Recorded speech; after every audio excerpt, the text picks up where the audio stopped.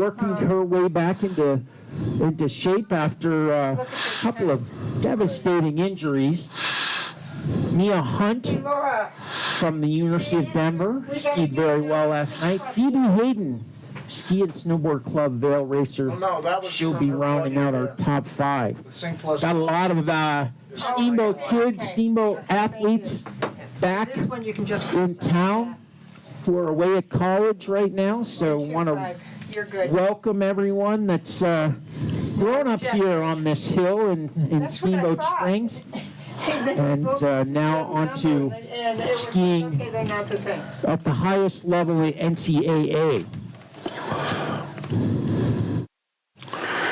Speaking of the NCAAs, we got NCAA skiing championships coming our way in March. We do. Unbelievable. And I bet that's in large part the reason we have so many collegiate ski racers here today. I think a lot of these athletes from out of division want to experience Howelsen Hill.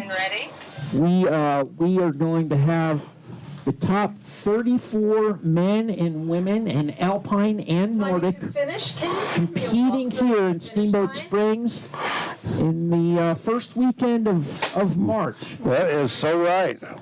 Going to be good. Always exciting. Great to see just a huge turnout from alumni, and going to be very exciting. See if Utah, is it going to be a 3-peat or a 4-peat? Oh, man. Good question. We're going to ask JJ that question. But they sure have a powerhouse team at the moment. Right now, they sure do.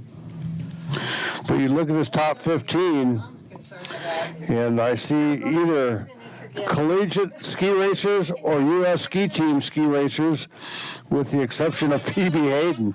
Yep, that's unbelievable. To finish on the finish line? And Lily Sewell, who is skiing for the Winter Sports Club. We need her finish. She's starting in the 16th position. To our finish rate. Josie Trueblood from Ski Club Vail, and now skiing at DU. One of my favorite skiers back in town. She's going to give it a go, skiing for the Dartmouth Outdoor Club. Isabel Washburn. Izzy Washburn. Looking for her to come down and put the herd on this hill like Izzy Washburn can. One start. Karina Westermeyer is here from, she's with the Loveland Ski Club now. She used to train with the Winter Sports Club. A lot of alumni. We're getting the clear from the bottom up. And I think we're going to start. I don't know if we have a forerunner. Looks like we may. It looks like we got Logan up there. Okay, we do. All right. Logan Gross-Didier is going to be our first forerunner. Trevor is going to be first. I'm sorry. Trevor. Doing a Logan imitation. And then Logan does a Trevor imitation? Logan does a Trevor imitation. Or does she just perfect the Logan imitation? Logan Gross-Didier. You may send. Her sister skied great last night. Man, no kidding. Member of the U.S. ski team, Tatum. Let's see if she can do it today. Our first forerunner is on course, ladies and gentlemen, and Okay, and you're marking these. here we go. And I know we're all excited, and the men will be showing up here, so hopefully we get a good crowd. How about that third forerunner last night?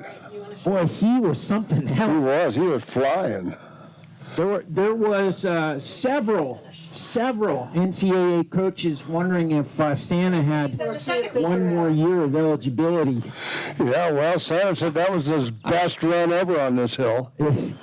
Yes, a lot of other people agreed with him. We'll hold for her finish and a course report. Comes Trevor Palmquist, and he crosses. Do we get a thumbs up from Trevor? One time on the forerunner. Yes, we do. Thumbs up from Trevor. Looking good. And here comes Logan Gross-Didier of the very talented Gross-Didier family. Well, and let's do with this delay into the plunger. copy. That is pretty good ski racing right there. It is. I like that combination. That is pretty cool. Very interesting. Very interesting.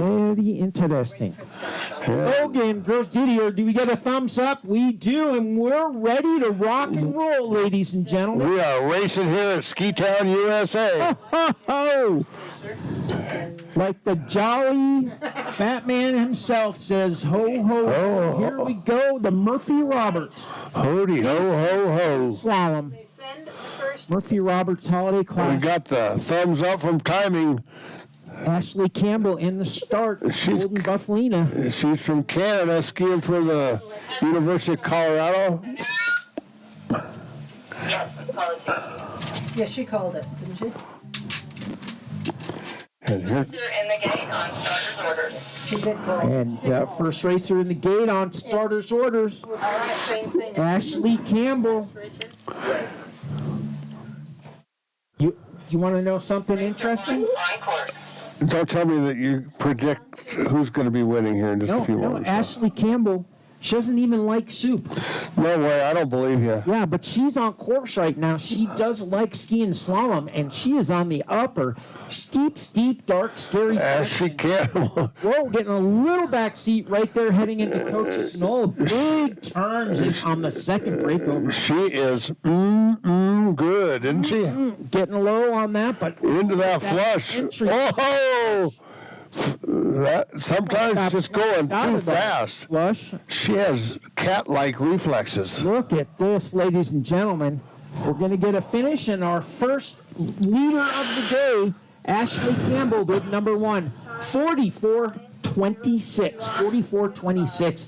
Really nice course here that Ryan Wilson has set. And next is Miss Emma Resnick. She's, it's Liv Moritz is on course right now. She'll be followed by Emma.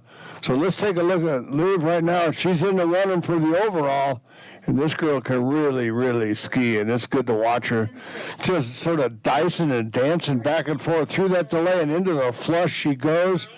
And she just handles this with very little mistake, and she is down into the bottom of the course, and it's so critical to keep that speed up into those last flats. Here comes Liv Moritz, bib number 2 at the time, 43.46, 43.46, putting her into the number one spot. And now it's Emma Resnick. Emma Resnick from the U.S. ski team, also skiing for Dartmouth. She is on course right now. Good to see Emma back out here competing. The time to beat, Liv Moritz, 43.46, but Resnick looking good. She gets a little straight coming out of that flush, but she's back on it right now. Her sister skiing the World Cup night slalom in France, but Emma Resnick crossing second fastest, 43.49, 43.49, just 3/100ths back. Now from the University of Denver, this pioneer, bib number 4, Mia Hunt on course. Oh! And she dropped her shoe. Mia Hunt will not finish. That was too bad. That is, That ski just fell right off her foot. fell right off her foot. That ain't right. I don't care who you are. That ain't right. Send 5. So that means Phoebe Hayden is on course. And I've been following the career of Phoebe's career for quite a while, and she is really, really coming into her own as a ski racer. This is really awesome to see the future of the sport right here at Howelsen Hill. She is. Steamboat Springs, Ski Town, USA. Look at Phoebe go. Look, she has really learned to use that length of hers into nothing but her advantage. And man, oh man, she just puts it down. She reminds me of Steve Henderson when he was a ski racer, just being able to move those skis back and forth underneath and just screaming down the hill. Here comes Phoebe Hayden, great ski racer from Ski Club Vale. And man, oh man, has she got it. As she gets down here and into the finish line, Phoebe Hayden, bib number 5 with a first run time, 44.17, 44.17. That moves her into the third spot, and that's a good spot coming into the second run. Kalia Lafreniere, from the University of Utah, and I stumbled on her name just as she stumbled on the course. Ladies and gentlemen, Lafreniere, bib number 6. Guess who's next? DNF. Sarah Rask last year. Wow. Did she have a run? Yeah, she just put it down. She's on course right now. She just left the Swedish start. Racer, pride of the University of Denver Pioneers. And man, that is something to be proud of. You know, being a teammate of an athlete like this, it just raises the level for the entire team. And here comes Sarah Rask, just really putting it down. A little stumble as she comes into the saddle, but she seems, She is off the course. there will be no dinero for Sarah today. Something going on up there. I'm not really sure what it is, but Cindy. Snow snakes. snow snake. That's what I heard. Sarah Rask. They had snow snake traps set all night last night, but they must not have got them all. I don't know if that's going to affect, that is probably going to affect the overall. Sarah Rask was in there with Liv Moritz, and we'll just have to see who's standing on the awards at the end. And now Nora Brand from the University of Denver, Pioneer, on course right now, and she seems to be navigating this course really well, putting it down the hill. Here comes Nora Brand, and man, oh man, she's a German ski racer, and she's going to school at the University of Denver. And man, she is having a great looking run. Look at the way she just balanced over both skis. Unbelievable. Nora ran bib number 8 time 43-31, 43-31, and she moves into the number 1 spot. So Nora Brand taking the first run so far, but it ain't over till it's over. Nicole Roundtree Williams. She's from Colorado Mountain College. She went home with some cash last night, $500. Let's see if she can do it again. The Eagle on her home hill. This is a good looking run right here. Look at that. Roundtree Williams, bib number 9, crossing a new race leader. 43:04. 43:04. And Number 9. And now from the U.S. ski team, this is Tatum Gross-Didier, Steamboat Springs ski racer, and she stumbled up there and will not finish. Unbelievable. Lost a ski. You Wonder can, what that is up there. We got a little crossroad or something. boy, you know, it's anybody's guess. Yes. I guess snow stakes, so you're going to have to pick something else. Snow snakes. I don't know. Okay, Sweet Caroline. This is Caroline Jones, former winner here at the Holiday Classic. Yep. Caroline Jones, she was the big money winner last year. You know, that money. You know, yesterday I went home with $111. Really? I did, but I brought 113 with me, so. If it counts or not, but I was pretty proud of myself. Here's Caroline Jones from the University of Colorado, looking very strong right now. Caroline Jones. Yeah. All right, we're good. Me and Ms. Jones. And look at this skiing right now. She's through the difficult part of the course. I'm not sure, but there's something up there that athletes are losing a ski. But Caroline Jones letting it go right now, carrying good speed on the flats. Again, the time to beat Roundtree Williams, 43:04. Is it going to be enough?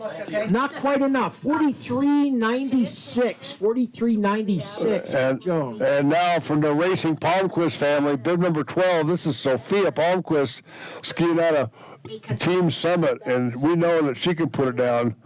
Is she going to make it past that deep, dark hole where everybody's been stumbling? She handles that no problem. But now, late and low through those big swoopers, lining up through that delay, it's an opportunity to get it all back together. She just dices her way through that flush, and she is back online and just having one heck of a run as that ponytail sways in the breeze as she's across the finish line. Sophia Palmquist, time 46:72, 46:72. Carlotta Maria Clara Marcora, bib number 13 from Italy, now skiing for Westminster, our next racer right now. Marcora, she looks good. Again, the time to beat Roundtree Williams, 43:04, and this is a good-looking run, Squeeze. Gotta love those Italians. They're not afraid to use all the names. No, they're not. She's got all the names possible, filling in all the blanks. And she crosses with the 8th fastest time, 44:38, 44:38. And now from the University of Colorado, Buffalina, Denise Dingsletter. She had a great run last night as well. Here she comes into these big swoopers, just past the coaches, a couple last-minute pointers, and she comes down the hill through that delay. I love this set right here. Yes. That delay into a flush, that's pretty spectacular. And look at the balance and the control she's got as she makes her way down in through these final few gates. This is Dingsletter with a time on her first run, 43.79. 43.79. Next racer, Emma Hall. Emma skiing for Middlebury right now. Grew up in Vail, skiing for Ski and Snowboard Club Vail. Welcome back to the Rockies, Emma. She's looking good right now. Bib number 15. Turning nice and early, looking strong through the delay, setting up for the 3-gate flush. This is some sound skiing. Emma Hall. Lily Sewell from the Steamboat Springs Winter Sports Club in Canada has left the start, but all eyes on Emma Hall. She's going to cross with a 44.81, currently in 10th position. And that will conclude our top 15 ski racers coming into this race, but it ain't over till it's all over. It looks like number 16, Lily Sewell, had a little trouble up top.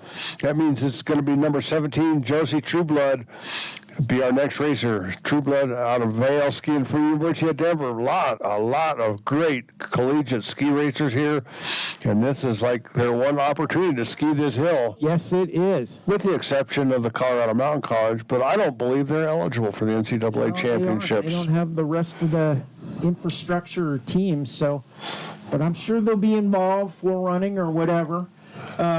This is Trueblood and Steamboat Springs Winter Sports Club athlete skiing for Harvard. Elsie Halverson in the start house, about to launch. But look at Trueblood right now. True Blue in her slalom attempt. First run of Day 2 Murphy Roberts Holiday Women's Classic.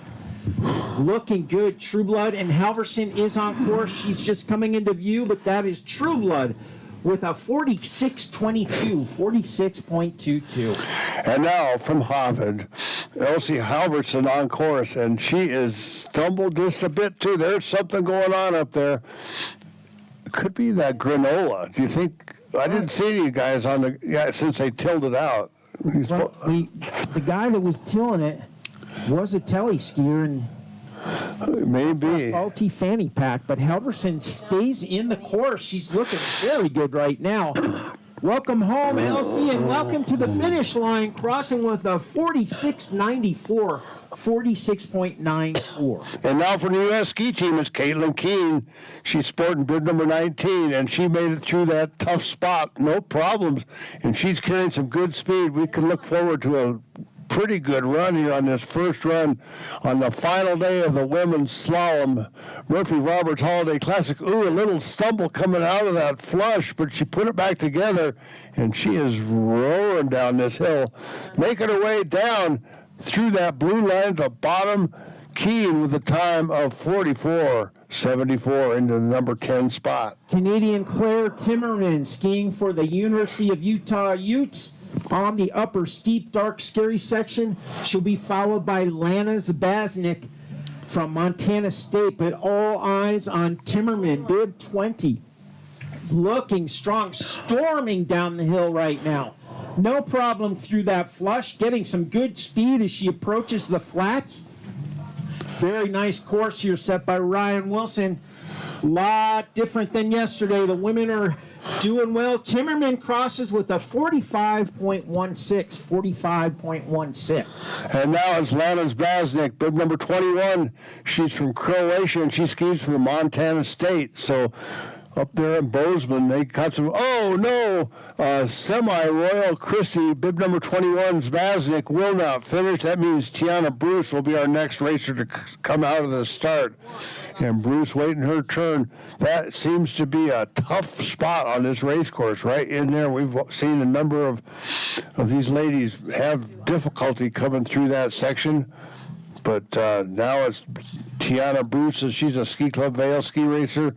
Ella Snyder will be next, followed by Sarah Stell. So Bruce, Snyder, and Stell are next racers, and Tiana Bruce is now on course.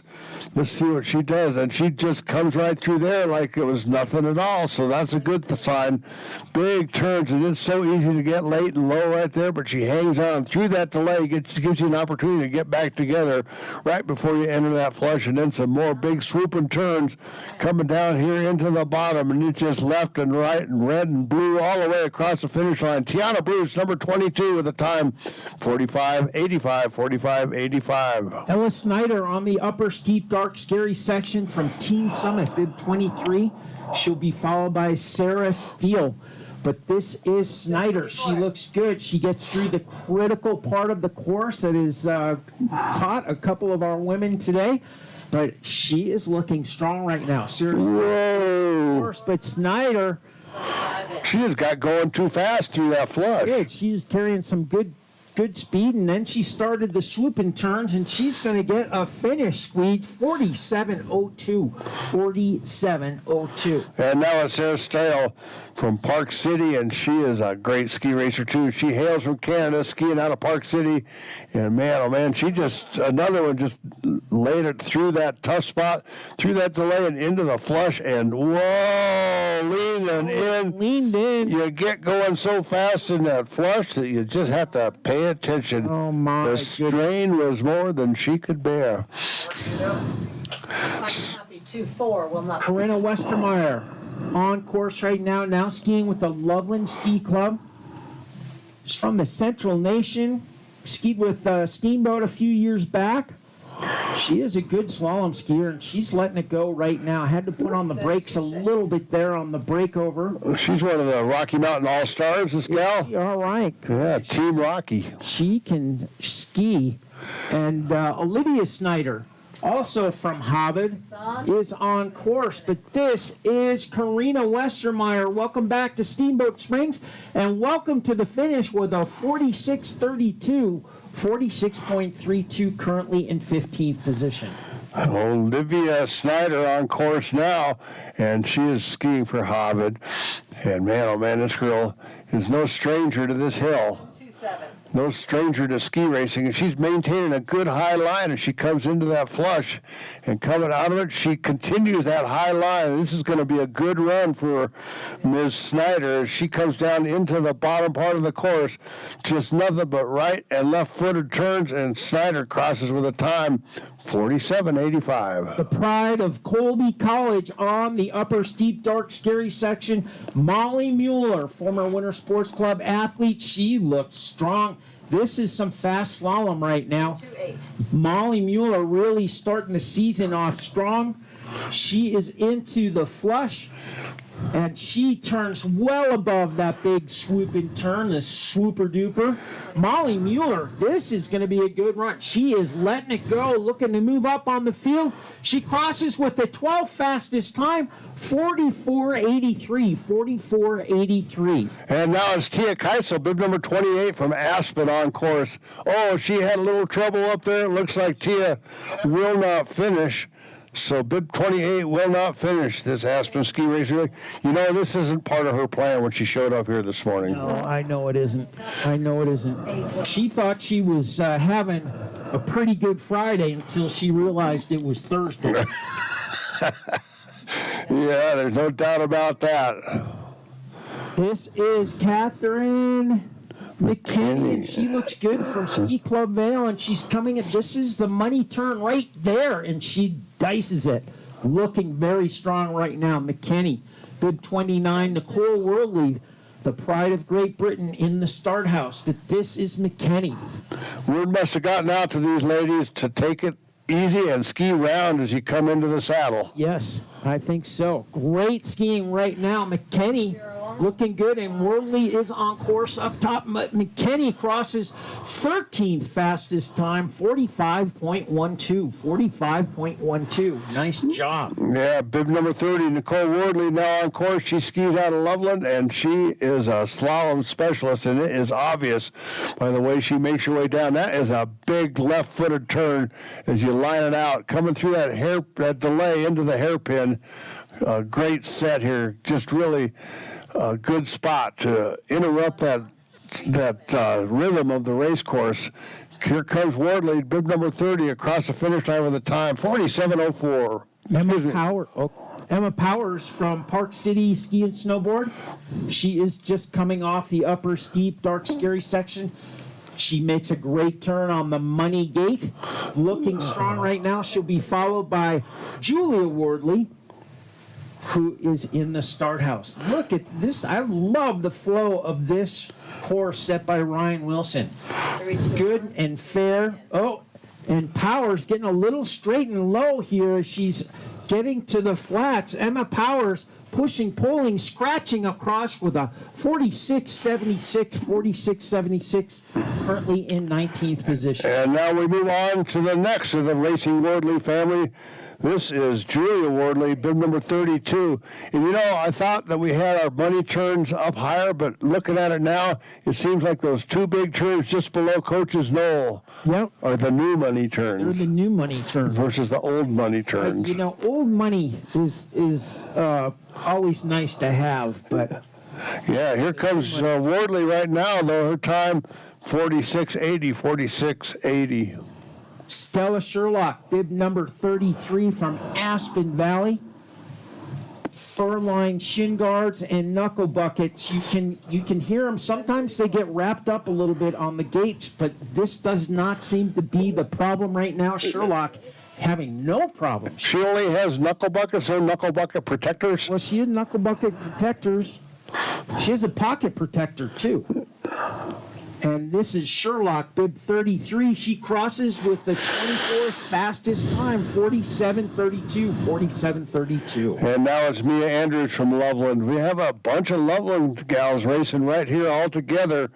This is Mia Andrews, and she is having a great run right there. A little slip on that left footer, and there's another left footer. Both of these, boy, if you're not just lined up just right, that makes a real difficult turn. Oh, no! Andrews will not finish. You know the new rules in this slalom ski racing. You can't hike anymore. No, I know. It's too bad, because that was an important, skill. I know. Uphill endurance. These college racers used to train. They'd hike, practice their hiking. Anderson has gone off the course, and that brings us to Steamboat Springs' own Izzy Washburn. Send 36. Izzy Washburn, back on her home hill, now skiing for Dartmouth. One of the big team here this year. And Izzy Washburn is on course. Want to remind all the racers that Tanya and Chuck Coffey are taking pictures, and they're available right now at sswsc.smugmug.com. But look at Izzy Washburn right now. She's coming back into form after a year or two of bad luck and getting back in shape. Izzy Washburn looking good on her home hill. Washburn through the delay, setting up nicely for the flush, carrying some good speed onto the flats. Just arrived into after a 24-hour day of travel. Izzy Washburn moving up on the field, crossing with a 48.28. And Zoe Heinrich McMullen now on course. She's from Ski Club Vale, and she's having a good one. Keep that high line as you come into this section of the course, and it'll make the bottom part of the course a lot easier through that delay. The last flush on the course, and here we go. Just big back and forth turns all the way down till it lines itself out 4 gates away from the finish, and that's where she is right now. Put her down the hill. Zoe, time 48:13 for bib number 37. Abby Dembeck, our next racer, just heading into Coach's Knoll from Ski Club Vale. And Steamboat's own Katarina Cosby has just kicked out of the start. We are watching Dembeck, bib number 38, looking very strong right now. Coming down the last couple of gates here. This Ryan Wilson set course looking very good. Dembeck, bib 38. She crosses with a 46.35. 46.35 into 18th position. And now Katharina Cosby on course. And man, oh man, she's skied this hill every day. She's practiced well-versed on this hill, and it shows as she dices through that flush, and now she's into the bottom, and those legs are just screaming at you by the time you get to the bottom of this hill. Thankfully, the last 4 gates have very little turn. Cosby with a time 46.23. Woo! 17th fastest. Well, that is some good ski racing right there. Yes. Jesse Ferguson, bib number 40 from See Me Ski, coming at us. Lucy Curtis in the start house. Ferguson into the flush right there. Looking good. Carrying some good speed. 41 on, 42. Her pigtails flapping in the breeze behind her. Ferguson, bib number 40, crossing with a 48.50. 48.50, and she is sitting in the bubble position. And talk about your rotten luck, squeegee. Lucy Curtis, bib 41.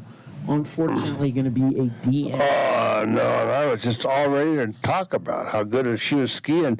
You know what? We're at the halfway point of this final day of women's slalom. First run. Yes. And we're halfway through this first run. So that means we've got to look uphill. And this is Sophie Haggard. Sophie looking good right now. And man, oh man, she's putting it down the hill. Ooh, a little slip right there on that right footer. Can she get it back together before these 2 turns right here? Oh, job well done. Here comes Sophie Haggard, number 42, and she is just really killing it on that middle section of the course. And she is coming down into these last few big turns, keeping her balance, keeping everything moving down the hill. Here comes Sophie Haggard, bib number 42 from Snowbird, with a time of 50.59, 50.59. Our next racer, Steamboat Springs Winter Sports Club athlete, attends the Steamboat Mountain School, Molly McTeague. Let's help her down the hill. She's had a couple of tough runs here, ladies and gentlemen, but she's into her groove right now. 4-4. McTeague, bib number 43, looking strong through the delay. Feeling groovy. Points are needed in the flush. McTeague looking good. Let's help her warm up the mitts. A Steamboat Springs Winter Sports Club athlete looking for a good run here, and she's going to cross with a 49.35. 49.35, just misses the flip into 31st position. Nice job, Molly. Are you ready for some Ski Club Vail ski racers? I am. We got 4 in a row right now. Let's start it out with Althea Noyes. Big slip right there into those big turns coming off of Coach's Knoll. That's such a tough spot. You know, you're anticipating a little bit of flat, and then the hill just drops away from underneath you, and it is so hard to get yourself back over the top of your skis. But Noyes, no problems there. Bib 44 time, 47.51, 47.51 for that Vail ski racer. Victoria Zaitseva, one of the up-and-coming first-year FIS athletes. She looks very strong right now. Zaitseva, bib number 45. She'll be followed by Maisie Douglas. But this is Zaitseva. Wow, look at the speed going into the flush. She looks very strong right now, letting the skis run. This is going to be a good run. Zaitseva, bib number 45, crossing the finish line. She goes into 16th position, 45.93. You know, she skied through that delay lower than anybody else I've seen take that thing, and it really worked well for her.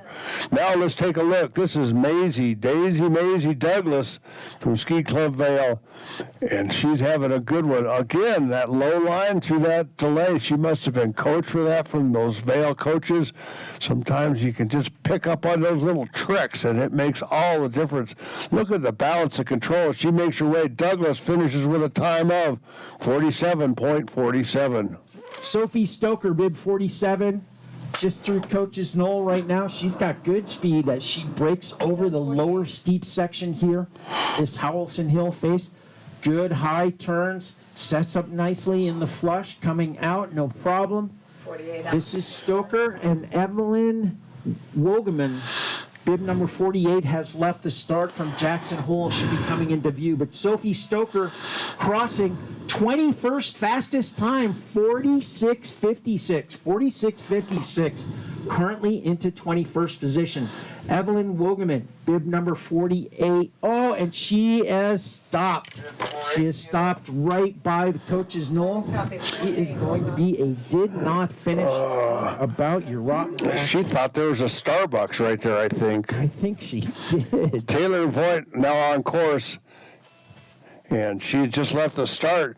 She's from Afton, and we know one thing about the Central Nation. They can ski some slalom. They are stick chasers. They can ski some slalom. Here comes Taylor Voigt, and she is having it. Look at this. What a difference the day makes. Yesterday, that top section was shiny. It was so firm and so icy. Now, I think they decided maybe using that Zamboni wasn't the right way to prepare this hill. Killer, not a Yeah, no kidding. 50.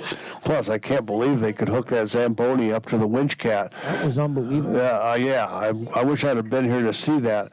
Here comes Taylor Voigt right now, bib 49, Afton Alps ski racer, and she's having a good run. Taylor Voigt across the finish line on her first run, 48.04, 48.04. Ski Club Vale's Addison Delaney, bib number 50 on the upper steeps. Oh, and she had to go sideways, slowed down quite a bit, losing a lot of momentum, but she stayed in the course. And she is back at it, just crossing coaches. Oh, and she straightened it out. Oh, no. And you can't So Delaney will not finish. You can't go straight. You can't go straight anywhere on this course, except for maybe through that delay. Emma Bellotti will be our next racer. She's out of Winter Park, just a couple hours to our east. And this girl, too, is followed by Niedzwicki, another Winter Park ski racer. So 2 Winter Park ski racers in a row. Bellotti on course right now. She's 15 seconds into her first run here. This is the final day of what has been Tremendous. spectacular Murphy Roberts Holiday Classic. And that word classic is well suited for what's going on here in Ski Town, USA. Just take a look at Bellotti right now from Winter Park. And she is putting a little caution into this because she is going to get to the finish any way she can, and she is doing a great job. Here comes Bellotti right now from Winter Park. She is arcing and sparking an arc, as they say. Emma Bellotti, bib 51 with the time, 51.3, 51.3. Olivia Niedzwicki is on the upper steep, dark, scary section. Oh, and No. and you gotta make all the turns in slalom. Every one of them? Every single. Oh, man, who made those rules? Niedzwicki, bib number 52, a DNF. That'll bring us to Sage Sappenfield. Sage, bib number 54, just kicking out of the start. And she'll be followed by Katie Greslak, who is in the start. But this is Sappenfield right now, just coming into view. You can see her on the upper, steep, dark, scary section. She likes it a lot better because she could see the reflection of her face in the course yesterday. It was so slick. But it is good today, nice and grippy. This is Sappenfield, bib number 53. Oh, and leans in. Yeah, In through that delay. got over the front end of that ski just a bit, and the tail slid out on her, but she's got it back together now. She is coming towards the finish. Sappenfield hoping to move up on this field. Bib number 53 from Ski Club Vale, 48.37. 48.37 for Sappenfield. And now from Win Ski, Katie Greselak on course. She just pushed out of the start. Sienna Hendrickson up in the start. She's skiing for Aspen, but this is Katie Greselak right now on course, and she's having a good-looking run, too. This girl is no stranger to slalom skiing. Man, oh, man, there are a lot of turns on this. There are. I think there's 176. 176 turns. That is a lot of turns. I'd be out of breath by the time I got to the bottom. Just watching it. Yeah, Greselak now, number 54, having a good-looking run, though, and carrying a lot of speed into the final few gates. And across the finish line, Greselak with a time 47.48, 47.48, moving into the 30th spot. Sienna Hendrickson, bib 55, our next racer. And Samara Hitt, bib number 56. from Ski Club Vale in the start. But this is Hendrickson. Oh, and she a little bobble, but she's bobbled, but she didn't fall down. Weebles wobble, but they don't fall down. Oh, here comes Hendrickson, yeah. Whoa, no. Just a little bit late. Brag about her. We should stop doing that, maybe. Yep, we should. Unfortunately, Samara Hit will be our next racer. She is on course right now, in the view. And here comes Hit, and she had a pretty good run last night, I do believe. Ski Club Vale skier, Solveig Moritz, as part of the racing Moritz family. There are some great ski racers coming out of there. 757. So here comes Samara Hit, and she's having it. She's putting a good run through there, got her hands a little bit behind her, had to stumble coming out of that flush, but she's got it back together, and she didn't seem to have lost any of the momentum she had coming down the hill. That's a Davy Chrysler word. And she finishes with a time of 49.48, 49.48. here comes Solveig Moritz from Ski Club Vale. She'll be followed by Kayla Cushard from Loveland. But look at Moritz, the famous Moritz ski racing family from Ski and Snowboard Club Vale. The youngster doing a great job here in her first holiday classic, Murphy Roberts Holiday Classic. Look at this right now. Solveig Moritz, she is going to move up on this field, carrying some great speed towards the finish. Moritz bid 57. She's into the flip with a 47.00. Currently in 20, I think that's a 26 position. That's pretty good. You know, they got a ski area named after that family. That's crazy. Yeah, it is. Cushard now, Kyla Cushard, bib number 58, is on course. She's skiing out of Loveland, and she is having a good run. Loveland, very great training venue, great racing venue right there at Loveland Valley. Grew up racing on that hill, and it is something special. What an opportunity to really put it down the hill. And she's coming down with most of her equipment. Cushard with a time of 50.69, 50.69. Abby Snook, bib number 59, our next racer, Team Summit, Pride and Joy coming at us. Archie Lennon, that's a great ski racing name. Oh, and just coming to a stop, and she is going to be a DNF, bib number 59, Abby Snook.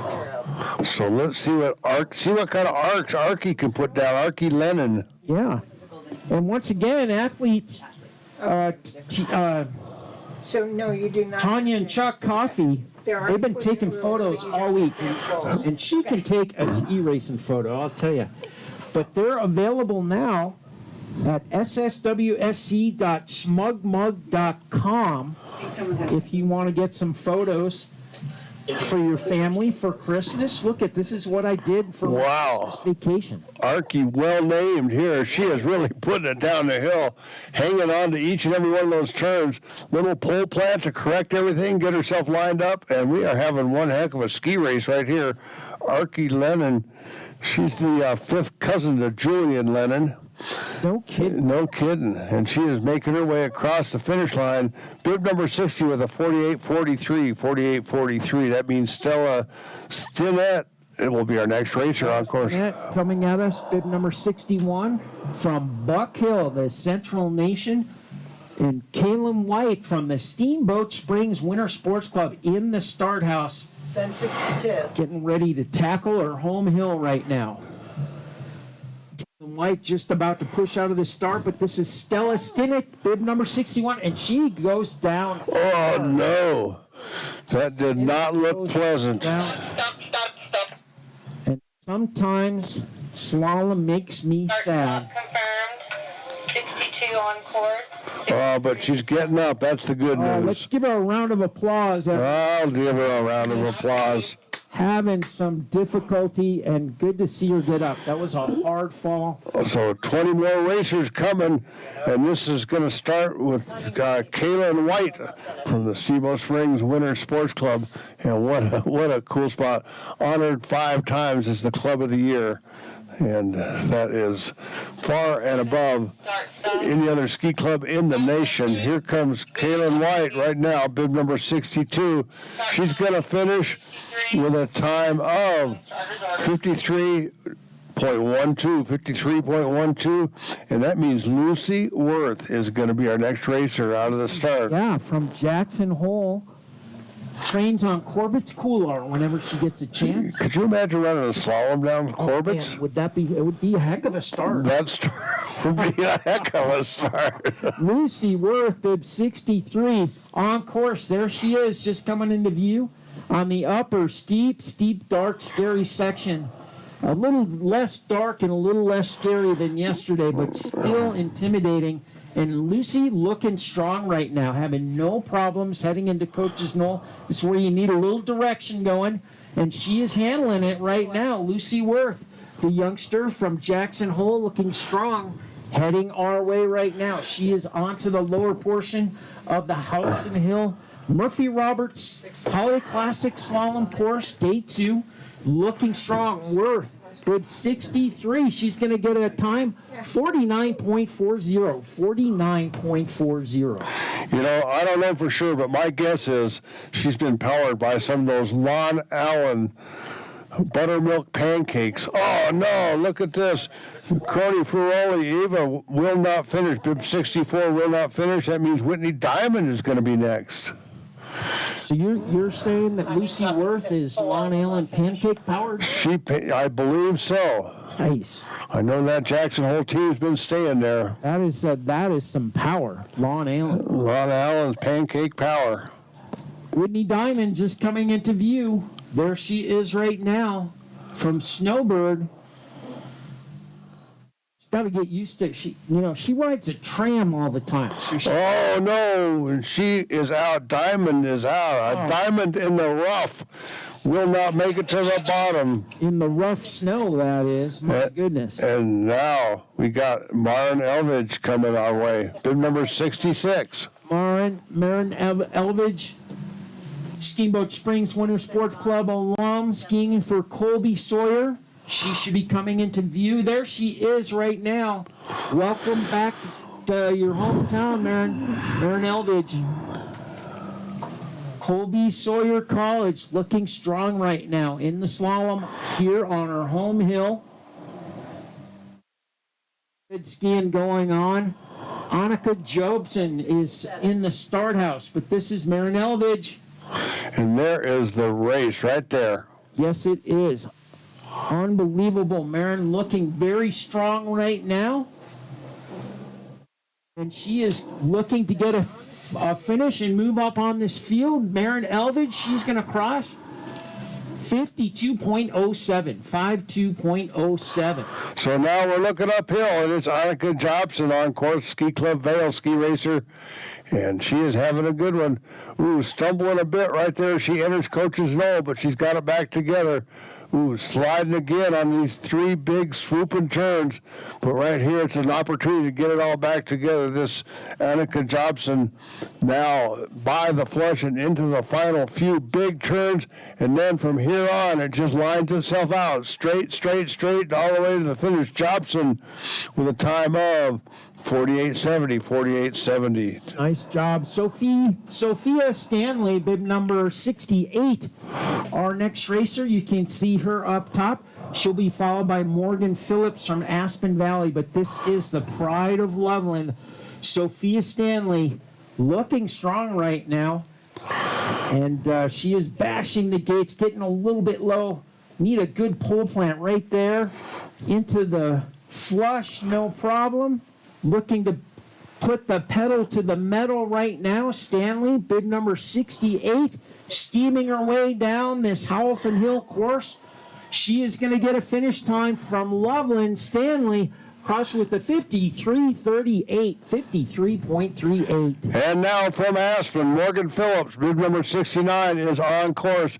We're watching her. She enters into the section we call Coach's Knoll. which is actually a saddle, which makes no sense. But anyhow, that's where she just made it through there, skiing really fine, keeping a high line as she comes through these difficult turns below Coach's Knoll into that delay, and she is into the flush, which is final part. Now it's just a handful of big back and forth red-blue turns. Here comes Morgan Phillips from Aspen, and she is going to make it into the finish line, and she's going to have a time on her first run of 56.97, 56.97 for Phillips. Tiffany Gorman coming at us next, heading into Coach's Saddle, Knoll, whatever it is. Bib number 70, Camry. Whoa, leaning in. Gorman will not finish. 7-1. That means that girl a fruit roll-up. Cambry Burke will be our next racer. She's skiing out of Winter Park, just a couple hours east of us right here. And she has had a great beginning to her ski racing career. 7-2 And she is be there. And then following Burke, we'll be moving into our top 10 ski racers for the first run of the Murphy Roberts final day of skiing here at Howelsen Hill, the world's coolest city park. And now, Cambry Burke Told me if there was an issue. in view and coming to Coach's Saddle. Oh, and she stumbles and will not complete that run, so Cambry Burke will not be receiving a time for her first run and no second run. Darian Kenny, bib number 72, just leaving the start house from Aspen. Ashley Bailey, Savings and Loan from Winter Park in the start. Darian Kenny, bib number 72. There she is on the upper steep, dark, scary section. Wow, easy for you to I say. got a little bit perplexed. Tongue twisted, I would call it tongue twisted. Tongue was perplexed. Kenny, bib number 72. She's getting through the very difficult swoopers. Pole plant right before the flush, looking strong. She's trying to move up on the field. She has wind-powered shin guards 7-3. lighting up our lives. Coming down right now, Kenny, bib 72, going to get a finish time, 52.72. 52.72. And leaving the start from Winter Park is Ashley Bailey. We're in bib number 73, and we are just about 7 more racers following Ms. Lowe. Or Bailey, I guess, is on course right now, so we have 8 more racers to go. Ashley Bailey from Winter Park, followed by Madeline Lowe, also from Winter Park. But here comes Ashley Bailey, and she is having a good one, and she makes her way through that flush. And these ladies racing from the back of the pack like this, the intent here, the goal here is to lower that point profile by coming to the Murphy Roberts Holiday Classic, and this is the place that you can do that. Bailey with a time 53.61, 53.61. Madeline Lowe, bib number 74, our next racer at Steamboat Springs.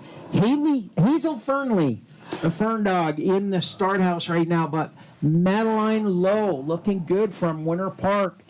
7-75. Taking the high line, looking strong right now. Lowe, bib number 74, setting up for the delay into the flush. 75. No problem. Very deliberate. Taking her time. She's going to get 2 runs in here, by golly. Madeline Lowe, bib number 74.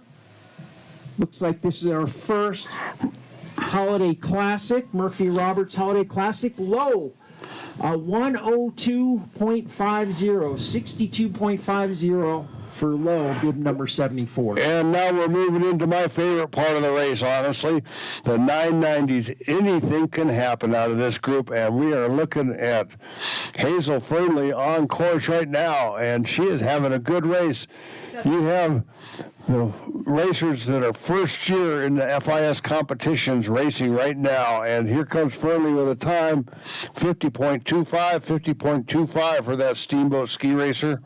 Hazel Fernley, she was the only Steamboat woman to finish yesterday. That's unbelievable, isn't it? Into 44th position. This is Sydney Lally, bib number 76 from Loveland. She's just knocking those gates right out of her It way. is. And Camille Natter, The Mad Natter has left the start, but this is Lally, bib number 76. Couple of Loveland athletes coming at us. Bang, bang. Natter up top, Lally down below. She crosses with a 52.41. 52.41. All right, let's take a look at number 77. Speaking of tongue-tied, Camille Natter from Loveland on course right now. And there she is, just past the coach's knoll. Got a little bit inside, but managed to maintain her balance as she comes into that flush. This is the place to get everything back together and then let her rip snort all the way down and across the finish line. And she is doing just that. Here comes Camille Natter, bib 77, on her way down into the finish. Natter with a time, 49.60. Aspen Valley's Eden Bohart has gone missing, ladies and gentlemen. Please look to your milk carton. We got a missing ski racer. 779. Bib number 78 appears to be a DNF. That brings us to Riley Riggs. Riley Riggs from Winter Park. She is on course. It's like inspection possibly open for the women's second runner. Are they just slipping that? Well, I think they're inspecting a good second run is what they're expecting. Riley Riggs, look at her right now. She is on the critical part of this course, the upper steep, dark, scary section. It's dark even in the daytime. You know why? Because it's the deep, dark hole. Well, most of the racers close their eyes in that. Oh, yeah, well, that'll make it dark, too. Just hold their breath. But you know what? It's so much nicer up there today than it was yesterday. Yep. Last night was, that was a real test. Riley Riggs. Winter solstice. Yeah. The longest night of the year. Yeah, for sure.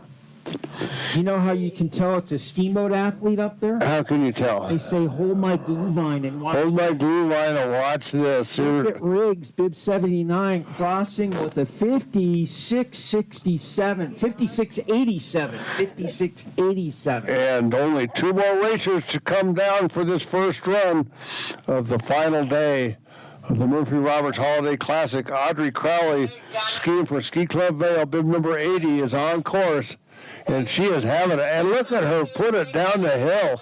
This is unbelievable ski racing for this from way back in the pack. Here comes our second to final ski racer, Audrey Crowley, on course right now.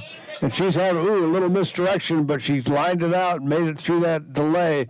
And it's just back and forth, red gate, blue gate, all the way to the finish line.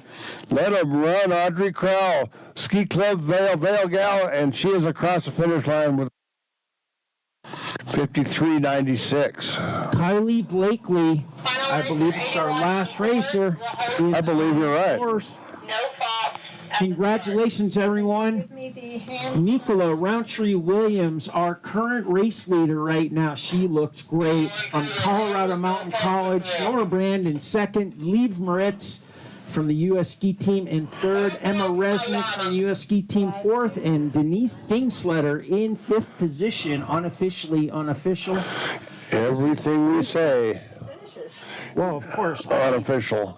the buck doesn't even slow down up here. We're just... Oh, no. Oh, no. And Blakely will not finish. So our final racer Down. is down, and that concludes Run 1 women's slalom here at the coolest city park on the planet. That would be Howelsen Hill. And once again, racers, Tanya and Chuck Coffey have been taking photographs, and they're not just your garden variety mobile phone photographs. These are professional quality ski racing photos. You can see your picture at sswsc.smugmug.com. So inspection. Our picture. Oh, yeah. As long as they got a good ugly filter, they can do that. We Do that. got a face made for radio. So here we go. Inspection is open, so get on up there. Second runs to start in about o'clock, and we will be back with you as we approach the final day. Run for the women's slalom Murphy Roberts Holiday Classic, and man, what a classic event. It is a class. And once again, I got to put it out there for all the steamboat coaches led by Tyler Shepard and John Nolting tirelessly working to bring this event to you, and it has been spectacular. It is unbelievable right now. So our hearty thanks to the men of the Center Sports Club putting it on, pulling this race off. So we're going to take a break. We'll be back with you in about an hour's time. Enjoy the silence. Enjoy the silence. Mindless blabbing is temporarily on hold. 4, 6, 7.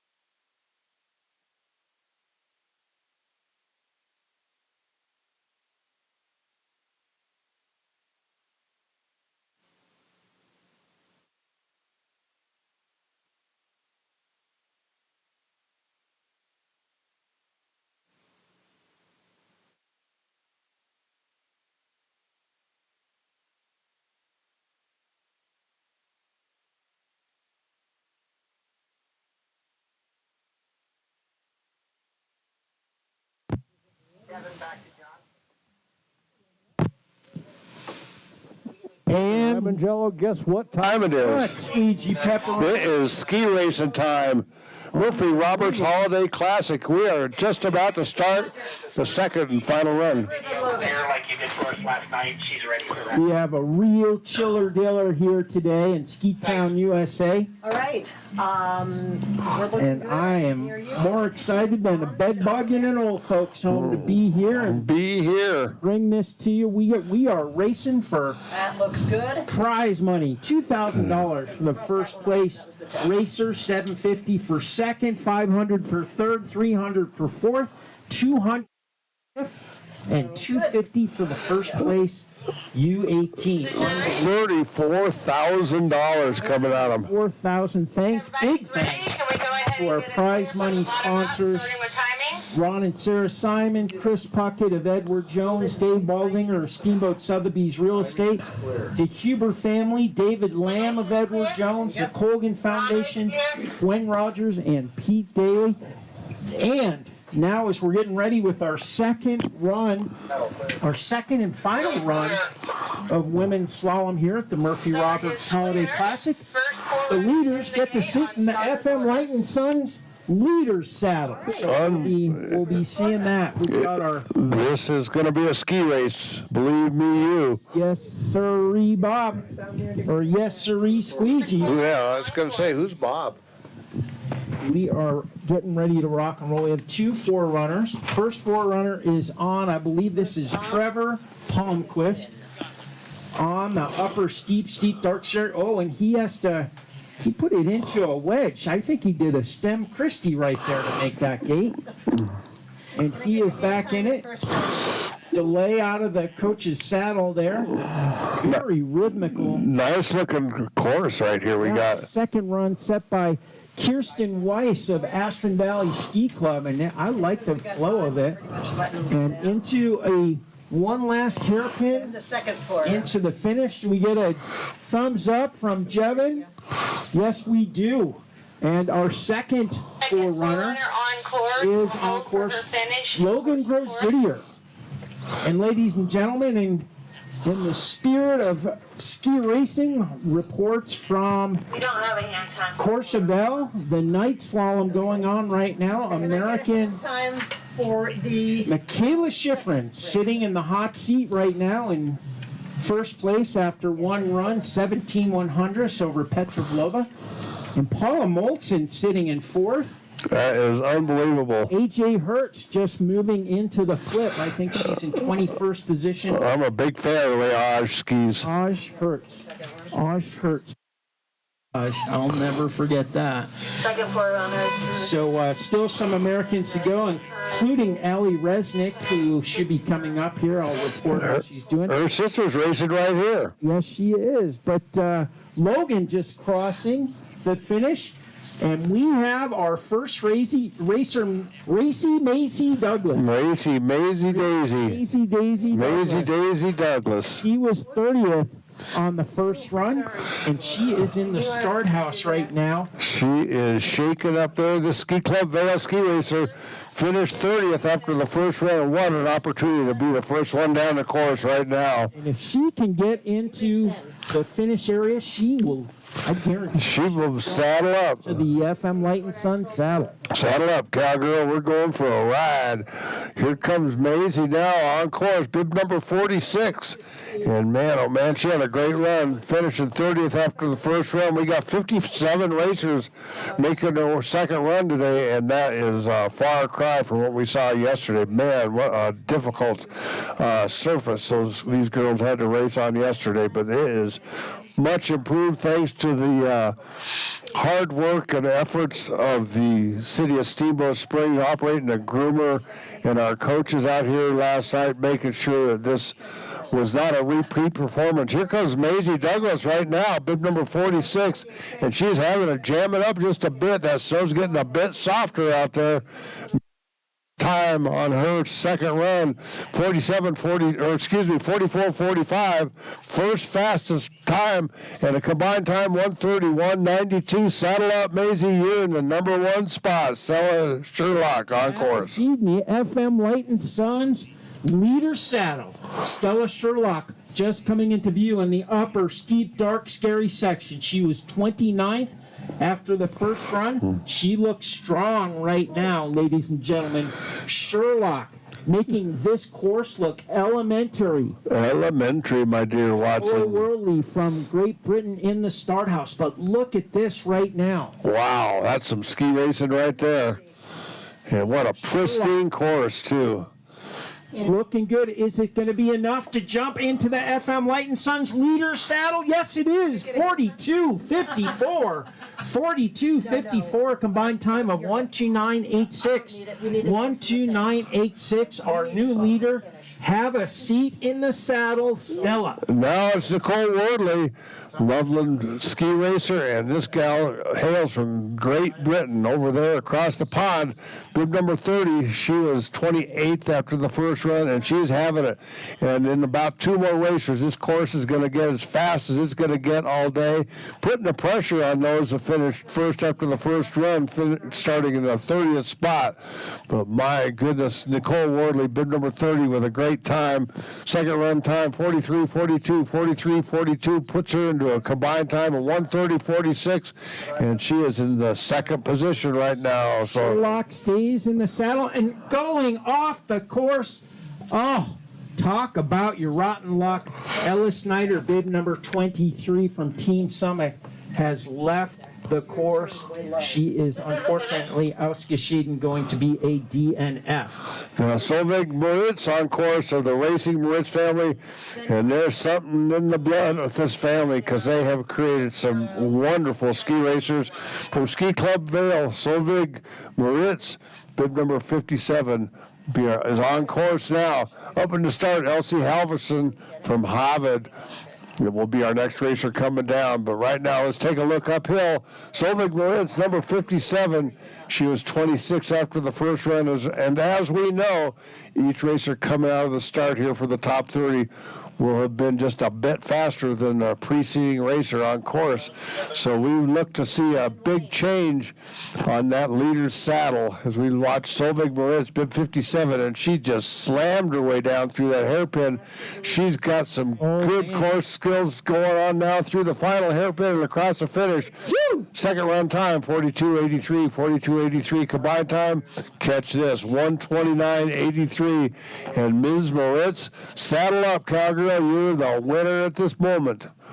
And Elsie Halverson, Steamboat Springs Winter Sports Club train, coming into us right now from the Harvard ski team, looking very strong. She is having a good run of slalom. Again, the time to beat right now, Moritz, is 1:29.83, but Elsie Halverson really having a great looking run through the final hairpin. She crosses. We have a new race leader, Halverson, 42.68, 42.68, a combined time 1:29.62, 1:29.62. Hop into the FM Light and Sons leader saddle. And now on course, the second of the Wardley sisters, bib number 32. This is Julia Wardley, also Great Britain. Is where she hails from. She's skiing for the Loveland Ski Club, and she is putting it down. Man, oh man, what a run Julia Wardley's having. And across that finish through the final hairpin with a time of 43.82. 43.82 combined time, 1:30.62 into fifth position. And Elsie Halverson stays in the saddle. Well, she's not in there yet, but she's got to get in there. You got to get your skis off. Yeah. Emma Powers coming at us from Park City Ski and Snowboard, bib number 31. Takes a while to get your skis off and your spurs on, you know. Hop on right with those slalom skis going. Look at this skiing right now. Whoa. Powers finessing her way down here through the flush. Look at this skiing. Again, the time to beat, 1:29.62. Powers from Park City, bib number 31. She crosses with the fourth fastest second run, 43.04. Not going to be enough. but does move into second position with a 129.80.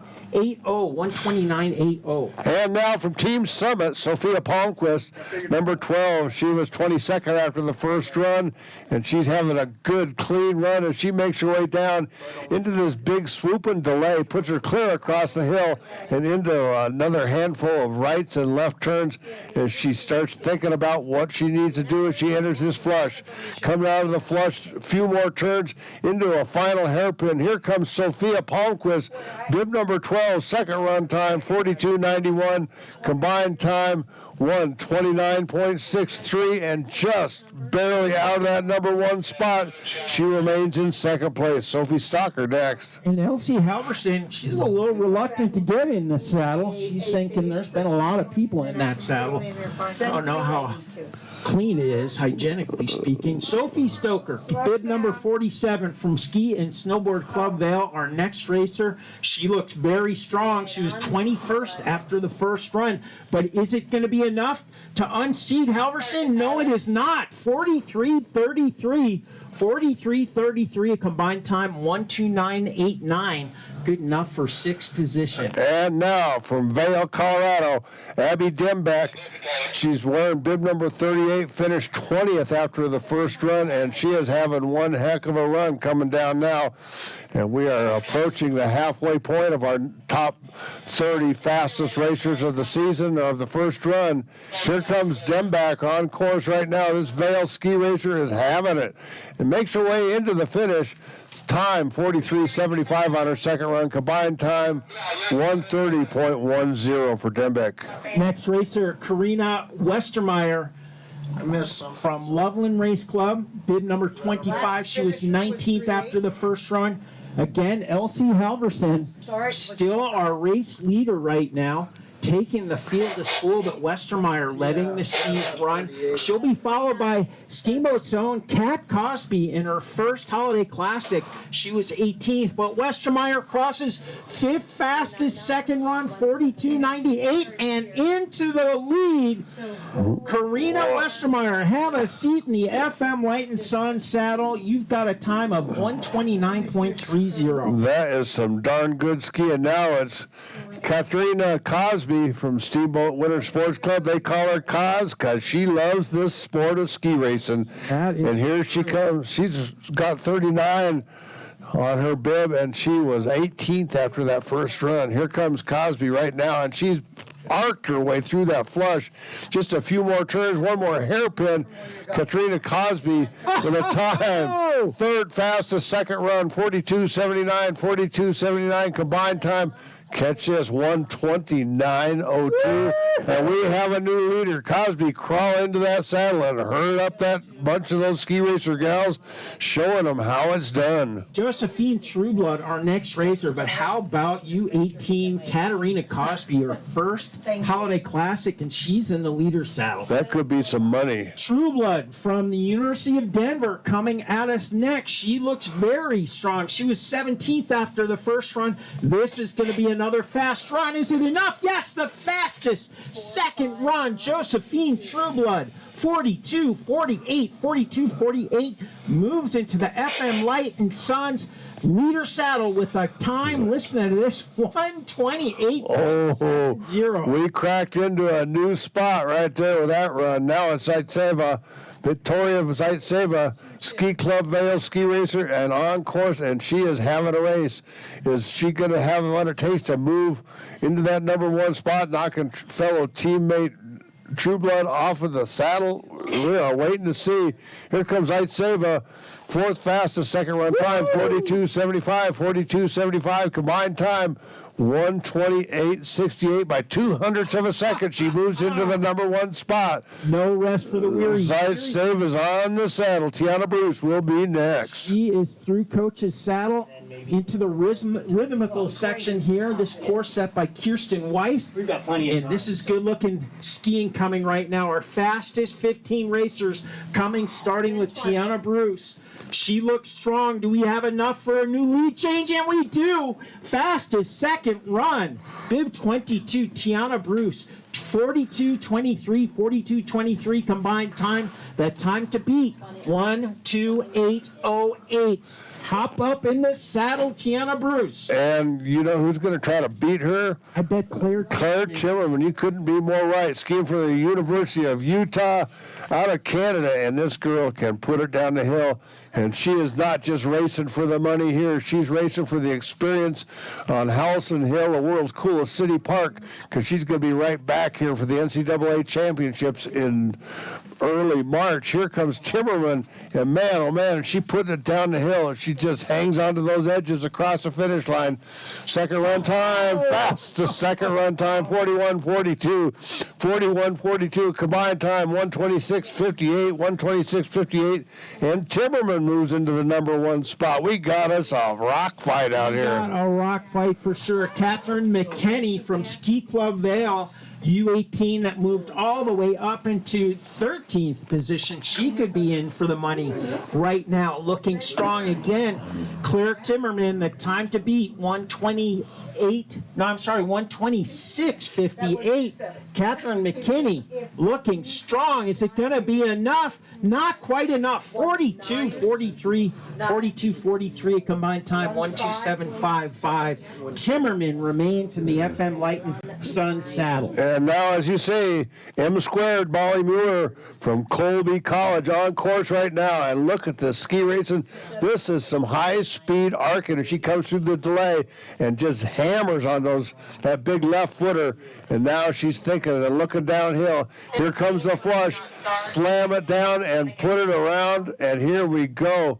This is Molly Mueller from Colby College. Oh! And we'll have to wait and see if Molly Mueller has had a legal passage there. But her time, 10th fastest, 42:84, and a combined time of 27:67. That was definitely unofficial. You know, like I said before, you can't milk your mule without bringing a bucket, and you can't get 2 runs of slalom without a double finish. It looks like Molly Mueller will have to go to the replay here, but glad she's down safe. Emma Hall will not start. That moves us to Caitlin Keene on course right now. She's a U.S. ski team member, and this girl is a ski racer and a half. Look at these turns she's making, flawless into that final hairpin. Oh! Holy that. I told you it was flawless. 41:13, fastest second run time, combined time. Holy guacamole, 1:25:87. She is in the lead by a bunch right now. Caitlin Keene. FM Light and Sun's leader saddle, but no rest for the weary. The Italian, Carlotta Maria Marcora, the senior skiing for Westminster College. She was 9th after the first run. We're getting our fastest racers. They're going for $2,000 in cash for the winners. Ladies and gentlemen, put the hands together. There's some fine ski racing coming. Ashley Campbell on course, but Marcora, is it enough? Not enough. 42:31. 42:31, a combined time. 1:26:69. 1:26:69. Currently in 3rd position. And now we're looking at Ashley Campbell. She is a fighting Buffalina, and she is thundering down the stampede of Buffalinas out here at Howelsen Hill today, and led by Ashley Campbell right now. She's from Canada, attending the University of Colorado, and this Buffalina is sparking arcs. She makes her way into that last flush. One more hairpin across the finish line. Here comes Campbell. 41:02, combined time 1:25:28, 1:25:28, and Ashley Campbell, you might as well just saddle up right now. Get into that winner's saddle. Phoebe Hayden from Australia via Ski Club Vale, our next racer. She was 7th after the first run. Look at this skiing right now. Taking the low bad girl line right now. This is Phoebe Hayden. Can she get in the leader saddle? The time to beat 1:25:28. Ashley Campbell sitting there right now, but Phoebe Hayden having a clean run, carrying some good speed on the flat. Is it going to be enough? All eyes to the finish. Not quite enough. 41.95. 41.95 for bib 5, a combined time 1:26.12, currently in third position. And now we're back to the Buffalinas from the University of Colorado. This is Sweet Caroline Jones, bib number 11, on course right now. And she is a fast ski racer, former champion here on Howelsen Hill. We're watching her make her way down right now, and she is having a good run and deceptively fast. If I look at the intervals timing, she is really pushing the outer limits on this course. Here comes Jones right now across the finish line. Third fastest, second run, 41.39, but not quite fast enough to move into that number one spot. 125.37 as Ashley Campbell remains in the saddle as the leader. It all comes down to this, ladies and gentlemen. Our 5 fastest ski racers coming at us, starting with Denise Dingsletter, the Austrian, skiing for the University of Colorado Golden Buffalinas. She is coming at us right now.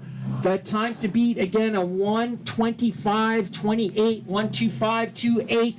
Dingsletter letting it go right now, riding the wild bucking slalom here at Howelsen Hill, the Murphy Roberts. Dingsletter, bib number 14, 41.19, 41.19, a new race leading time, 1:24.98. Hop in the FM Light and Sun saddle. Man, oh man, and we got a ski race going now. Let's see, bib number 3 from the U.S. ski team, Emma Resnick on course right now. And she was in the number 4 spot after the first run as we move our way down and into the top and fastest runs from the first run. And this is certainly one of them. Look at this girl putting them together. What a fantastic run she's got going. Here comes Resnick down into and across that final hairpin. She's going to finish. Is she going to do it? Fourth fastest, second run, 41.21, 41.21. And we have a new leader. Silent up. 1:24.77 for Emma Resnick as she takes over the lead. Emma Resnick, hop in the FM Light and Sun's leader saddle, but right now all eyes leave Moritz from the U.S. ski team on the upper steep, dark, scary section. She's had a terrific week here in Steamboat Springs, Ski Town, USA. Moritz really rolling the ski over. Look at this aggressive skiing right now. The time to beat Resnick's 1:24.77. This is Moritz from Ski Club Vale and now representing the United States ski team, looking to move into the leader saddle. Is it enough? It's not enough. 41.93, combined time 1:25.39, currently in 5th position. And now we're looking at Nora Brand, bib number 8, University of Denver Pioneer. She'll be our next. She was the second fastest. We're into our fastest 2 from the first run. Nora Brand up on course, and man, oh man, have we got some ski racing going on here. Spectacular. That top part of this course yesterday was so rock hard, you could see the sun reflected off of it. And these gals were coming through there just getting their own reflection, making sure that everything was in order through that slalom. That flush is unbelievable. Here comes Brand, Nora Brand. She's German. She's from the University of Denver, and she crosses 7th fastest, second run, 41.62 into second place with a combined time, 1:24.93. And now our race leader after the first run from the Colorado Mountain College. She's had a great couple of slalom days. Can she do it again? This is Nicola Roundtree Williams, bib number 9. Again, the time to beat Emma Resnick's 1:24.77. But Roundtree Williams really getting after it. She wants the $2,000. She got $250 last night. She's going for the holy schmoly today. Look at her through this flush, no problem. Again, the time to beat 1:24.77. Good speed coming down on the flats. Yes, we have a new race leader. 40.88, the fastest second run in the Roundtree Williams from Colorado Mountain. College, 1, 2, 3, 9, 2. Hop up into the FM Light and Sons leader saddle. Roundtree Williams, $2,000. Are you going to be your new best? I already am. You are unbelievable. Roundtree Williams, she backed up that first run with the fastest second run. Unbelievable. That is incredible. That doesn't happen very often. No, I'm telling you right now. But when you got it, you got it. I'm not sure what it is that she has, but it was fast. She is hotter than a microwaved Hot Pocket. Unbelievable. Roundtree Williams from right here, Colorado Mountain College. Saddle up, cowgirl. It's your turn. Back in the saddle again. Yeah! Unbelievable racing. We're going to continue. That bib number 9 looks good down there, saddled up. Short break to get pictures of our winner. Again, officially unofficial, Roundtree Williams in first. Resnick from the U.S. Ski Team and Dartmouth Outdoor Club in second. Nora Brand, the German from the University of Denver, in third. Denise Dingsletter, Austrian skiing for the University of Colorado, in fourth. Fifth place, Ashley Campbell, also from CU. And Roundtree Williams, she took him to school today. Oh, she did, 123.92. That is incredible skiing. That is incredible skiing. Almost a full second ahead. Unbelievable. That is just spectacular. We are ready to resume. We have 27 more racers to go. So we are back and we are racing because it ain't over. It's over. It ain't over. And we'll tell you when it's over. So we're starting with the 31st racer to come out of the gates. This is Katie Gerzlak, and she is from Win Racing. So she has just left the start now. Althea Noyes up in the start. She skis out of Vale. But right now, let's take a look uphill. Gerzlak on course. See, honestly, this is the one that's different. From Win Alpine Win Alpine. in the Central Nation. That one we don't have a record of otherwise. This one I can. Man, she is putting down some good ski run right here. And this course, you got to hand it to those winners that come from that 30th position. Certainly a different race course than they would have experienced had they been racing first out of the gate. Maybe faster, maybe slower, but boy, oh boy, what a race. We got Gerzlak right now finishing with a time on her second run, 44.26, combined time 131.74. Althea Noyes, bib number 44 from Ski Club Vale, just kicking out of the start. She'll be followed by Harvard ski racing member Olivia Snyder via Team Summit. She is in the start house awaiting the starter's command. All eyes on Noyes, bib number 44. Just coming off the upper steep, dark, scary section. Big delay here coming through Coach's saddle into the rhythm of the steep. Noyes down and Unbelievable. sliding on her belly like an otter. And she will not finish. So Got to be more frustrated than a mosquito in a mannequin factory. Noyes, a DNF. now from Harvard, this is Olivia Snyder. She was bib 26. She finished in the 33rd position after her first run, and she is planning on great things as she makes her way down this course. And Snyder also problematic up there on the top face, will not finish. Did not finish for Olivia Snyder from Harvard. Snyder, you know what she just said? Oh, shoot. I She said, wish I would have. damn it, I'm mad. And you know what that spells backwards? No. Damn it, I'm mad. Well, She is mad, I'm telling you. how mad is she? Damn it, I'm mad.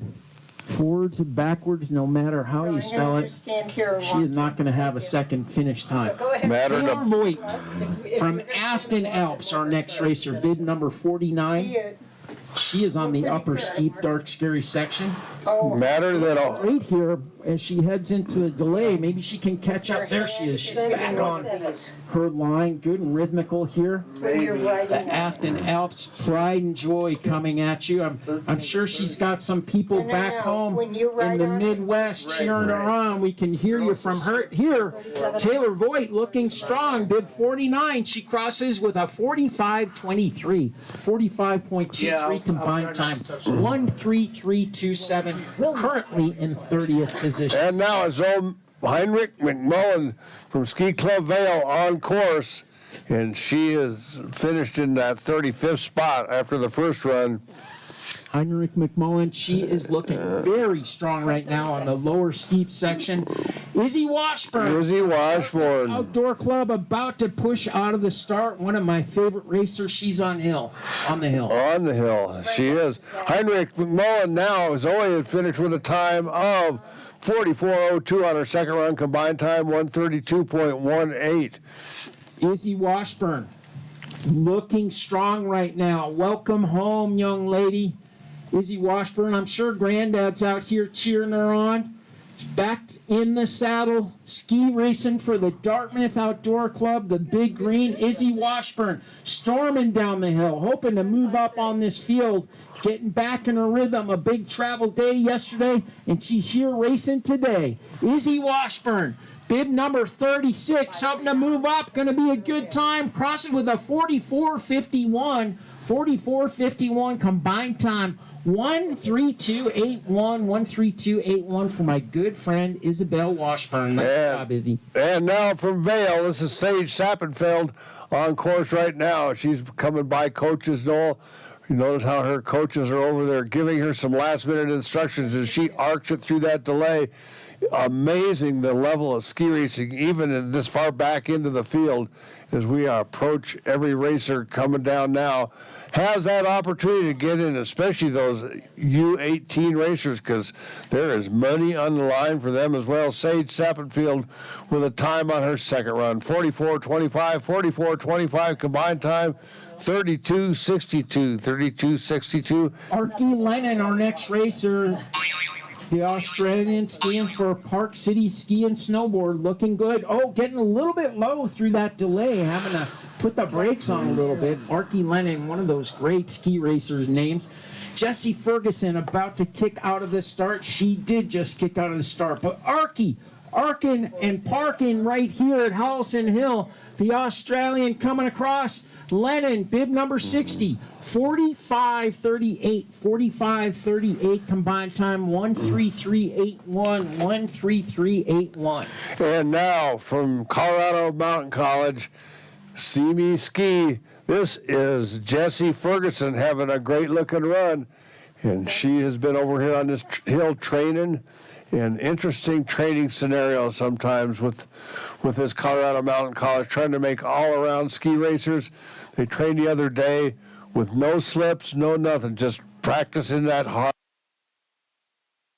time on her second run, 45.06, combined time, 133.56. Annika Jobson, bib number 67 from Ski and Snowboard Club Vale, our next racer. You can see her on the upper steep, dark, scary section. Steamboat Springs' own Molly McTeague. She is in the start, about to kick out. Hoping we can get a good run for Molly. She's had some tough luck. Let's help her down the hill. But this is Jobson, bib number 67. She looks very consistent and strong. She's got those biodiesel-fueled knuckle buckets and shin guards looking brightening up our light. Jobson crossing with a 45.54 combined time, 134.24, currently in 36th position. Now it's Molly McTeague on course, Steamboat's very own. She is well accustomed to this hill, and she makes her way down, and it is a great little set they've got going right here, coming right down the gut of the Howelsen Hill. Steep, scary face.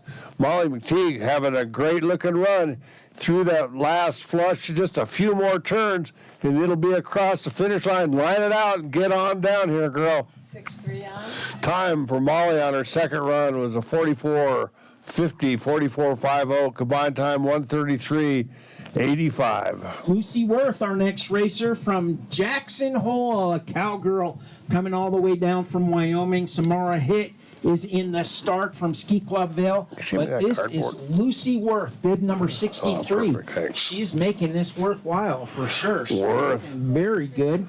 Worth, bib number 63. This is probably, I think, her first time racing here in Ski Town, USA. Oh, What an stumbled. athletic maneuver. She hangs on. Worth crossing with the time 45.84. 45.84 combined time 1:35.24. 1:35.24. Now it's Samara Hitt on course. She is on that top space right now, making her way down into the saddle. Oh, big turn way offline. though. But she's back on course. No deviation from the rules for Samara Hitt, Ski Club Vale ski racer, and she's coming down and into this final flush. Flushed out and back into the rhythm of the course. One more hairpin hit. It will be across that finish line. Second run. 46.44, 46.44, 135.92 is her combined time. Camille, the Mad Hatter Natter, coming all the way from Loveland Ski Club. She is on the upper steep, dark, scary section. One of our young U18 racers coming at us. Steamboat's own Hazel Fernley in the start house, but all eyes right now on Natter, bib number 77. She's going for it, Squeegee. She looks good right now, setting up nicely for the flush. 1, 2, 3, no problem there. Just a couple more rhythmical turns into the final hairpin, and she is across with a time 46.76, 46.76, combined time 1:36.36. And now it's Hazel Fernley on course. Bib number 75, 45th after the first run, and she is having a good run. She's from Steamboat Springs Winter Sports Club, and we know she knows how to ski this hill. And look at the effort she's putting in, and no mysteries here. Every turn just right on target. Here comes Hazel Fernley right now. Steamboat's very own. Put them together, Steamboat. This is your gal right here. Come on, Hazel. Come on down, Hazel. Come on down. And Hazel 86, 44.86, combined time 1:35.11. Sophie Haggard coming all the way from Hogwarts, bib number 42, skiing for Snowbird. She is coming at us. She looks good right now, heading into Coach's saddle. She'll be followed by Kaylee Cushard from Loveland, who's about to kick out. But this is Haggard coming at us. Very good, wizardly even. Couple more rhythmical turns into the final vertical combination. Haggard crossing with a time 46.18, 46.18, a combined time 1:36.77, 1:36.77. Kayla Cushard on course right now. She came down in the 47th position on her first run, and she is putting a great run together here, too. I think the confidence level for this second run is much higher, as these girls were probably suspecting the same type of slope conditions that they ran into last night.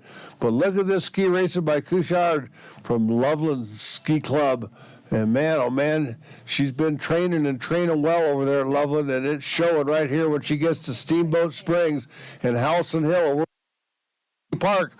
Cushard with a time 46.20, 46.20, combined time 1:36.89. Emma Bella Bellotti coming out of bib number 51 from Winter Park, and Steamboat's own Marin Elvidge in the start house skiing for Colby Sawyer. But this is Bellotti, bib number 51, through Coach's saddle onto the lower steeps, the rhythmical section here. Beautiful set by Kirsten Weiss of Aspen Valley. Good looking run going right now through the flush.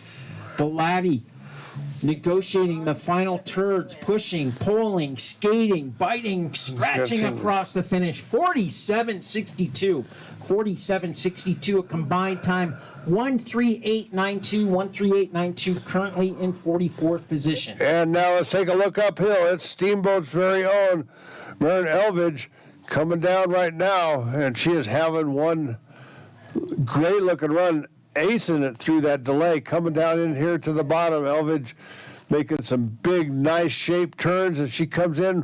One more flush. It's time to point them down the hill. Few more turns, one hairpin at the bottom. Elvidge almost to the finish through the final hairpin with a time of 48:39. Combined time 1:40.46. Darian Kenny, bib 72 from Aspen Valley. She'll be followed by Kaylin White from the Steamboat Springs Winter Sports Club, who is in the start. But all eyes on Kenny, another one of those racers with two first names. Unbelievable. Coming at us right now, Darian Kenny looking strong through the final flush. We're into our final 10 racers of the second run here, the Holiday Classic, the final race. Bib 72, Kenny crossing with a 46.89, 46.89. Combined time 1:39.61, 1:39.61 into 45th position. Now it's Kaylin White on course. She's a steamboat ski racer, and she is well versed on this hill. And it shows that she's making her way down the steepest part. Oh! Dropped her trail map, lost her way. Kaylin White will not finish. Big 62 will not finish. That means we're going to be looking uphill at Sophia Stanley from Loveland on course. 6 more racers to go. If you haven't got your cheering and foot stomping and hand clapping in yet, now is the time. Sophia Stanley on course. She will be coming into view momentarily. The pride of Loveland Ski Club. She is just coming into view on the upper steep, dark, scary section. Ashley Bailey, Savings and Loan in the start house. Stanley. She's got a whole bunch of tools in her pocket to negotiate this slalom course here. Run number 2, the final run of slalom at the Murphy Roberts Holiday Classic for the women. Looking strong. Let's help her down the hill, ladies and gentlemen. Sophia Stanley, bib 68, her very first Murphy Roberts Holiday Classic, and she is going to get another result, it looks like, approaching the finish. Stanley crossing with a 50.68, 50.68 combined time, 1:44.06, currently in 47th position. And now it's Ashley Bailey coming down, bib number 73, as we work our way into the final 5 racers of the Holiday Classic Women's Slalom. This is the last day, and I don't know about you, but I'll be sad to see this come to an end. So sad. I am so sad. The good thing is we got World Cup ski racing on Ski and Snowboard Live, but we've got some live action right now. We got the real deal right here. And how about Nicole Roundtree Williams from Colorado Mountain College, Unbelievable. taking them to the house. This is Ashley Bailey with a time 50.16 combined time 1:73.77. 1:43.77. 1:43, like I said. Audrey Crowley, bib number 80 from Ski Club Vale. Our next racer will be coming into view here. We're down to our final 4 racers. Audrey Crowley, there she is on the upper steep, dark, scary section. She's in her groove right now. Crowley, bib number 80. Riley Riggs in the start house from Winter Park. But this is Ski and Snowboard Club Vale's Crowley. She is getting after it right now, a little bit low on these turning gates, setting up for the final flush. There it is. Good looking run going. Audrey Crowley, bib number 80, Ski and Snowboard Club Vale athlete, getting a finish. 48.20 combined time, 1:42.18, 1:42.18, currently in 47th position. And now from Winter Park, 3 more racers to go. And heading up the pack, Riley Riggs, bib number 79, is on course. Take a look uphill, and she is making her way down that top steep, dark, scary spot. Getting less dark as the sun is trying hard to come out. Things are lightening and brightening as we come down. Maybe that's just Riley's big smile as she's making her way down, shedding a little brightness on all of us down here at the bottom. Here comes Riley Riggs, Winter Park ski racer, and she's having a good looking run. Riley Riggs is going to make it down, and she's going to make it across the finish line on her second run of the Murphy Roberts Holiday Classic time. 51:37, 51:37 combined time, 148.24 for Riggs. Morgan Phillips, our second to last racer from Aspen Valley, is on course. We are into our final two racers. 6'9". Oh no! Oh, Gentlemen, no, is Our right. alert goes out. A missing ski racer, Morgan Phillips, has apparently gone ausgeschieden. A DNF. And that means we're into our final racer. And this is Madeline Lowe, another Winter Park skier, and she is out of the start and on the course. If we keep our eyes focused uphill, last chance to put your mitts together and do a little cheering for our ski racers here. And what a race we've had, man, oh man. Roundtree Williams holding down the top spot, Emma Resnick in number 2, Nora Brand in third position, Denise Dingsletter holding the third spot, Ashley Campbell hanging on to the number 5 spot. So what a fantastic race we've had. And right now, no less fantastic, Madeline Lowe, bib 74 from Winter Park. Our final racer coming down. Let's put them together. Let's get those hands together. A little cheering coming down here for Madeline Lowe. And she is having a rock solid run as she gets across that final hairpin. 4 finishes with a 55.97 combined time 158.47. Wow! And Roundtree Williams, he said taking it to the house, and you know what's interesting? The house is right here. Taking it to the home across the river. She's taking $2,000. The most popular girl at CMC tonight. She is very, very popular right now. Thank you again to the staff of the Steamboat Springs Winter Sports Club. What a I can't say it. What a big effort this week Yeah, that's to right. get this hill. And how about the city staff out here managing that palm lift? It is less than fun sometimes out there doing that. We'd all be hiking uphill. Well, not we, but they would be hiking They uphill. were, yeah. And it does take a village. We want to also recognize all the volunteers. We've got Karen Kagan in the finish. She did win the Bib Babe essay contest. No way. Bib Babe today. She is in the finish. Karen Kagan, thank you very much. Thanks to all of the volunteers. And thanks to our gold support level partners. This is really unbelievable. It does take a village, and it takes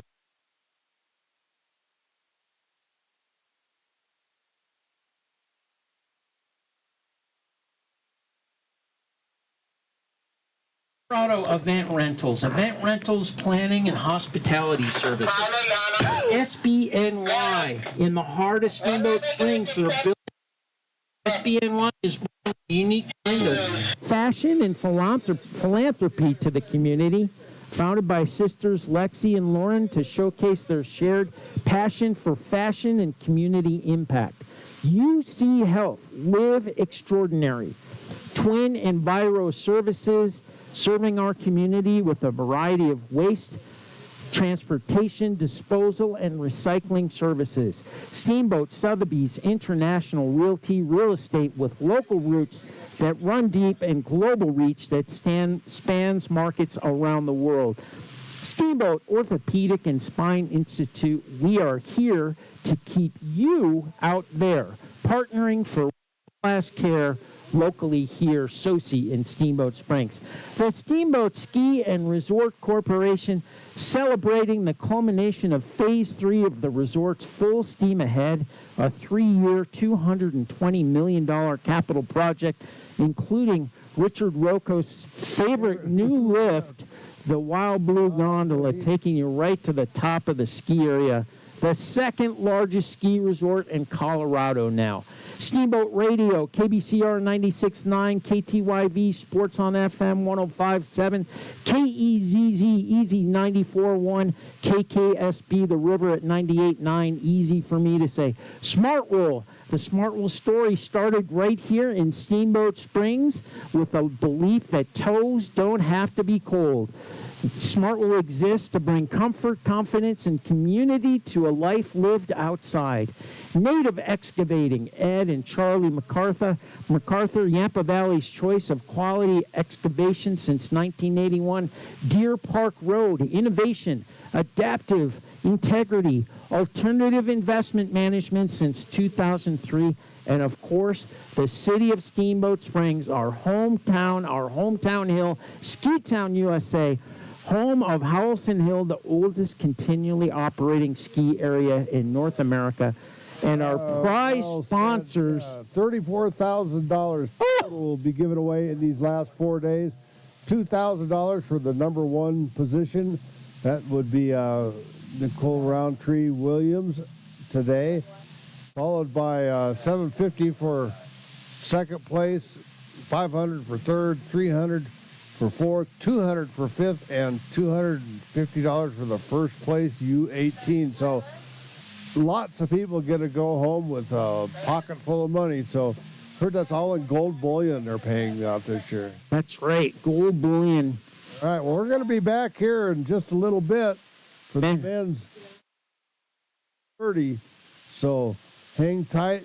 We got awards for these ladies coming up very soon. So we will be back and we will be racing again, waiting for the men. Now it's time for awards for these ladies. Well deserved. So this is Squeegee Pepperone. And Peter Lemongello signing off. We are signing off.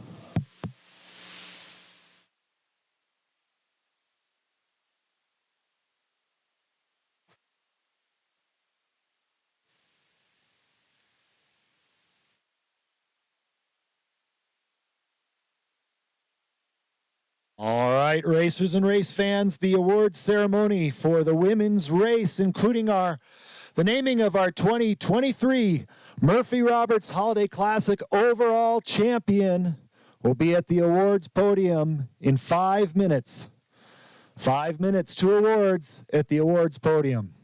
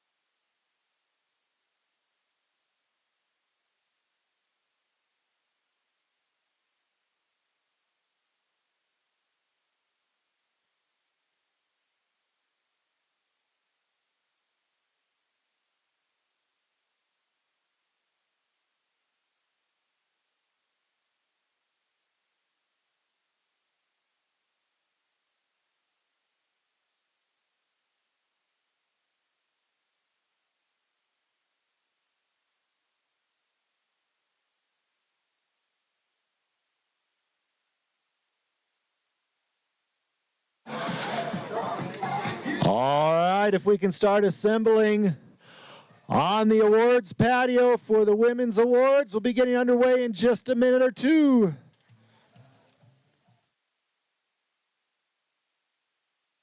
Yes. I went and walked around.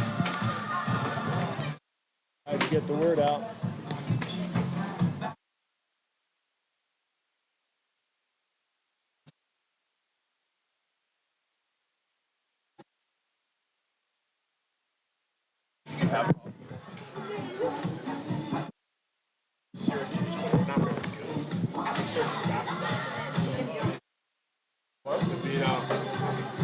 I was a big Eric Dungy guy.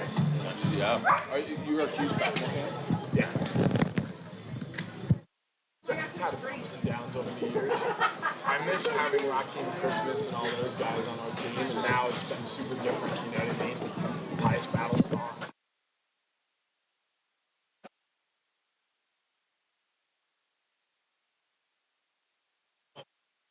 Too many coaches and women's jury that are out there.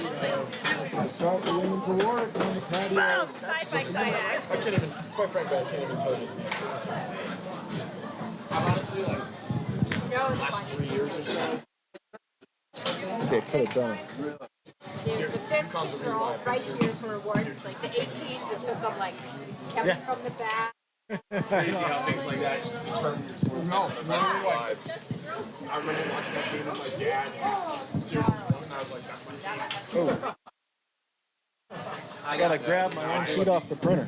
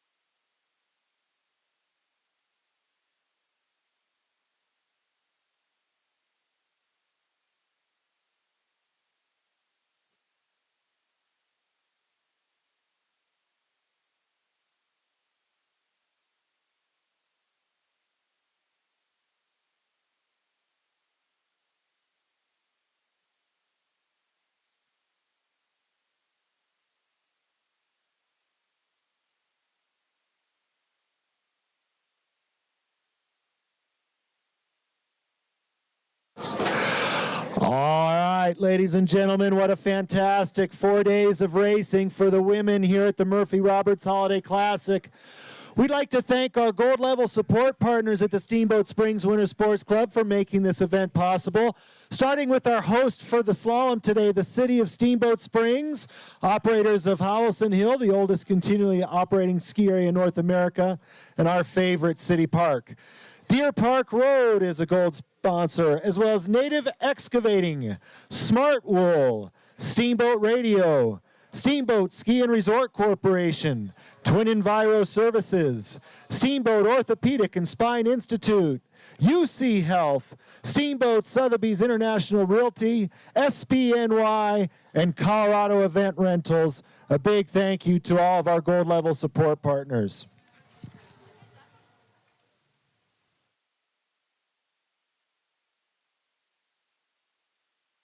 We are giving out $34,000 in total prize money over these 4 days, and I'd like to thank our prize money sponsors, Ron and Sarah Simon, Chris Puckett of Edward Jones, David Baldinger Jr. of Steamboat Sotheby's Real Estate, the Huber family, David Lamb of Edward Jones, the Colgan Foundation, Gwen Rogers, and Peter Daly. Thank you so much for your support of this event through all of the great prize money.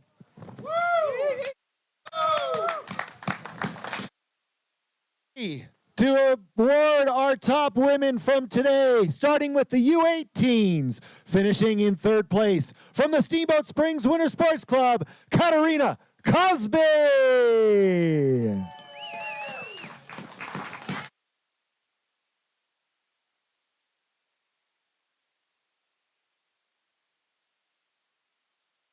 In second place for the U18s from Ski and Snowboard Club Vail, Vika Zatzeva.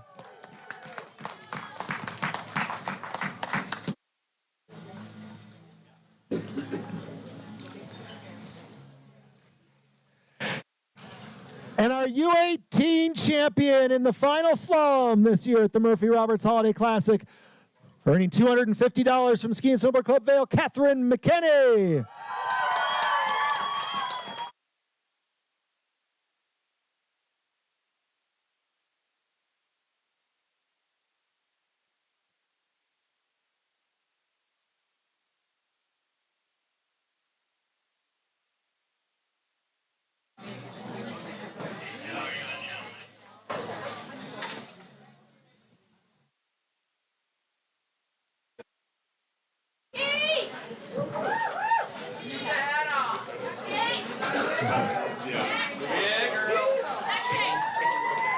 All right, there's your FM Light and Sons podium at the Murphy Roberts Holiday Classic. Let's make some noise for these girls, our top U18s. Well done.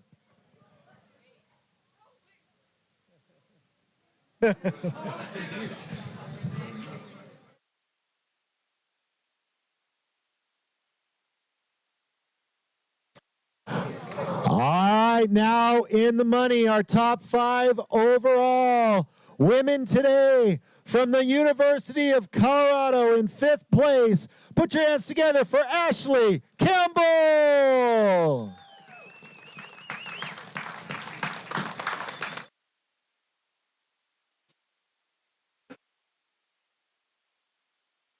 In 4th place from the University of Colorado, Denise Stingsletter.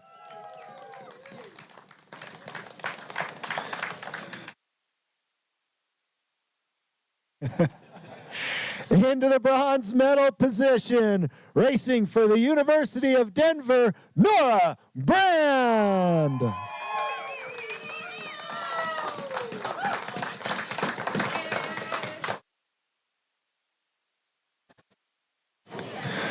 $500 for our 3rd place finisher. And in 2nd, racing for the Stiefel U.S. Ski Team, Emma Resnick.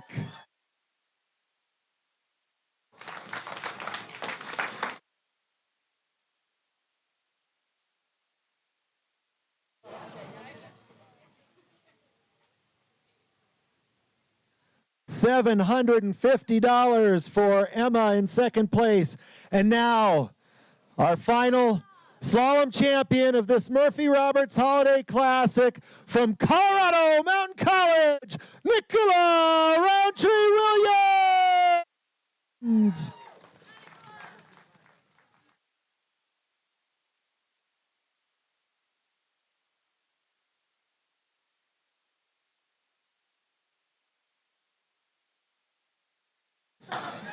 $2,000 to Nicola. Some noise for your top 5 women. Congratulations.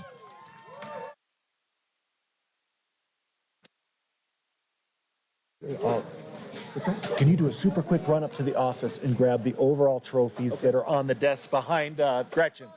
It's where they should be.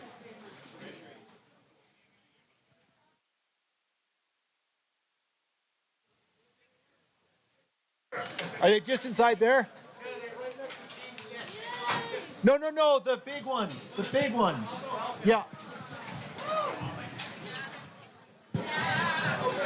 All right, we're going to grab the big trophy.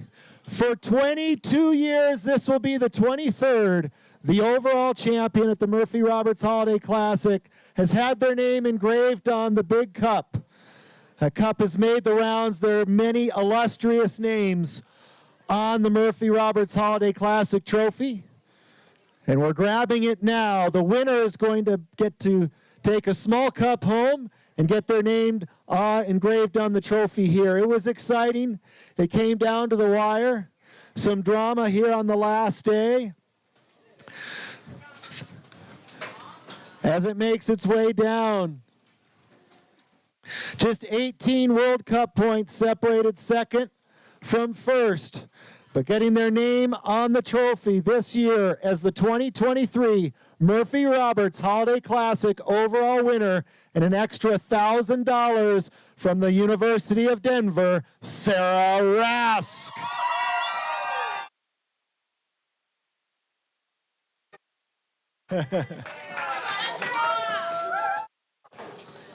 Let's get Sarah up on, get her up there, help her with that trophy.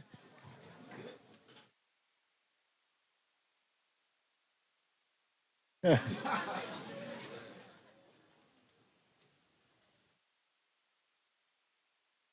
right, let's put them together one last time. Your overall Murphy Roberts Holiday Classic champion. Congratulations, Sarah.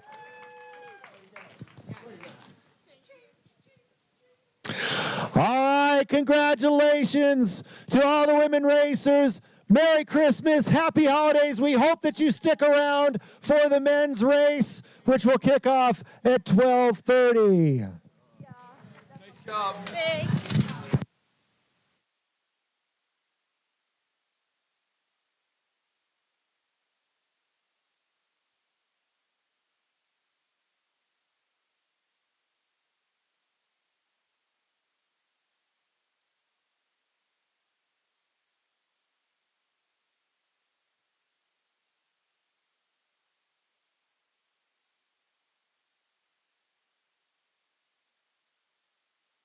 Reminder for any of our prize winners, you can head up into Olympian Hall to collect your checks. So any of our prize winners today for money, at the registration tables in Olympian Hall, you can collect your cash money.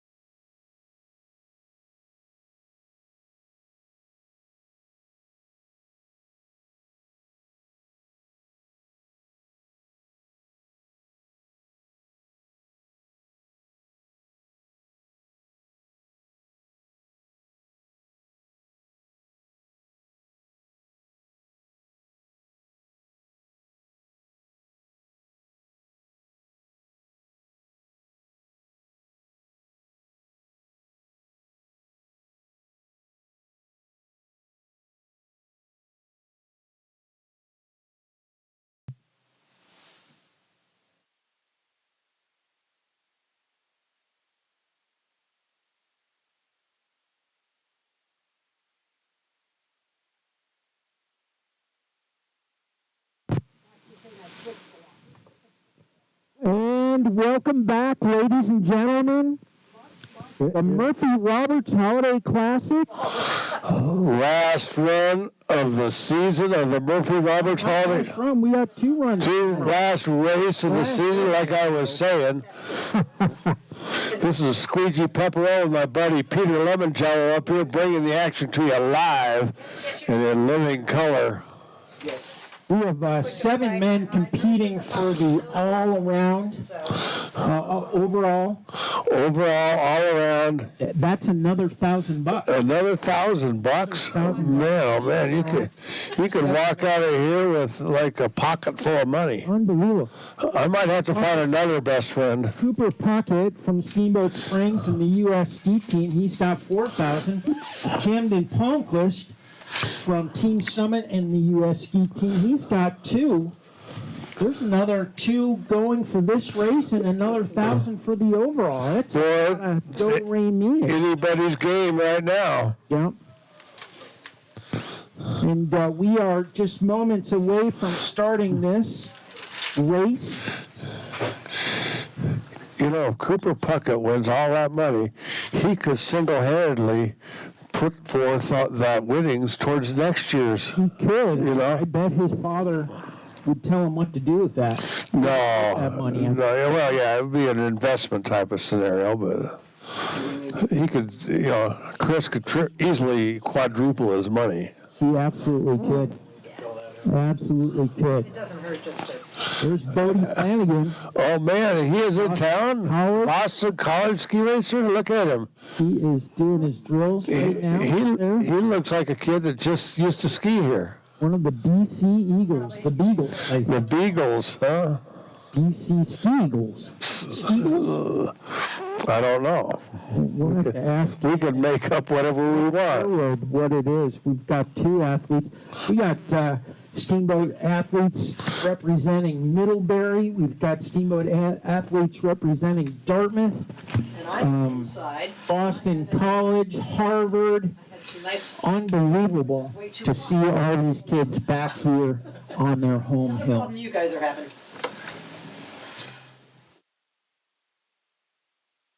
I was reading this morning. This is interesting. Was it C-Spot Run, or what were you reading? I was reading, and there's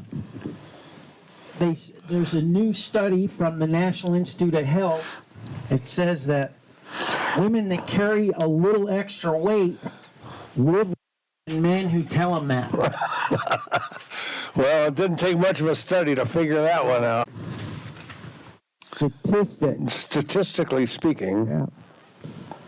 And we got 2 4-runners. I don't get it. Why 2 runners? I don't understand that either. 2 runners. If we're going to have 4 runners, let's have 4 runners. 2 2-runners. We could have 3 3-runners. You know what? We probably ought to do a thank you to our Winter Sports Club coach crew. Oh, my God. Tyler Shepard and John Nolting, both those guys, have been running like crazy getting everything done. And what a fantastic job they've done. Thank you to all the staff of the Steamboat Springs Center Sports Club. How about the staff of Howelsen Hill? Man, oh man, they'd be hiking uphill. The city staff. Believe it or not, I believe it. I've been here long enough. I remember when they had a NORAM with inspection by Ascent. That was at Steinhals's request, I'm sure. I try to tell my kids about that. They don't believe me. So I always have to. But that is the truth.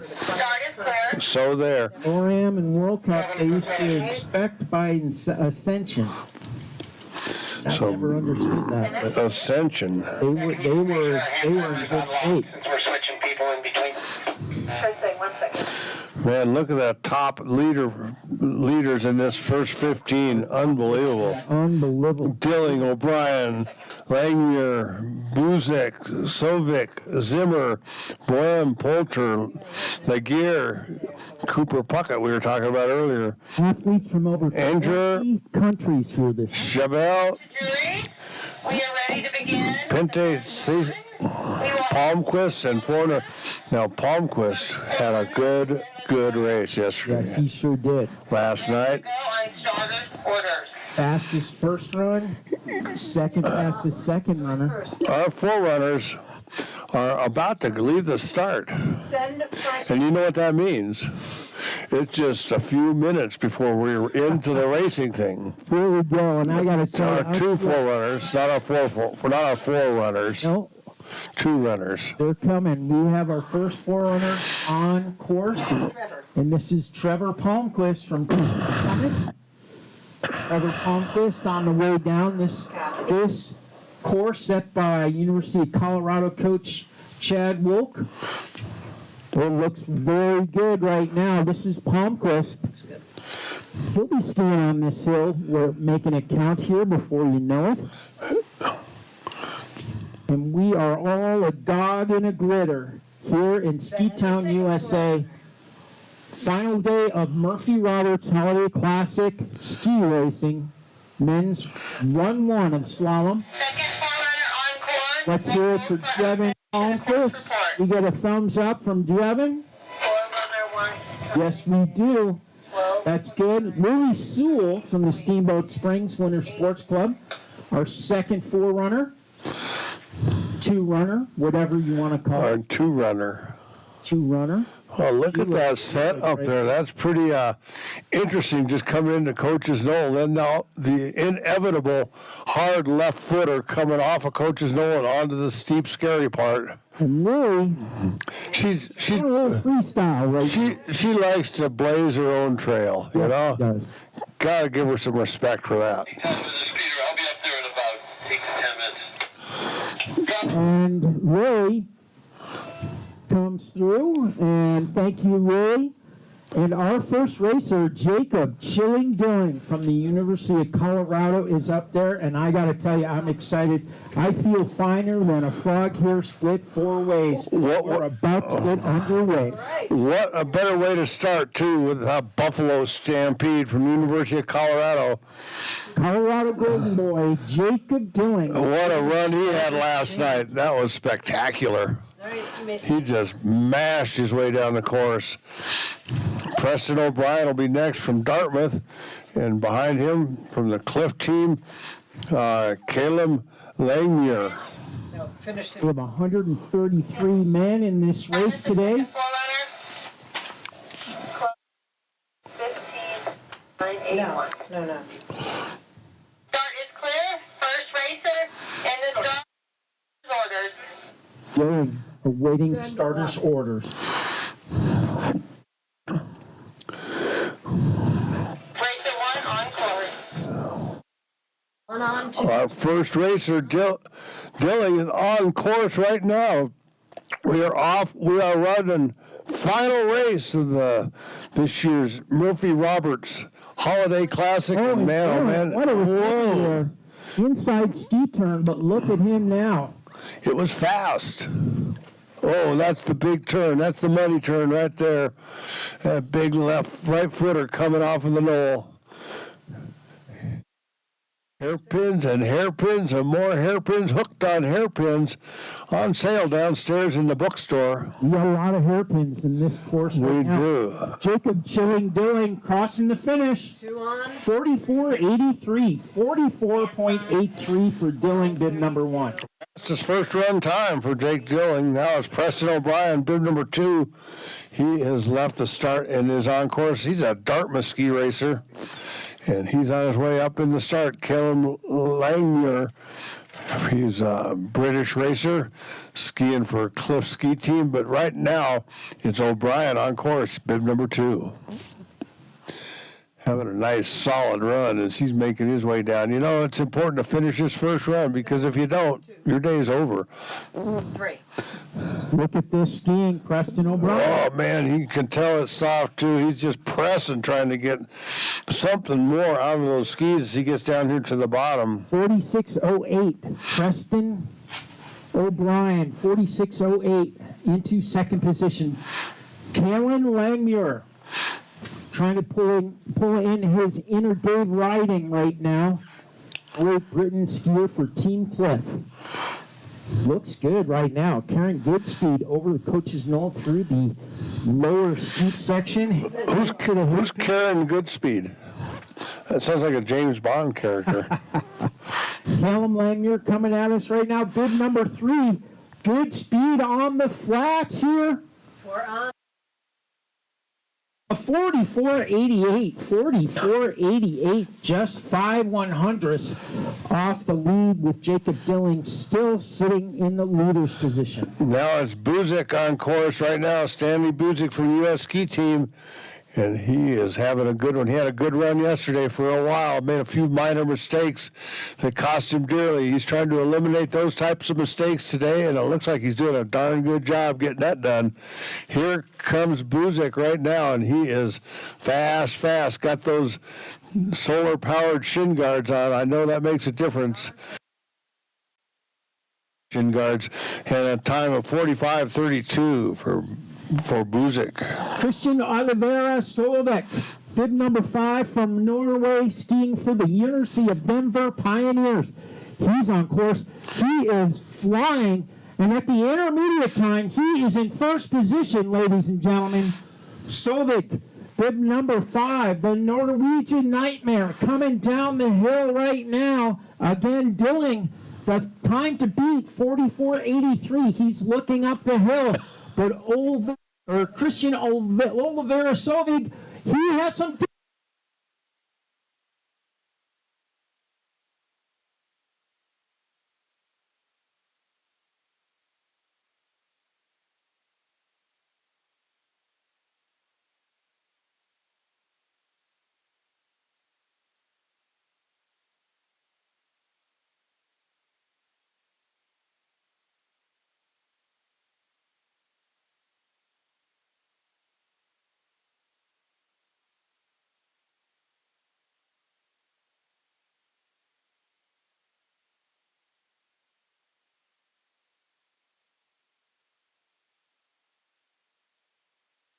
From Switzerland, skiing on University on the steep scary section. Again, our race leader right now, Jacob Dilling from the University of Colorado. But boom, bib number 7, looking strong right now, straightening it out, maybe a little too much into the hairpin. Is he hooked? No, he is not. Another vertical combination. He's through that like a grease weevil through a drain pipe. Ladies and gentlemen, boom, bib number 7, going to get a time crossing the fastest time, 44.83, actually ties for first, 44.83. Jay Poulter from the U.S. ski team, former Winter Sports Club athlete. He's on the hill right now, and he's having a good one. He just diced it up coming by Coach's Knoll. Best run I've seen in that section so far. Here he comes.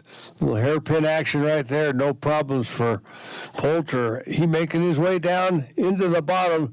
Final hairpin, and now it's just a matter of putting it down the hill, and he is really slowing down as they approach the flats. This second run, or this first run from the men, is the snow is much softer. Fourth fastest, 45.06 for Poulter.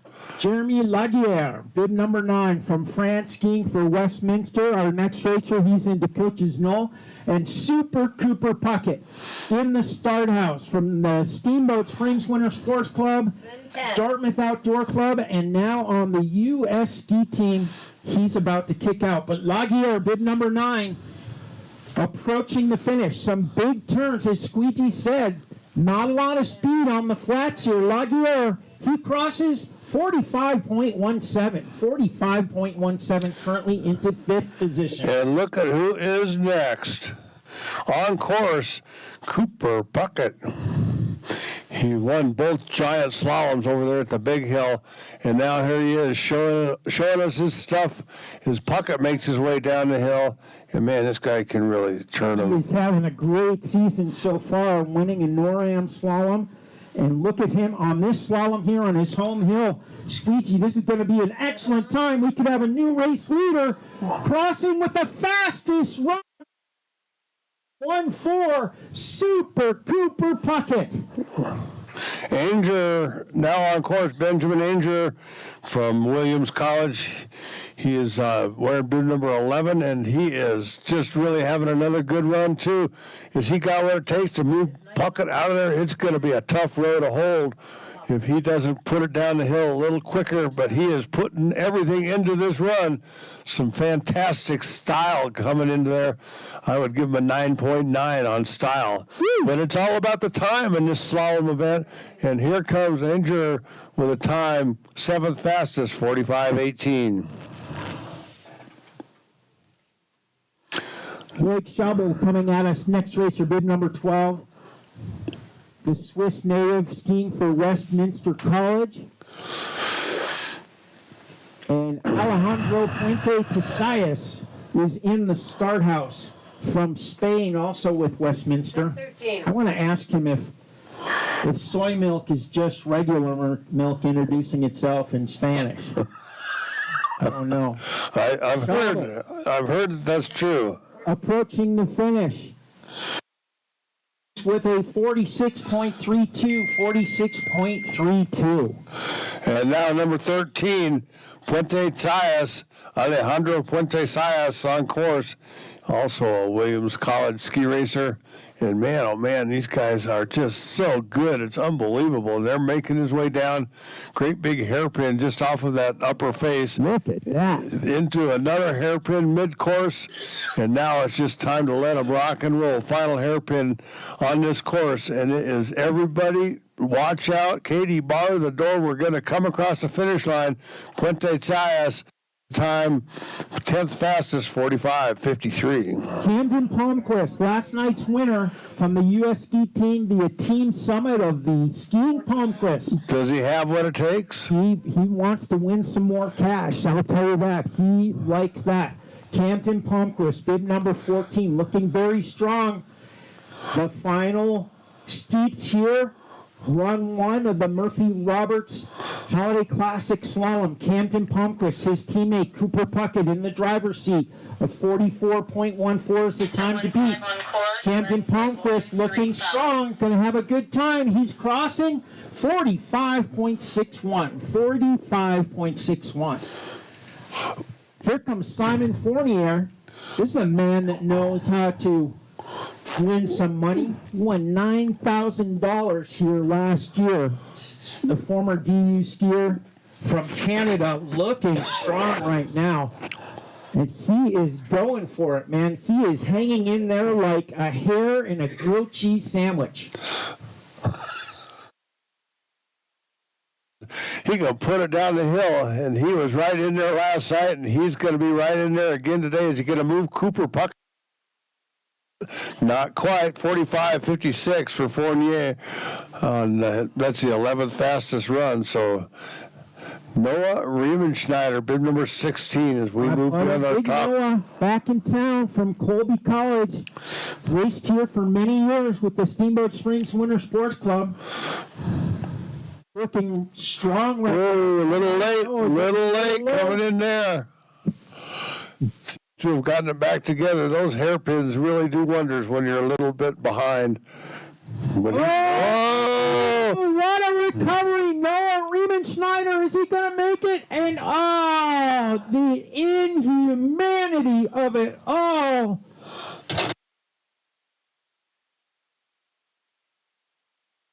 Hitchhiking in the snowstorm, I'm telling you right now, unbelievable. Sorry, Noah. We know you'll have many, many good runs this year. And Daniel Gillis from the Dartmouth Outdoor Club is in Auskishing also. Riemenschneider. What happened to him? 16 out. Daniel Gillis out. This brings us to Magnus Berge Styren, the Norwegian skiing with the University of Vermont. He won some money last night. He is a catamount. He won some money. And this snow conditions are drastically different than they were last night. Things have softened up a bit. It's a lot edgier. If you didn't take that into account when you were tuning your skis, it might have been a mistake. Okay, now let's take a look at Styron. Styron the Siren, and he's screaming his way down to the bottom. He is screaming. That is some good ski racing right there. I love those few turns right there as they come by Coaches Knoll. No time to stop for a cup of coffee on this run. Here comes Styron, Magnus Berge Styron, Norwegian ski racer skiing for the University of Vermont. He is a catamount, and he is prowling his way down to the bottom. Time 45:53, 45:53 for Styron, number 18. Balint Uri from Hungary skiing with Team Cliff, bib number 19. And Thomas Hoffman, the Australian skiing for the University of Denver in the start house. But all eyes right now on Team Cliff member Balint Uri, bib number 19. He looks good too, but he is also taking that low line. And as you said before, you can catch up in a hairpin, but on the flats, it's another thing. And here he is, getting low, some big turns right at the finish, 46.18, 46.18. Good ski racing there. Thomas Hoffman, bib number 20 from the University of Denver Pioneers. He is on course right now, just approaching Coaches Knoll. Take a look uphill. You don't want to miss this one if you have any options at all. Ski racer fans, look at Hoffman coming down the hill. 721. Australian ski racer. Ooh, jammed up, hooked on hairpin, I think. Maybe he had the 7th edition book. 7th edition of Hooked on Hairpin. Gift shop. Down in a cardboard box covered with dust underneath the real books. Here comes Thomas Hoffman with a time 47.97, 47.97. That mistake cost him dearly. From Australia, via Ski Club Vale, now representing Montana State University, Cameron Hank Hayden. Henry Hayden, bib 21, coming at us again. Cooper Puckett in the driver's seat right now, taking the field to school, but Hayden trying to gain on him as he negotiates the hairpin on the lower section here at Howelsen Hill. Got to stay above the turn, especially on these flats. This is pulls it together right at the end, and he crosses 45.91. 45.91. Unbelievable recovery there on the flats. And now from the Utah ski team, University of Utah, the Fighting Utes. This is Oliver Perizet, bib number 22. He is on course, and he is having one jammed up just a little bit as he comes down through that steep, scary part. Maybe he can put it back together in that hairpin, and he does as he makes his way down. A few more turns, and it is hairpin after hairpin after hairpin till you get right down here to the bottom. This is Perizet crosses the finish line with a time of 45.58, 45.58. That puts him in 13th spot, and that's not a bad spot as you're looking into the second run. Good run. Jack Bowers coming at us right now from the University of Denver, bib number 23, looking strong, coming at us. Jack Bowers over Coaches Knoll. He'll be followed by Raphael Lazard from Canada, also on the University of Utah. But this is DU pioneer Jack Bowers. Unbelievable. And he is having a great looking little run there, Jack Bowers. Jack Bowers going to cross with 46.59, 46.59. Now a Canadian skiing for the University of Utah. He too is a Fighting Ute. Bib number 24. This is Raphael Lassard on course. And look at these turns he's making up here. Beautiful ski racing as Lassard just puts it down the hill. This could be a good one if he could just hang on tight because he's going fast. Faster than this course will. Oh, he's getting a little bit low, and Austerschieden, he is out of there. Lassard, number 24, will not finish. Louis Latulippe from Canada, representing Dartmouth, is our next ski racer, and Ollie Morgan, his teammate in the start. But all eyes right now on Latulippe, bib number 25. Some good speed right here going into Coaches Knoll where the big boy turns start. Chad Wilk, and Latulippe jams up. Has to abandon the hill. Latulippe Latulippe not going to be going for the money today. So And you know the worst part? No second chance. No second chance. Oliver Morgan, no, he's on course, another Dartmouth ski racer, and he is about 12 seconds into the course, so we should see him coming on that upper pitch any moment. There he is. Here comes Oliver Morgan, bib number 26, and having a great run. He's skiing out of Dartmouth College, big green, and man, oh man, he is really using that precision. Oh, got jammed. Whoa, he sure did. Out of there. Oh, the inhumanity of it all. Boy, Oh, monsieur, that man needs a hug. Steamboat's own Trey Skimore, bib number 27 from the University of Denver. He is on course. He was born and raised here in Steamboat Springs, Colorado, Ski Town, USA, and this is his home hill. Welcome home, young Mr. Seymour, looking good right now. Bib number 27, the pride of the Pioneers, carrying good speed onto the lower steep section. This is where the money turns are, Squeegee, and Trey Seymour has no problem. Into the hairpin, not hooked on that hairpin. A big rhythmical right-left combination into another hairpin. Nice and high, carrying good speed. A couple big turns to the finish. Trey Seymour going to get a time 47.07. 47.07 for Trey Seymour, currently in 21st position. Now an Italian ski racer, Dennis Vilgater, coming at us. He's skiing for Team Cliff, and he is having a good-looking run. This guy is long and lean, and he is able to throw those skis back and forth and maintain that direct line coming down the hill. Pretty spectacular as he enters that hairpin up there and now into those big turns, right back in rhythm. This is going to be a great run coming from a bit back in the pack. Here comes Vilgater on. Oh, he is down. And he was so close to the finish. Oh, monsieur. Hiking and slalom. I'm not sure how I feel about that. I don't know either. Justin Bigetel, our next racer from the U.S. ski team, bib number 29, Enzo Senerelli from France and the Westminster ski team is in the start. But look at this skiing right now. Wow, hanging on. This is Bigetel, representing the United States of America onto the flats. There's some big turns here at the end, and Bigetel crosses 18th fastest, 46.11. 46.11. Moving up 10 spots right now from his start position. That's pretty spectacular. You know, the worst part about crashing right in front of the technical delegate is that you crashed right in front of the technical delegate. You don't stand much chance if you're trying to think about protesting anything there. Enzo Senerelli coming at us right now from Westminster. Getting a little bit low on this lower steep section, catching back up through the hairpin. Big left footer, right footer, into the hairpin again. Senerelli's looking good, isn't he?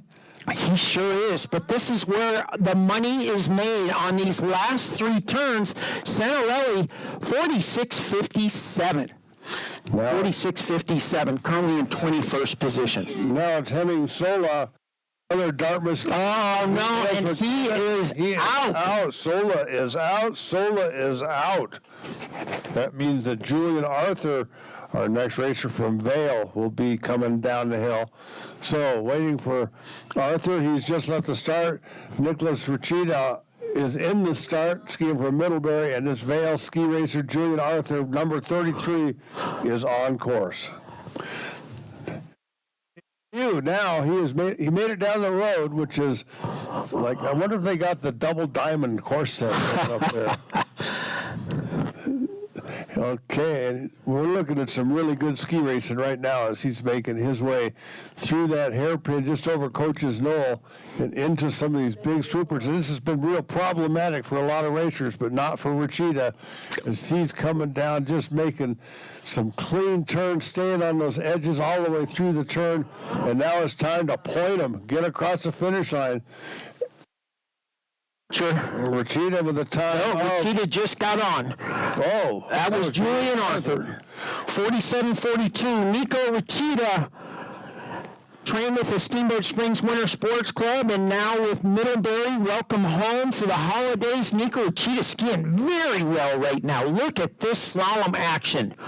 Rachita, what a recovery there on the course. I don't know what coach that was, but that was quick thinking for a quick racer. Nico Rachita looking to move up on this field, going to have a good run. Rachita crosses 46-45 into 21st position. And now it's Max Martin, number 35. He is skiing out of Dartmouth as well. We got a bunch of Dartmouth ski racers right here. You'd think they just lived over the hill. You'd think so. But here they are, here at Ski Town, USA, the Murphy Roberts Holiday Classic, Run 1 of the men's final day of slalom, final day of the Murphy Roberts Series. And man, oh man, is Martin having one coming down right now.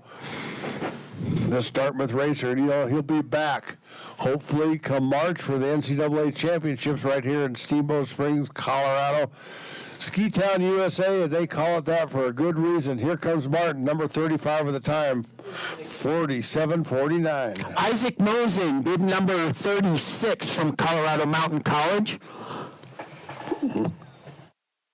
Isaac Mosen looking good. Oh no, he is off the course. He is going to be a DNF. Filip Krota, bib number 38 from Croatia, skiing for Colorado Mountain College. He is in the start, about to kick out right now. Again, rotten luck for Isaac Mosen, a DNF. Krota is on course. Steamboat Springs' own Laken Roth, now skiing with Team Apex in France in the start house.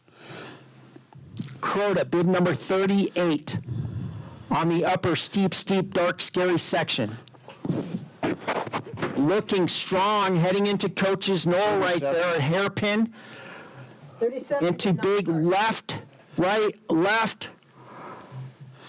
Getting a little bit low and a little back. Oh my gosh, Krota. And just FYI, Roman Frost did not start this first run, so we're back with Krota. If you're following along on your and Krota getting too low and too late. He is a DNF. Ausgeschieden Krota. Now it's Laken Roth, bib number 39, skiing for Apex. And he is up on course, I think. He's left the start, but we get word from top. Laken Roth will not finish, so another did not finish on our list. Alec Nolan will be our next racer, bib number 40, St. Lawrence University ski racer, and we are thick with ski racers out of the collegiate systems, and it is a great thing to see. Yeah, it is. And Alec Nolan really skiing well right now. The St. Louis Star coming at us, St. Lawrence Star, bib number 40, looking very strong. Oh, what a recovery right there. Christie in the middle of a slalom. That was amazing. I thought he was doing a little telly there. And look at that. It may have been on a telly turn. We're not sure. Was it a Wayne Wong one turn? Wasn't a Wayne Wong one turn. Alec Nolan looking strong right now. His parents in the audience. Welcome back. John and Karen. And Alec Nolan looking to move up on the field, crossing with a 48.67. Okay, and next it's going to be Adrian Hunshammer on course. He's a Norwegian ski racer, but he is attending the University of Denver. He's a pioneer, and he's on course right now. And we get a chance to see him coming down, and he is putting it down just a little bit late, but I think he got straightened it out in that hairpin turn, and that is just exactly what happened. One more hairpin, and then it's nothing but speed all the way to the finish. The very bottom three gates on this course are extremely slow. You've got to have it together. So Hunshammer time 47:02. Matthew Macaluso, bib number 42 from Colorado Mountain College, See Me Ski, one of the Eagles coming at us right now. Wind-powered shin guards lighting his way down this lower steep section of the Howelsen Hill complex. He'll be followed by Finn Jorgen Chan from Germany, racing with Team Cliff, who is just leaving the start house. But look at this skiing by Macaluso, bib now. The Big Mac is on the hill. He's looking for the finish. The Big Mac attack. crossing with a 47.78. 47.78, currently into 28th position. German racer skiing for Cliff Team, Flynn Jorgen Chan, on course right now, and he is putting it down the hill, getting some last-minute instructions as he comes by his coach into the bottom part of the course. And I tell you, I think the critical part right now is going to be those last four gates. It is slowing down so much. Some of these guys are having to skate to get across the finish line as fast as they'd like to. Starting right here, it just almost stops you. So Chan with the time, 47.42, 47.42 for Chan. Axel Lindenmeyer, bib 44 on the upper steep, dark, scary section, a Team Apex skier out of Tignes, France. Cooper Cornelius in the start from the U.S. ski team, but all eyes on Lindenmeyer, bib number 44. Trying to hang on here again. This is so difficult to stay early. And there is, as Squeegee said, opportunity to catch up on your line in the hairpins. But right here on the flats, if you're late, you're in trouble. Lindenmeyer, he figures it out. 47.08. 47.08, currently in 26th position.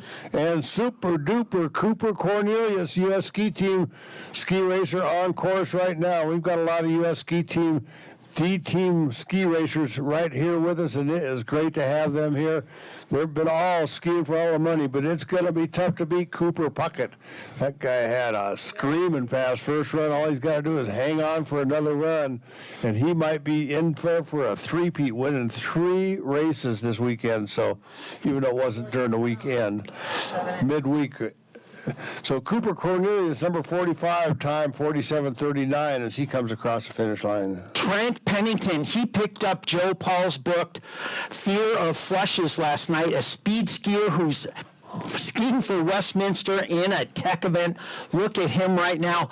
Trent Pennington, whoa, he graced the cover of the Steamboat Today newspaper the other day, looking good, and he's hanging on here, ladies and gentlemen. Trent Pennington coming at us, and Steamboat Springs' own Jeremy Nolting just kicking out of the start. But this is Pennington. Pennington from Westminster crosses with a 48.97. 48.97. Currently in 34th position. And here comes Jeremy Nolting, a long line of ski racers in his family, and he is leading the pack when it comes to the family ski race ability-wise. Oh, Nolting gets a hand behind him, but he pulls it off and gets back on course. Here comes Nolting, a chance to straighten things out as he enters that hairpin, and it works for him. One more hairpin to go, and then it's what am I going to do when I hit the flats? Are my skis waxed right? It looks like he's got to go, and no mistakes for Nolting into the flats. Time for Nolting, 46.90, 46.90, moving all the way up to 24th spot. Nick DeMarco. Nick also skiing for Team Apex, a former Winter Sports Club athlete, spending his post-grad year in France. DeMarco, bib number 40. Oh, out of there. My goodness. He just got into some of that soft snow, split his skis apart, and he just skied gently away from the race course. Madder than a wet hen, I'll tell you that right now. DeMarco is out. I just need to go home and eat some spaghetti. Bridger Guile now up on course, another U.S. ski team ski racer is on course and into view right now. Here comes Bridger Guile, and he is having a good one. I've been watching this guy ski since he was a youngster, and man, oh man, can he put it down the hill. Bridger Guile really fighting his way through that hairpin. We see all 3 hairpins on this course right here in front of us, and it is really making a spectacular race course as we watch everybody make their way down. Bridger Guile, look at him. Good looking run. He's just sitting in that groove and getting it down the hill, and he is going to get across the finish line with a time 45.53, 45.53, all the way up to 10th position. Unbelievable. Unbelievable ski racing. Benny Brown coming from the Dartmouth Outdoor Club, bib number 50. David Morkin from Apex in the start, but all eyes on the Eastern skier Benny Brown. Benny and the Browns coming at us through Coach's Knoll right now. I am thoroughly impressed by how you can just pick up the speed like Bridger Guile. Yes, it's Those unbelievable. are some trained eyes you've got there. Benny puts his jets on right now. Benny Brown, bib 50 from Dartmouth, looking strong as he's approaching the last 10 gates here. Run 1 of the Murphy Roberts Holiday Classic Slalom. Benny Brown hoping to move up. Oh, he just misses out on the flip. 47.66. 47.66. You know what? David Morgan will be our next racer. Oh! He has trouble up there. He is down. He is out, number 51. Morgan is off the course. That means Gunnar Barnwell will be our next racer from Colorado Mountain College. And they've been training here a bunch, and he has got it down. And this course is just skiing so well, but the snow conditions are considerably softer. If you didn't take that into account when you were waxing and tuning this morning, you could be paying the price. You could. Gunnar Barnwell, he's up there now where we can see him. And this guy is quick afoot, I must say. Steamboat's own Ian Hop, the hop turn in the start house, bib number 53. Yeah, ooh, big turn there. This That is is a Barnwell. tough turn. I mean, from the very beginning, it just seemed like that was the spot where you really had to have it together. Into that hairpin, one more hairpin to go, and you will be back into, oh, no! Oh! Unbelievable. Close. Barnwell will not finish. Well, he is going to finish. He's going to finish right now. We'll have to see what our technical delegate says. He gets a time 53.75, 53.75. The hop turn at Coach's Knoll right now. Ian hopped, bib number 53, taking a gap here right now, skiing very well, getting a little bit low. Can he catch up on the hairpin? No, he does not. The hop turn is off the course, bib number 53.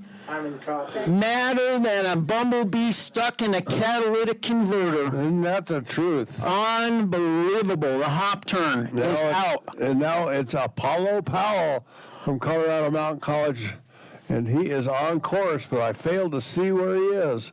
Did I miss him come by? There he is right now. Just popped off of the road, and he is coming down, making his way down into the bottom.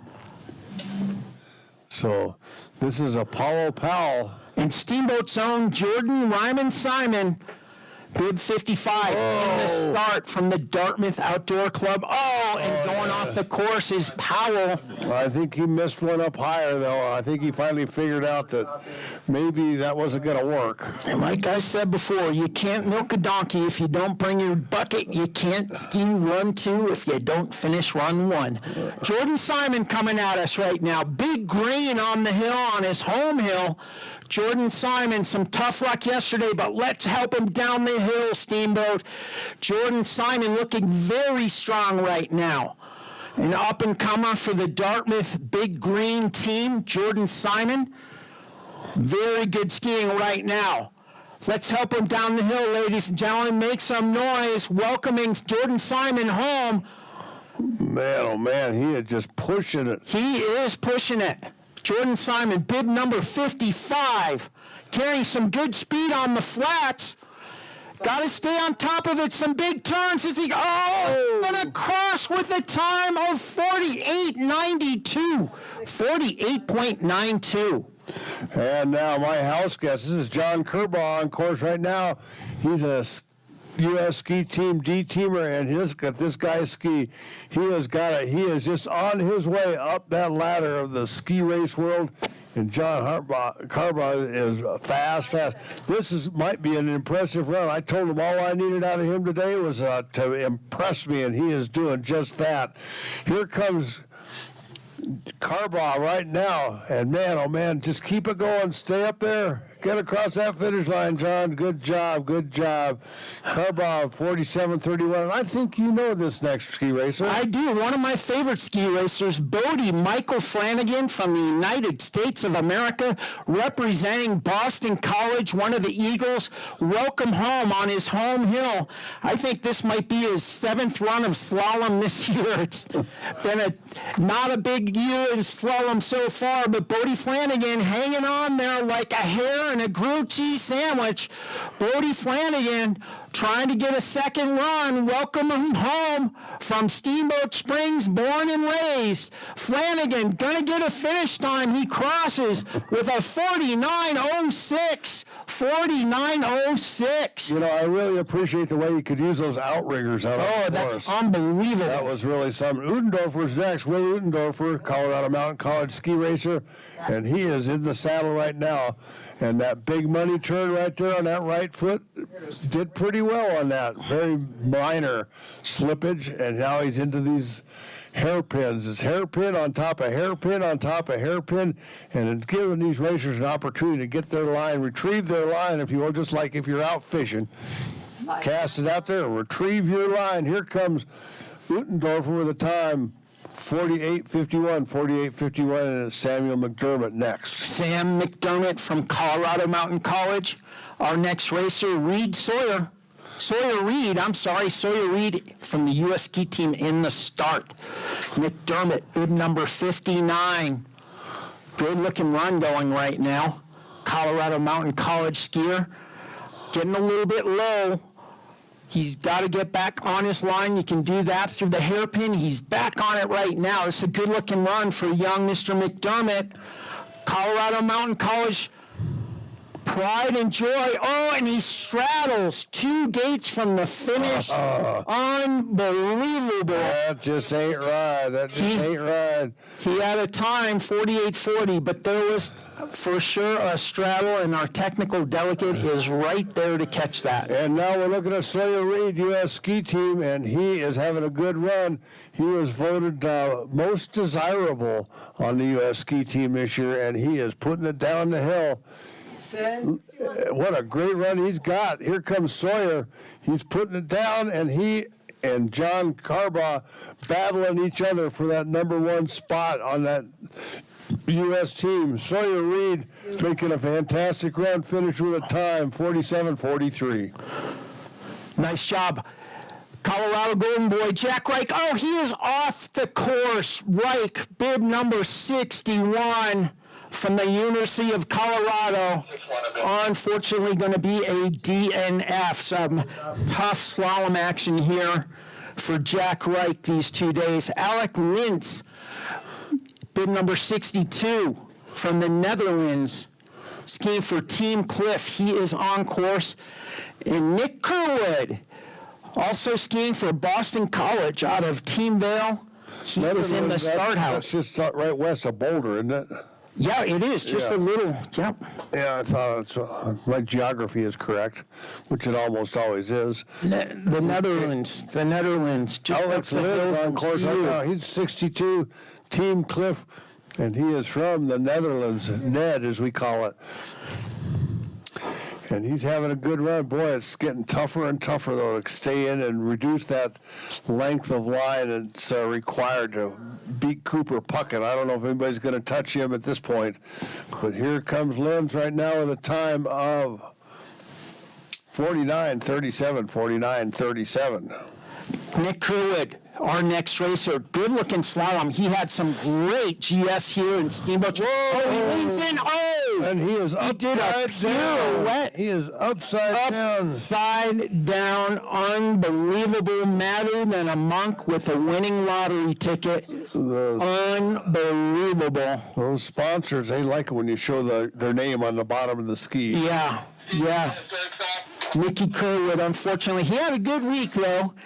Here, getting a top 10 in GS. That was pretty great skiing. Pretty admirable. Yeah. Jevin Palmquist of the Skiing Palmquist in the start house from Team Summit. 1064. On starters' orders, I love that. The rule in the FIS rule book says these racers must start within about 10 seconds of the command go. Within about. So I hope they never get rid of that rule. Jevin Palmquist is within about 10 seconds, and he's come into view from Team Summit. And Steamboat Springs' own born and raised Kyle Kagan. Kyle Red Sox Kagan in the start house for Bates. But this is up-and-comer Jevin Palmquist, and he can ski some slalom. looking strong right now. Palmquist, bib number 64. And we're not even halfway through this field right now. Palmquist, a good looking run. Gonna move up quite a bit. Crossing with a 35th fastest time of 47.63. 47.63 from Palmquist, bib 64. Unbelievable ski racing we're watching today. This is Kyle Kagan now on course skiing for Bates. He started out his ski racing career right here on this hill, and he knows every nuance that's out there. Look at the way he's handling that steep spot. This is nothing new for this Bates ski racer, Kyle Kagan, bib number 65, and he is having a good, solid-looking run. He is not only going for a second run, but he's going to smoke the field as he makes his way down in here to the bottom. Kyle Kagan finishes up with a time of 48.29. 48.20, nice run, Kyle. Red Sox Kagan currently in 39th position. Stuart Bruce, another one of those racers with two first names. He is on course from Ski Club Vale number 66, who'll be followed by Hunter Solani from the U.S. ski team. But look at, oh my goodness. Just got those feet locked together and could not recover. So Stuart Bruce will not finish. And now we're going to move on to Hunter Solani from the U.S. ski team. 6-7 on, 6-8. Hunter is 7 seconds in, should be coming into view right about now. Here he is. No, he's not. He went off the course. We didn't even get a chance to see him. He had a ticket for the Alpine Slide and wanted to get one more ride. He was a little late, huh? A little late for the last ride on the... Well, at least he didn't have a ticket for the mountain coaster over there at the Big Hill. That's gone. You would have to be waiting a while.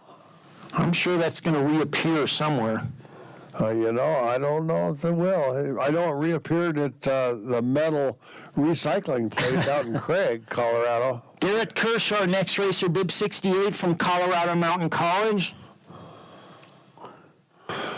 And some good ski racing happening right here. Theodore Kim in the start house. You remember what his nickname was? Ted. Theodorable. Adorable. But this is Garrett Kirsch. Gonna get a second run. He's pushing, pulling, scratching across, crossing 47.69. 47.69. Moving up into 37th position. Nice run, Garrett Kirsch. All right, now it's Theodorable Kim, bib number 69, and this is really a good-looking, fast run. This Colorado Mountain College skier, and there is a bunch of oh no! He got going faster than he could handle. I think yes. What really happened there. Graslak next on course. Aaron Graslak from where is that? New Mexico. 7-0 on, 7-1. NMU. In the good old days, that would be New Mexico. It would, yeah. But we know it's not. Gerzlak, bib number 70. He's an American. And Steamboat Springs' own Chase Seymour from the Golden Buffaloes in the start house. Chase Seymour, he might be the smartest guy out here. That would include you and me. Well, that's definitely not hard to do. Yeah. I mean, I got ketchup on my SATs when I took it, so. Yeah, well, dog or hamburger? Hot dog. Yeah. Gerzlak, bib number 70 from NMU, and he's going to cross with a 50.14. 50.14, currently in 48th position. Chase Seymour Skimore coming at us right now. Skiing Squeegee, the Buffalo from the Steamboat Springs Winter Sports Club. That's right. And Chase Seymour, man, oh man, is this guy putting it down the hill. Oh! 7-1. He will not finish. Seymour will be done for the day right there. Very unforgiving course here today. Now it's Ryuji Gaman on course right now. He's a Japanese ski racer, and we've watched him for the last few days, and this guy can really put it down the hill. We'll see how he does today. Oh, big problem up there. Oh, he is off the course. will not finish. That means Noah Bindus will be our next racer. He's skiing out of Aspen. And Noah means business. Noah means business. Aspen Valley's Noah Bindus, bib number 73, our next racer. Caleb Unger in the start. Is that Mount Bachelor Ski Education Foundation? It could be. I think it might be. I think I saw him in the lodge. Oh, and going off the course. Oh, man. Bindus, We're bib losing. number 73, a DNF. And we're losing a bunch of them right there on the top part of the course. We can't quite see what's going on from this vantage, but it is certainly taking its toll on our last three racers. Yeah, this Caleb course, Unger on course right now. as they say in the business, harder than handcuffing a rattlesnake. Is she right up there? Caleb Unger on course. From the Mount Bachelor Ski Education Foundation, I believe that's correct. But again, Everything we say is officially unofficial. the buck doesn't even slow down here. Some ski over and some ski Unger, and this is one of the Unger skiers, bib 74. Colin Hanna, bib 75, in the start from the U.S. ski team. But Unger carrying good speed, but he's getting low here, and that's losing a lot of speed, crossing 48.82. 48.82. Oh, is he still in? Colin, you know, he made it 3 gates yesterday, and he said the goal today was 7. It's going to be very close. He's going to be very close. Will not finish, bib 75. Will not finish. That's 2 days in a row. I know this is not what he planned on when No. he drove all the way down here from Sun Valley. Darn it. Talk Darn it. about your rotten luck. Carson Hume, our next racer, bib number 76 from Ski Club Vale. And Cashton Yeager, bib number 77 from Afton in the start. Man, this is some tough skiing going on now. And as we get deeper into the pack, those ruts and those course conditions deteriorate a little bit with each ski racer, and you add them all together, and it is not the same type of course it was when we started this race today. But Cooper Puckett, he didn't seem to be infected by it. Didn't bother so much. him. The only thing bothered him was he was going so fast, his eyes were tearing up. Yeah. So right now we got Carson Hume from Vale, and he's just crossing the finish line. Hume with a time of 48.13. 48.13 for Carson Hume, and that's Cashton Yeager from USA. He's from USA. USA, baby. And he is on the upper steep, dark, scary section, the Afton Alps skier. He knows a thing about that you right there? He sure did. I can't Very believe it. friendly racer from Central Nation. Probably has a few relatives watching online on the World Wide Web here on the www. Murphy Roberts YouTube channel. Oh, no. Getting a little low and over-rotated. 7 will not finish. Now one of my favorites, this is Tucker Sheldrake. He's all the way from over there in Glenwood Springs. He sure is. Sunlight's pride and joy coming at us. And this guy's got some length. If he uses it the right way, he can put together a real pretty run. Just let those skis move back and forth underneath him, and you can see him doing it right here. Boy, he's got some what a great good turn. slalom going right now. Yes, he does. Just time to hang on now.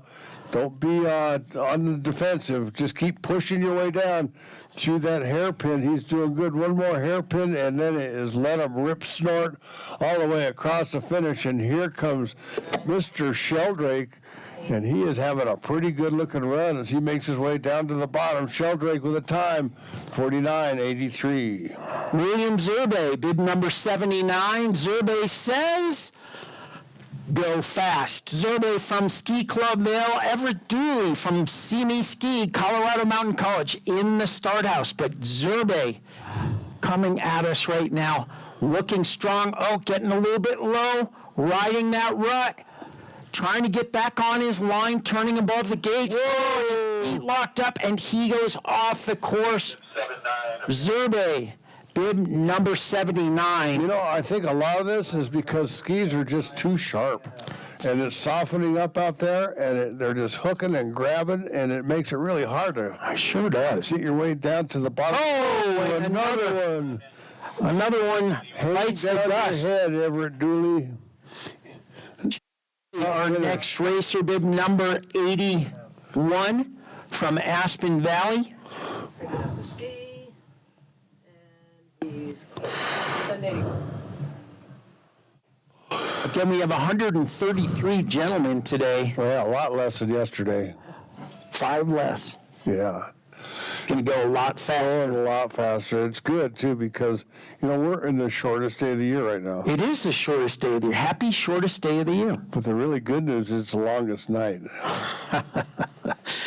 This is Chase Kelly, another one of those racers with 2 first names, bib number 81. Aspen Valley ski racer, looking good right now, coming at us. Carrying some really good speed. Keep it up. Here we go. Chase Kelly, Ryan, Kyan Hopke in the start house, but Chase Kelly having a fine run, starting way back in the 81st position. You know, our technical delegate is from Finland. She says they haven't seen the sun there in 3 weeks. Is Kelly, Chase Kelly, he's crossing with a 50.19 for bib number 81. Kyan Hopke, bib number 82. He's from Buck Hill. Central Nation ski racer. Do they do slalom there? I've heard 1 or 2. 1 or 2 of them. Joe Paul told me that. Yeah, turn here. Turn here. Here comes Hopke, and he's actually having a really good run, but of course he is a slalom specialist, and it's showing right now. Into the final hairpin for Hopke, and he is really having a good run as he gets down to the bottom. These last few turns are so critical. Hopke finished with a time 49.95 for Hopke, and we turn the page. Turn the page. Henry Andre, bib number 83. And his, I'm going to guess it's a relative, Stanley Andre, in the start house. That would be a good guess. Andre, the Andre Show, bib number 83, Henry, coming at us right now, Hammer and Hank, getting a little bit low on that bad boy line, trying to pull it back up. Stanley just about to kick out of the start, but this is Henry Andre, bib number 83. This is a good run, Squeegee. He's going to move up here on this field. He's crossing with a 49.42, moving all the way to the 50th position. Now it's Stanley Andre, bib number 85, another Vail ski racer, and he's on the top part of the section, just into view, having a good-looking run so far. Let's see what happens as he gets here at the money turn, just 3 turns away, right there it is, and he skis out really well into that hairpin on the steep face. Coming out of that, a couple of big swooping turns, another hairpin, and then back across the ski hill, going the other direction, one more hairpin to bring him back and line him up for the finish line, and that is all she wrote. Stanley Andre having a great run, bib number 85, with a time on his run is 49.5. Right behind his relative, Henry Andre. Jake Morgan, bib number 86 from Aspen Valley, and Steamboat's own Colin Kagan in the start house. And going down is Morgan. Bib 86 is going to be a DNF. Send 87. Oh, monsieur. Timing copy 86 DNF. Jake Morgan, DNF. That man needs a hug. He's going to go over there and just slip that training course, I think, just because he's such a good guy. He is. Talk about good guys. The Instagram sensation, Colin Kagan, bib number 87. I think he's actually almost an influencer. You think he is? I think he's an influencer. His ski ability is certainly influential. This is really good skiing. His brother Kyle skied great just a little bit ago, the older brother for Bates College. Colin taking a gap year right now, holding on. He's a giant slalom master, but he's doing some good slalom skiing right now. Let's help Colin Kagan down the hill, ladies and gentlemen. Colin Kagan from the Steamboat Springs Winter Sports Club going to cross with a time of 50.00, 50.00. Colin Kagan going to get a second run. And Brady Malbaugh on course right now, a Vail ski racer. He's coming into Coach's Knoll. Is he going to make it? Seems like he's sitting back just a bit too much to navigate this bottom part of the course, but he's still hanging in there. This guy is a fighter. And he's still going. He's like the I think that's legal. He's like the ever-ready bunny. His momentum kept going. His momentum? Momentum. Yeah, you got to have some momentum. Oh, man. Oh, no, too close to the finish, but that will be a did not finish for number 88. Now it's Thomas Menon. Thomas Menon coming back from injury right now. I saw his coach, Garrett, last night. He said Thomas ready to rip right now. Thomas Menon from the Menon ski team. Bib number 89. Looking good right now, getting a little bit low, but he is hanging on. This is actually very fast. And he gets locked up there. His feet got jammed up a little, but he is going for it. This is going to be a good time. Thomas Menon going to cross with a time 49.57, 49.57 for Thomas Menon. And you know who's next? Jonah Fleischer. He's a good announcer. I don't know if you heard him last night. Yeah, I did. And he put it down and did a great job here. Whoa, inside ski turn. Did you see that? I'm surprised he's not wearing his canary yellow ski suit today, though. That's only for the lady. No. He's doing it. He's back on, and he's back skiing. No mistakes as far as legal course running goes. Just not quite as fast. Stand up straight. He is out. Fleischer will not finish. 90 out. And that means Andrew Gunther will be our next racer. He's out of Vail. Bib 91. Nico Leinig in the start. Andrew Gunther. We have a missing racer. He is a DNF. Ausgeschieden, bib number 91, Gunther. That means Nico Leinig, bib number 92 from Team Summit, is on course. Should be coming into view right now. There he is. Look at that on the upper steep, dark, scary section. He'll be followed by Tyler Hopkins from Ski Club Vail. This is Team Summit's pride and joy. Nico Leinig looking good right now. These youngsters coming from back in the pack. It's just so important to stay ahead of these turns right here. He is holding on for dear life.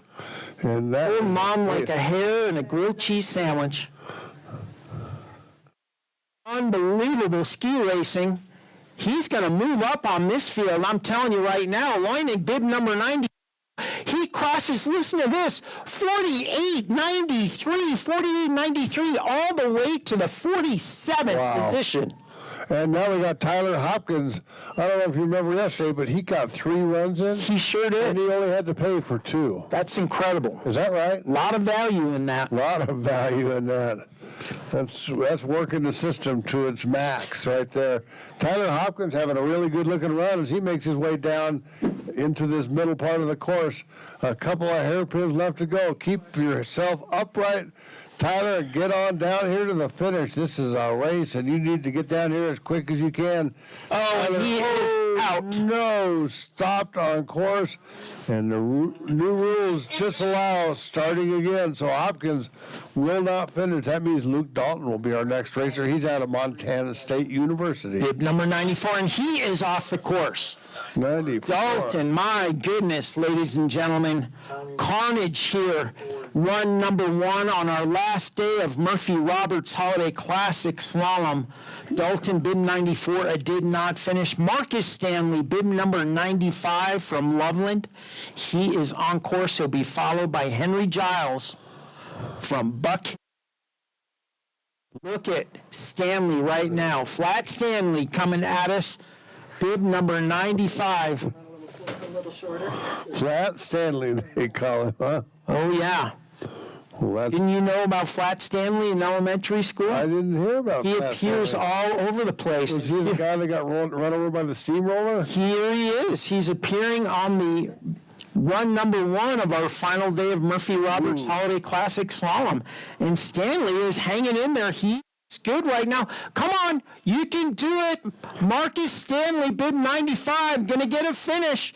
He's crossing with a 50.63, 50.63. And now from Buck Hill, Henry Giles, bib number 96 will be our next racer coming at us. He's on the top part of the course, and he has stopped. So Giles will not, I'm not sure what's going on. He's back on course and he's back skiing. We'll have to talk to our jury to see where that stands. And he is off. He's stopping to get some feedback from the coaches. Maybe it's that little Starbucks stand. Yeah, I know. You mentioned that before. That is so cool. How many ski races can you go to and get a nice steaming cup of Starbucks midway down? Not many, but more and more all the time. It's becoming more and more popular. It's a non-union Starbucks shop up there, so that's why it can happen like that. There we go. Aiden Olson, our next racer, bib 97 from Eldora Mountain Ski Club. And he's looking for a finish, and he has got, nuclear-powered shin guards and knuckle bucket guards. I like those knuckle bucket guards. That way you never scratch your knuckle buckets. Nope. You don't want to scratch. Look at that skiing right now. Olson, bib number 97, the youngster from Eldora Mountain Ski Club. And he is going to get a finish, by golly. And he crosses with a 51.02. Jack Steiner, bib number 98, coming at us. He's from Aspen, and he's having a good-looking run on this top portion of the hill, but it seems that as we get further and deeper into the field, it's the bottom part of this race course that's causing all the problems. So here comes Steiner, Jack Steiner, and he is having a pretty good-looking run, slipping a little late and low right there, but here comes the hairpin chance to get it all back together, and he does. Back on course, and I would say that his skis are just like a little overly sharp as well.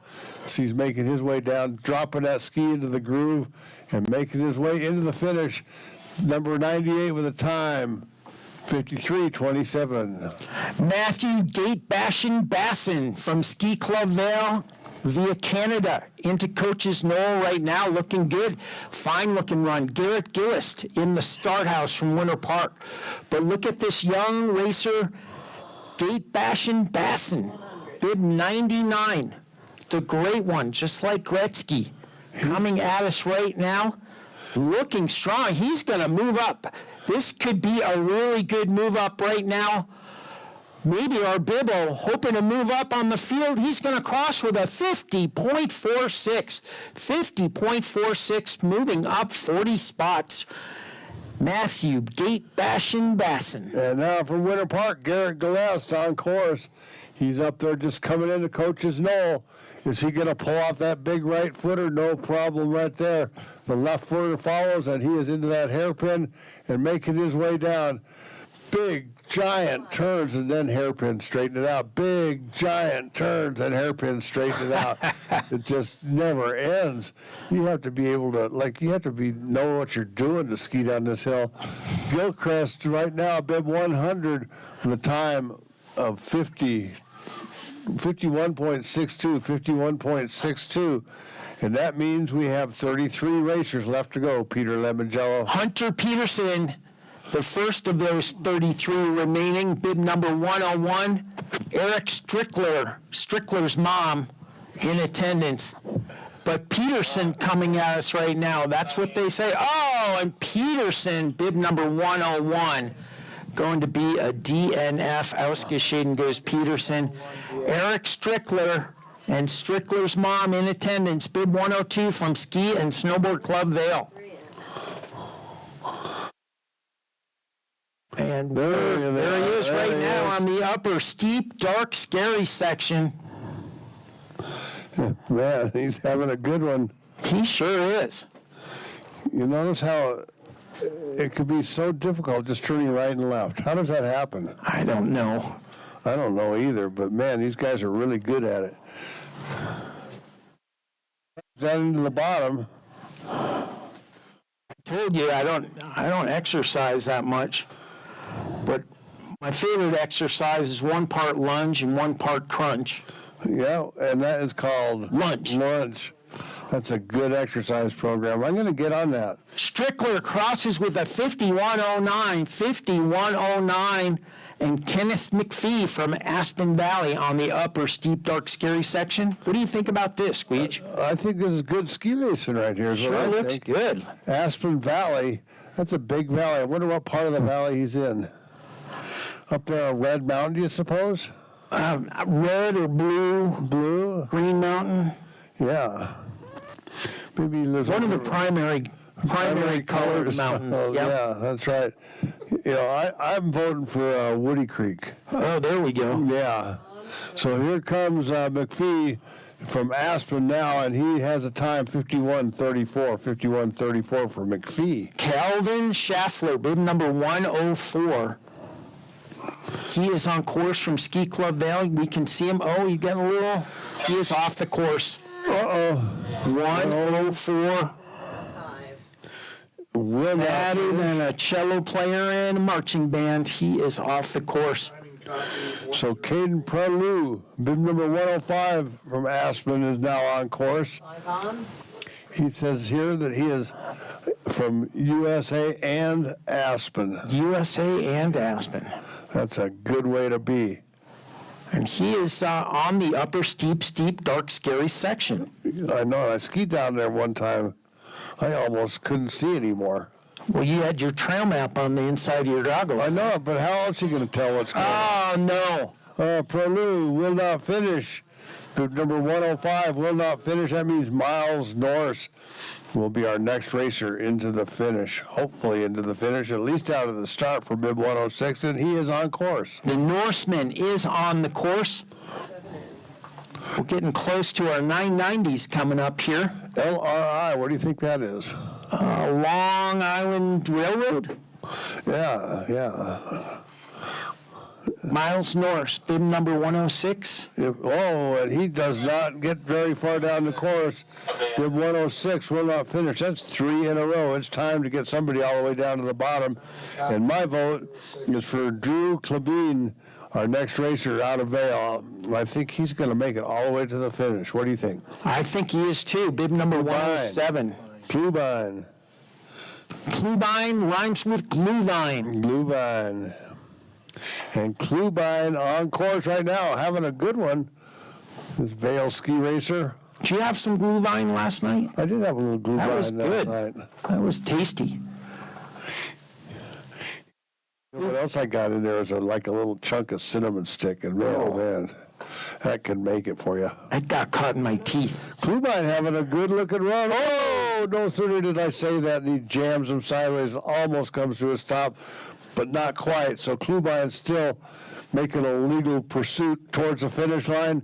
Here comes Klubine. Bib 107's time is a 53:13. 53:13, had a couple little bobbles, but what did I tell you? He made it to the finish. He sure did. Fletcher Hutto from Aspen Valley, our next racer. Bib 108. Let's look at what he...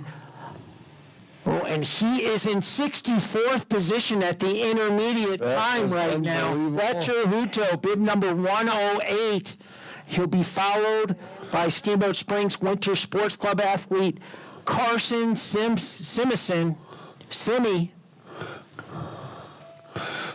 Steamboat Mountain School. Oh, and getting a little bit locked up here is Hutto. He makes it. He's going to get a finish time. Bib number 108 crossing with a 53.16, 53.16. Now, if you're a fan of the Steamboat Springs Winter Sports Club, like I am, pay attention to these next 3 racers. Carson Simison, Owen Wither, and Nick Bradford, all in a row coming down here. It looks like Simison will not finish. So too bad. Now that means it's all up to Owen Wither. Owen Chiller Diller Wither. He was voted most likely to at the Steamboat Mountain School, coming at us right now. A true outdoorsman, likes to press wildflowers in the off season. I heard that. And he looks good right now. And A style we haven't seen He saves baby seals, I heard, in the early spring season. since the great Scott Wither took the field. Owen Chiller Wither. He is skiing very aggressively. Let's hold on here. These are the critical turns right now.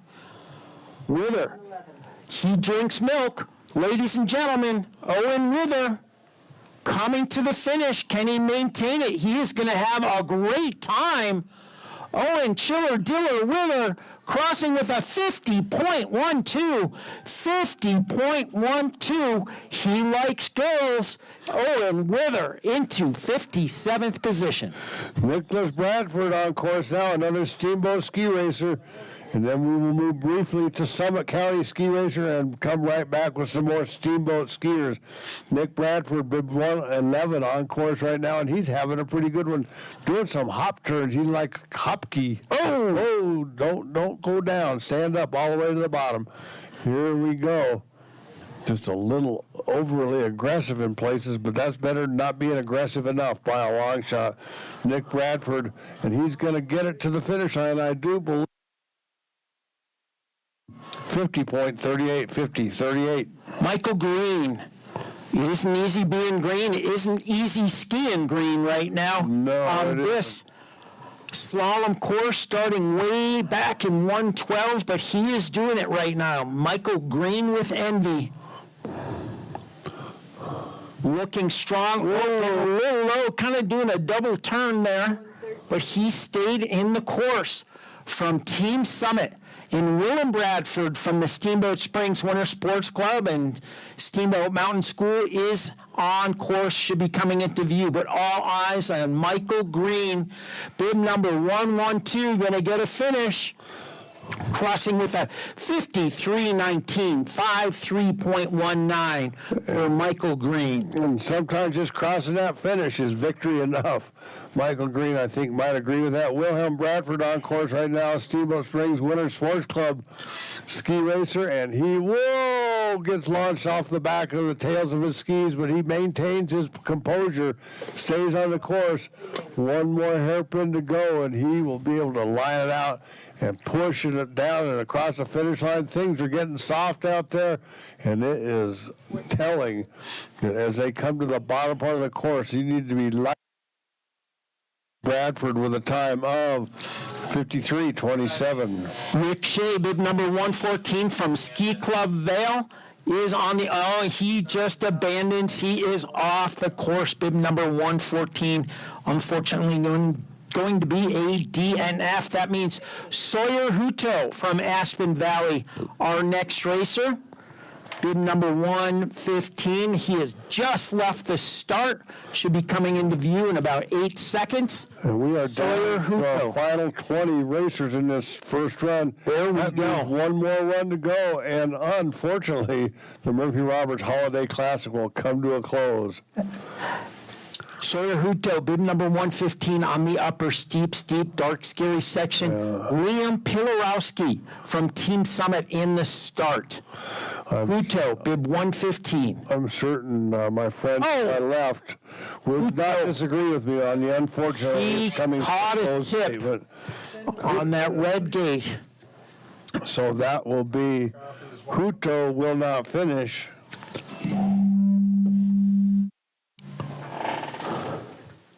Next racer on course, Liam Pilarowski and Steamboat's own Cayman Beauregard from the Steamboat Springs Winter Sports Club in the start. Pilarowski, bib number 116. The pride and joy of Team Summit coming at us, looking strong right now. Pilarowski into Coach's Knoll. Into the money turns coming up right now. 1, 2, there it is. Nicely done, Mr. Pilarowski. Whoa! Jams up, but he's still in the legal spot on this course, so everything appears to be okay. Cayman Beauregard kicking out of the start should be coming into view. This is Pilarowski, bib number 116. The very turny finish flat area. He's going to make a finish 57.21. 57.21. Now let's take a look at Beauregard, the steamboat ski phenom, on his way up in this world of fifth ski racing and climbing quickly. It wasn't that long ago. He only had 999 points, and now he's all the way up to 148, making some nice round turns, just staying on that edge, letting the ski do all the work as he makes his way down to the bottom. It's rugged now. You can see him jamming those skis in and out of the groove as they make their way, but he is feeling groovy. Oh, and he gets across the finish line. He falls across the finish. I don't know if he... Did he make all the turns? I can't see that last gate, but we got a time, 51:59. 51:59. Got his feet locked up and back a little bit. Parker Kendrick, our next racer, bib 118. You can see him on the lower steep section here. Grayson Wickstrom. We'll have to from watch Team the Summit video in the replay on start. that Beauregard run. That was exciting.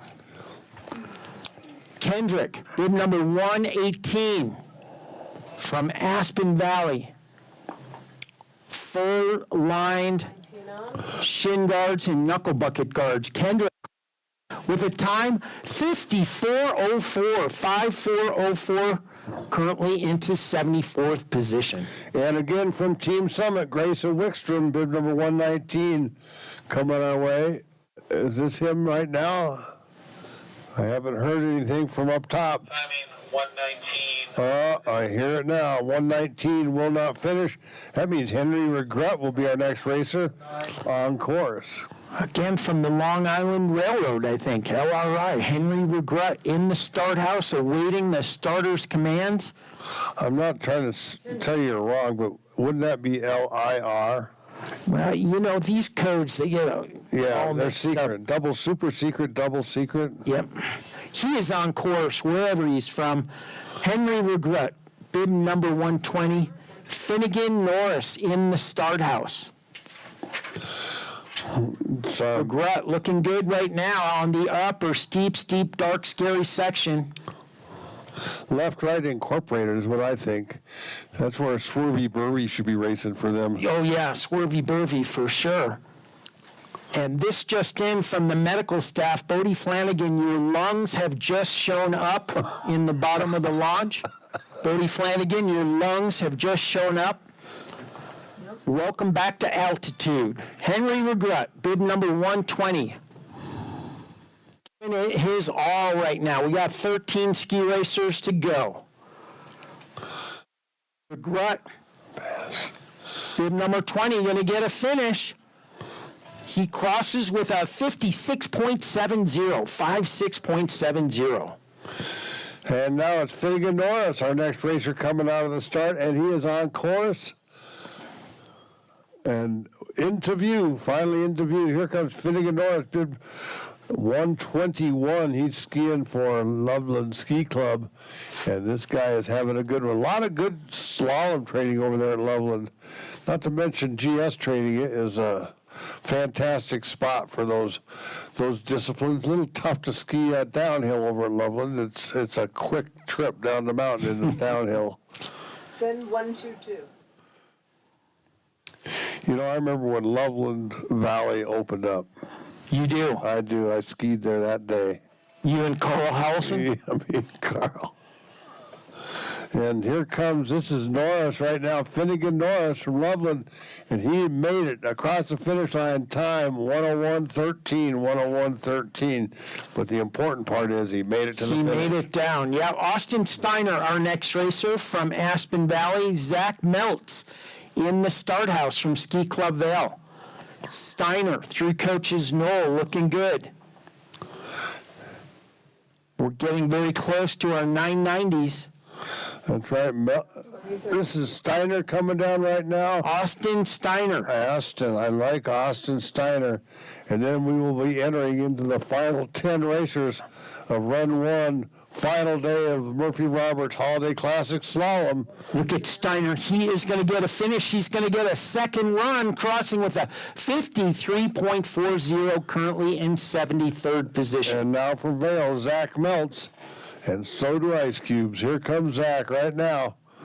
making his way down, and he's having a good-looking run. Well, that on is top a good-looking run on You the. know, with his 990s, you can never tell whether they're going to be world beaters or maybe still working their way up. But I love this part of the ski race every single time. And look at this. That was a nice turn there. This is a whole series of nice turns. Really paying attention to where he is on his skis, where his skis are on the course. And he is just having a spectacular run, making his way down. This Vail ski racer, Zach Meltz, is across the finish line with a time of 54.69. Ben Albrecht from Aspen Valley, bib number 124. Looks like he's our last scored, nope, second to last scored racer. And then we're into the 990s. Ben Albrecht from Aspen Valley. Van Glantz, bib number 125 in the start. But all eyes on Albrecht. Remember, we used to have Albrecht's Bakery over there in Sundance Plaza. Did we really? Yeah, it was open for about 2 weeks. Oh, no kidding. Yep. I bet it was good. It was good. Was that during the great flour shortage? It was the great flour shortage of the 2000s. Yeah, I remember that. Albrecht from Aspen Valley, he's going to get a finish time. He crosses with a time. Actually, we did not get a time. Oh, there it is. Okay. 54.00, 54.00. Yeah, the great flour shortage. And there I was, right in the middle of a paper mache project. That's unbelievable. No flour. What did you, paper mache? Mache, yeah, it's French. Van Glantz, Van Glantz. And now we're into our 990s, starting with Adrian Beauregard from the Steamboat Springs Winter Sports Club. And Adrian, the Beauregard family, they hold a long history of ski racers around here. They sure do. And this is going to be a good time if we can get him down the hill, because Adrian is fast. F-A-S-T. F-A-S-T, here it comes. And I think he finished yesterday, so this is going to put him into the points on the next FIS list, so that will be a wonderful thing. Good looking skiing right now from the young Beauregard. You know what? He's not holding back. He is trying to win this ski race, and he might just do it. Maybe not today, but sometime soon in the future. I think we're going to see him taking home those multi-$1,000 checks. Here comes Beauregard. He's going to cross with a time 49.54, 49.54. Currently, and listen to this, 53rd position. Wow, that's a pretty significant bibbo. Seth Montgomery on course next, and he is coming into Coach's Knoll, having a pretty good looking run too. These 990s, you just never know. Ooh, did you see that? That was like a Bodie Miller fist turn. It was like, put that fist down and turn right around. Actually, the first time I ever saw that was with Ingmar Stenmark at Aspen. Yeah. He stuck his fist down and made it turn right around there. Skiing on Elon skis and Colmar boots. Unbelievable. Unbelievable is right.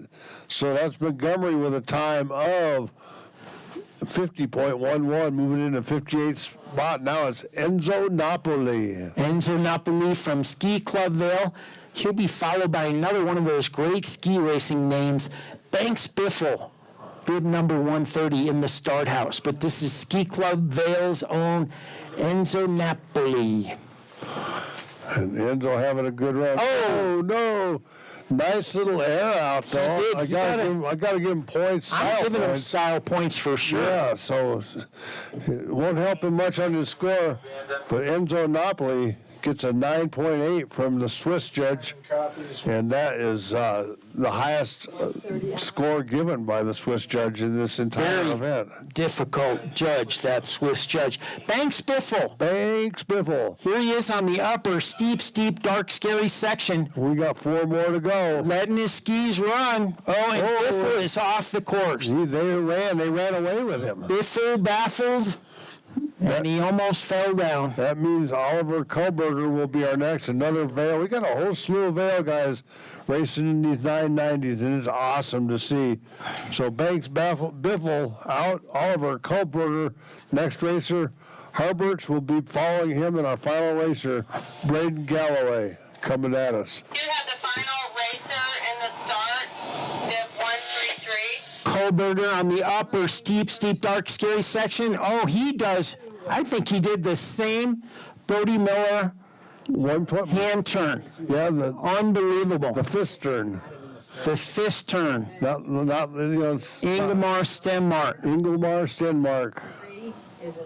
This guy's going for it. Yes, he is. Holberger, bib number 131. This guy, this is a He's going to move up on this field quite a bit as well. The youngster from Ski Club Vale in his first Holiday Classic. Down here on the flats, with a 52.27, 52.27. It looks like Bergen did not start. So our final racer, Braden Galloway from Team Summit, is on course, Squeegee. I don't know who that is slipping the course for the very last racer, but we need to give that man the sportsmanship award. Absolutely, for sure. Men's second run will be at 2:30, so inspection is open right now. 2:30 for the men's second run. Oh, and it looks like we lost Galloway, bib number 133. Unfortunately, a DNF. Unbelievable. How about Super Cooper Puckett? Unbelievable. He might be able to pull off a three-peat on That would be incredible. That would put him $6,000 probably plus Yes. the overall. So that would be $7,000. $7,000. I'll tell you, you know what he needs to do with that money? Get more style points. He needs to buy some butter because he is on a roll right now. He needs to take good friend. care of the announcers first. Unbelievable. Again, want to recognize our gold supporting partners, the City of Steamboat Springs, Oh, look at there. Deer Park Road, Native Excavating, Smartwell, Steamboat Radio, Steamboat Ski and Resort Corporation. Don't pull that course yet, folks. We got one more run. Steamboat Orthopedic and Spine Institute, Steamboat Sotheby's International Realty. Skiing down the top section, and one of the athletes that was coming in. Oh, looks like we may actually have a rerun here. Yeah, that's what they're saying, a provisional rerun. Provisional rerun. Do you know that? I remember one time this kid was over at Beaver Creek and he got 5 reruns and his coach I knew that kid. pushing him in, saying he was smarter than the start referee. He just kept saying, no, that wasn't right. I remember that. Yeah. That guy was a chick magnet. Yeah. Now he's a refrigerator magnet. We are going to get one more, it looks like one more run here, and I think that's Braden Galloway. Just hit the Palma. He's at the Palma right now. We are going to have it. Everybody down there and not moving. Braden Galloway, please go to the top. There was nobody in his way. It's just the movement in that spot. And that is exactly how he explained it to me. Want to continue with our gold sponsor, Steamboat Sotheby's International Realty, So we run by 15 minutes to 2:30. Enviro Services, UC Health, SBNY, and Colorado Event Rentals. And Squeegee, do we have an update on the second one start time? Roger that. He's on the left. I think we just pushed the start time back 15 minutes is what Well, I'm not quite sure. He said 15 minutes, but then he said 2:30. Well, from 2:30. Yep.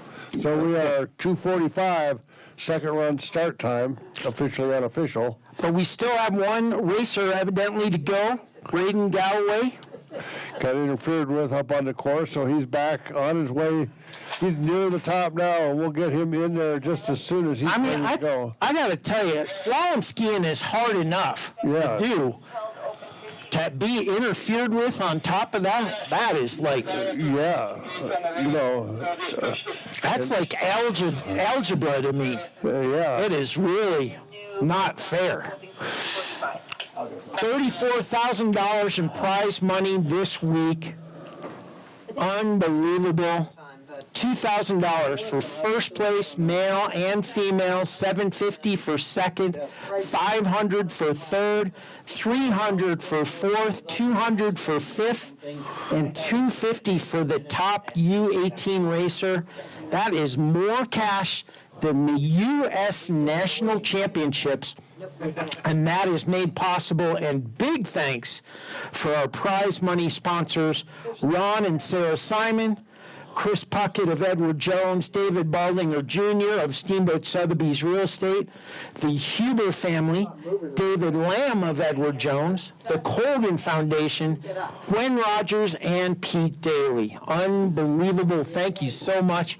Right now, Cooper Puckett, Jacob Dilling, Gianluca Boehm, Callum Langmuir, and Jay Poulter are tentatively in the money if they can duplicate their first run efforts. That's right. And, you know, we got to just hope for the best with Cooper Puckett, man. It'd just be so cool to get a three-peat out of this thing. That would be so good. Local, born and raised kid. 133 in the start for provisional. Can we go ahead and get a clear? For And the it looks like we have timing?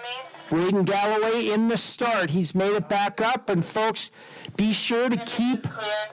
the race lane open right now. Braden Galloway about to kick out on the start to get his first run. Galloway from Team Summit. One last racer to go. There's Chris Puckett right there, man. Clear. We have For those about to shovel, we salute you, Chris. All right. He's had a shovel in his hand for 4 days. I swear to God. Braden Galloway Okay, guys, having fun? about to kick out of the start. Again, the second run being pushed back 15 minutes to 2:45. And Braden Galloway is on course. Everyone, just a heads up. Course on skier's right. There is one last racer. Here he is right now on the upper steep, dark, scary section. Braden Galloway from Team Summit. Looking strong right now, letting the skis run. He finishes. He's into the intermediate timing. He's 68th at the intermediate timing. He's going for it. Mistake right there, though, coming into this hairpin, and now he's back on course. Can you? 2 more hairpins to go, and he will be home free, I would hope. But boy, we've had difficulty in these races from the very top to the very bottom of this hill. Braden Galloway at you crossing with a time of 55.99. 55.99. Drop back a little bit into 81st position. And that concludes our first That, my friend, is a concluding run. So we'll be back here 2:45 for the final. Really unbelievable ski racing. One more run to go. We're going to take a break. This is Peter Lemongello. and Squeegee Pepperone. We are signing We off. are out of here Right. temporarily. Just end up buying a car and paying off loans. For the final race.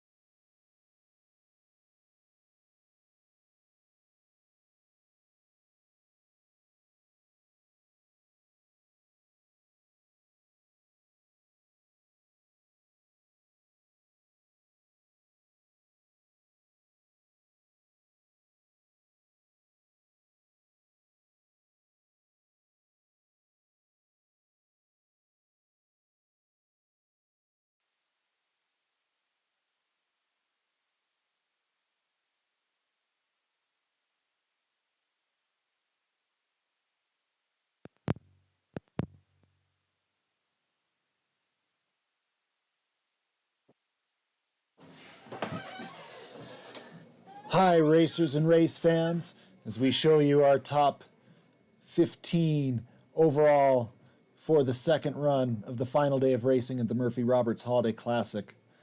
I'd like to share with you that several years ago at the Steamboat Springs Winter Sports Club, we embarked on a quest to bring local ski racing to the world, to put a spotlight on these impressive athletes, and to be able to share the excitement of their competition with parents, grandparents, aunts and uncles, teachers, and friends across the country and beyond.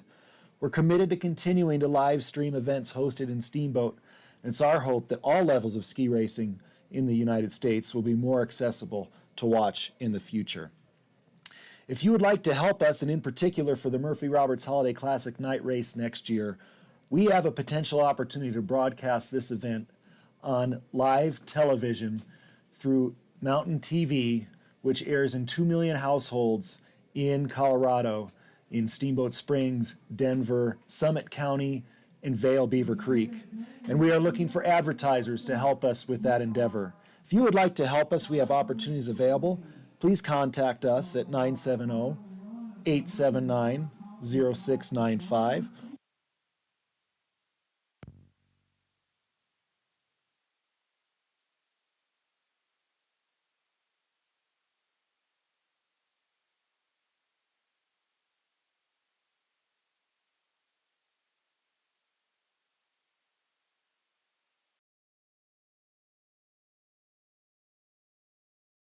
Money. We've been talking about it all week long. It's unbelievable. So again, a big thanks to our prize money sponsors, Ron and Sarah Simon, Chris Puckett, Dave Ballinger Jr., the Huber family, David Lamb, the Colgan Foundation, Gwen Rogers, and Pete Daly.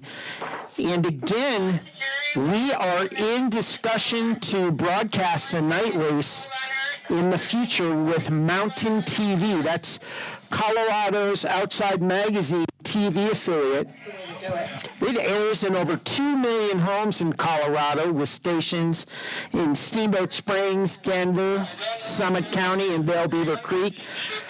And we're looking for advertisers and supporters. So if you're interested in supporting this fabulous event and televising this broadcast, please contact the Steamboat Springs Winter Sports Club.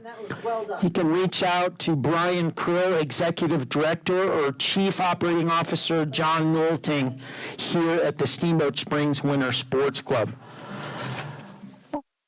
Looks like we're going to have, I know we have one forerunner. Trevor's up there. We have Trevor Palmquist. We're down to, we don't have two runners, we have a one runner. One runner. A one runner on the course right now. And boy, oh boy, we are in for a treat. This second run, set by Doug Elsey of Team Summit. And we'll see if it benefits the Palmquist brothers, who are skiing tremendously well. Camden, our big winner last night, $2,000. But right now we're looking at hometown boy. Yes. Him down the top seat. Super Cooper Puckett. He will run 30th on this run and see if he can do it again. I'm voting yes. And Squeegee, very interesting. We have a three-way tie for 10th. Three-way tie for 10th. We do. Alejandro Puentesayas,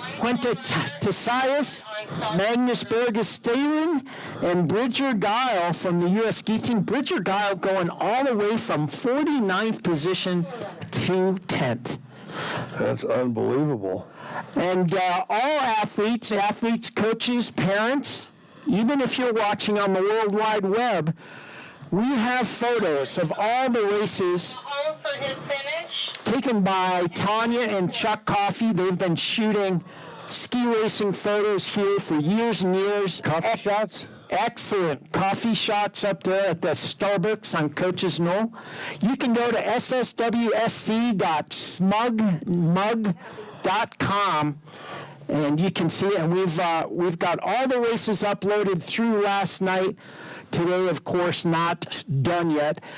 Here comes Trevor Palmquist, Our one runner. our one runner, Cornelius, and Trevor, is that a thumbs up from you? Good looking run, good looking ski racer. His coach, Doug Elsey, setting this. Cooper Cornelius from the U.S. ski team, bib number 45, awaiting the starter's command. And there is a lot of pressure, Squeegee. There is a lot of A pressure. lot of money on the line. More pressure than drinking 2 cups of coffee and eating a bran muffin and realizing you're in a 2-hour traffic jam. That is some pressure, if you know what I mean. Cooper Cornelius just getting the send command, and he is on course, and we are underway. The final run of the Murphy Roberts Holiday Classic. Unbelievable. Cooper Cornelius from the U.S. ski team. The Stifle U.S. ski team looking very fast here. This run set by Doug Elsey. Look at the speed coming right down the foul line, right down the center of Howelsen Hill. Cooper Cornelius, bib number 45. He'll be followed by Squeegee Pepperone's favorite racer, John Kerbaugh. But look at Cornelius. Cooper, Yukon Cornelius. He wants to be a den. I would make a prediction. Whoa! 40.14. Hop in the FM Light and Sons leader saddle. The time to beat 127.53. And now here comes Kerbaugh, U.S. ski team racer, and he is having one heck of a run right now. He is fully enthused. He promised that he was going to impress me today on this run, and so far he has done just that. Great looking ski run right here for Kerbaugh as John comes down, U.S. ski team member, and he's going to be followed by Asko Lindemeyer. But this is Kerbaugh right now, and he is putting it down. Is he going to have enough to get across that finish line and knock Cornelius out? A blue gate knocked out right there. And he comes second fastest. 40.43 for Kerbaugh. Combined time 127.74. About a quarter of a second behind Cornelius. So, wow, we're starting right off with a bang, and we got a ski race going here, folks. Look at Axel Lindemeyer, the apex ski racer from the United States of America, skiing very fast right now through the flush, the final turns. Look at this ski racing. Ladies and gentlemen, do we have a Lindenmeyer, 40.21 combined time, 127.29, 127.29. Hop into the FM Light and Sons leader saddle. Now here comes a hometown boy. This is Trey Seymour. He skis for DU, but he grew up right here in Steamboat, Ski Town, USA, and he is showing us how it's done on Howelsen Hill. He is so familiar with the terrain on this hill. It is everything he's got, and he's making a beautiful run. I have not seen any mistakes on his run so far, and I don't anticipate it. This is Trey Seymour across the finish line. Fastest 39.70 combined time. Catch this, 126.77. And Seymour runs into the #1 spot. Adrian Minda Hunshammer, the Norwegian nightmare skiing for the University of Denver Pioneers. His teammate, Trey Seymour, sitting in the FM Light and Sons leaders saddle. That's a call. I'm actually watching Hunshammer, and he is hammering this hill. Look at this run. These gentlemen want a piece of the pie. $2,000 on the line. Hunshammer, again, the time to beat, 126.77. All eyes to the finish. 40.23 combined time, 127.25. And Seymour, man, what a run. Now it's his former teammate, Jeremy Knowlton, on course. Jeremy, another local kid, grew up right here in Steamboat Springs, and he is having a great run. Another one who really knows the nuances of this hill. Here comes Knowlton, and he is big, and he is strong, and he is putting it down the hill. Man, oh man, what a show Nolting's putting on. Just a few gates away from the finish line. Nothing fancy, nothing difficult. Into the finish line, Nolting with a time on his second run, 40.59. Combined time, 1:27.49 as he moves into fourth spot. And Seymour stays in the FM Light and Sons saddle right there, our leader saddle, but Jack Bowers, Power Bowers, coming at us, bib 23, also from the University of Denver, Pioneers. Look at this slalom action. Oh, and he leans in and he straddles. He is off the course. Bowers. Alskishin. That means we got to move on to Enzo Cianarelli on course right now. He's French skiing for Westminster College, and he has been a force to be reckoned with all week long. Cianarelli on course, just into view now, and man, look at this guy. It's just moving out on that top part, holding nothing back. He has every intention of moving Mr. Puckett out of that number one spot. And man, oh man, is it a race going right now. This is something, and that flush just lined up. It is in perfect alignment with where I'm sitting. It looks just like one pole stuck in the ground from here until they start whacking their way. Early with a time, seventh fastest, 40.67 combined time, 1:27.24. On the hill right now, from Steamboat Springs, Colorado, skiing for Middlebury University, Nico Richita, and he is flying, ladies and gentlemen. Look at this. Oh, my goodness. Oh, no, he leaned in, almost went down. But I think it might have made him go faster. I don't know. Through that flush, faster than aspirin, racing to the source of the pain. This is Richita coming at us, bib number 34, looking to move into first place. 40.68 into second position with a 1:27.13. Trey Seymour enjoys the saddle one more time. And now we're looking at Nick Chavel, Swiss racer, another racer at Westminster College. He's wearing bib number 12. He finished in the 21st spot on the first run, and he is putting it down. It's hard to tell. This long, lean ski racer really can be deceptively fast as he makes his way into the final few gates. And here we are. Chavel is 40.93 combined time, 1:27.25. Belant Uri, bib number 19 from Hungary, skiing for Team Cliff. He is on the upper steep, dark, scary section. Look at this speed coming off the steep face. Oh, and having to throw it sideways a little bit. The Hungarian, Uri, bib number 19, trying to unseat Trey Seymour from the FM and Sons leader saddle. Uri, bib number 19, he was 20th after the first run. Coming at us, is it going to... Uri, bib number 19, 40.29 combined time, and the time to beat 1:26.47. Have a seat in the FM Light and Sons leader saddle. And now it's Justin Bigetel, number 29. He was 19th on that first run, and he having a smoking fast run too.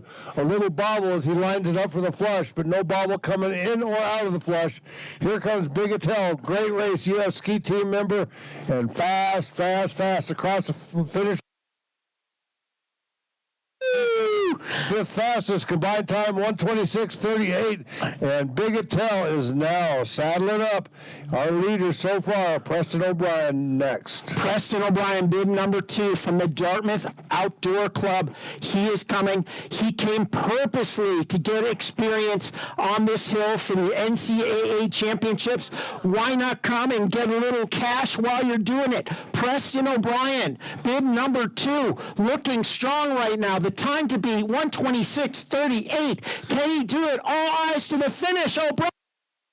40.83, not going to be enough. O'Brien, 40.83 combined time, 1:26.91, currently in fourth position. Now skiing from Montana State University via Australia and Ski and Snowboard Club Vail. This is Henry Hayden, bib number 21, and Hayden.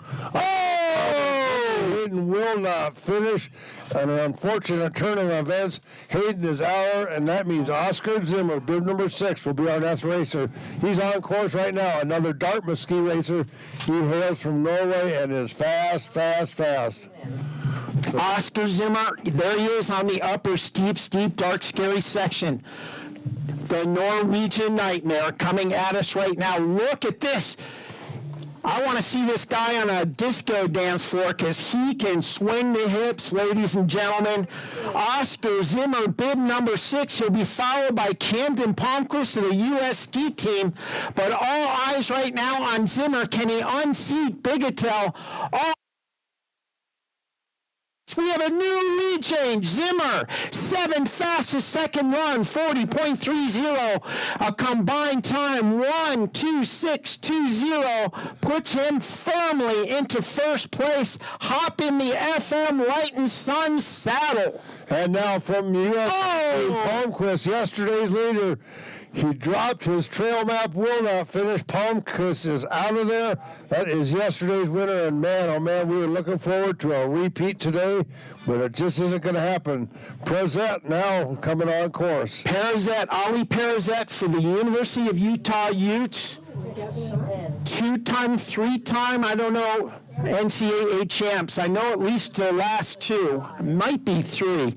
They're on fire. Perizet, he was 14th after the first run, bib number 22, and Perizet gets low.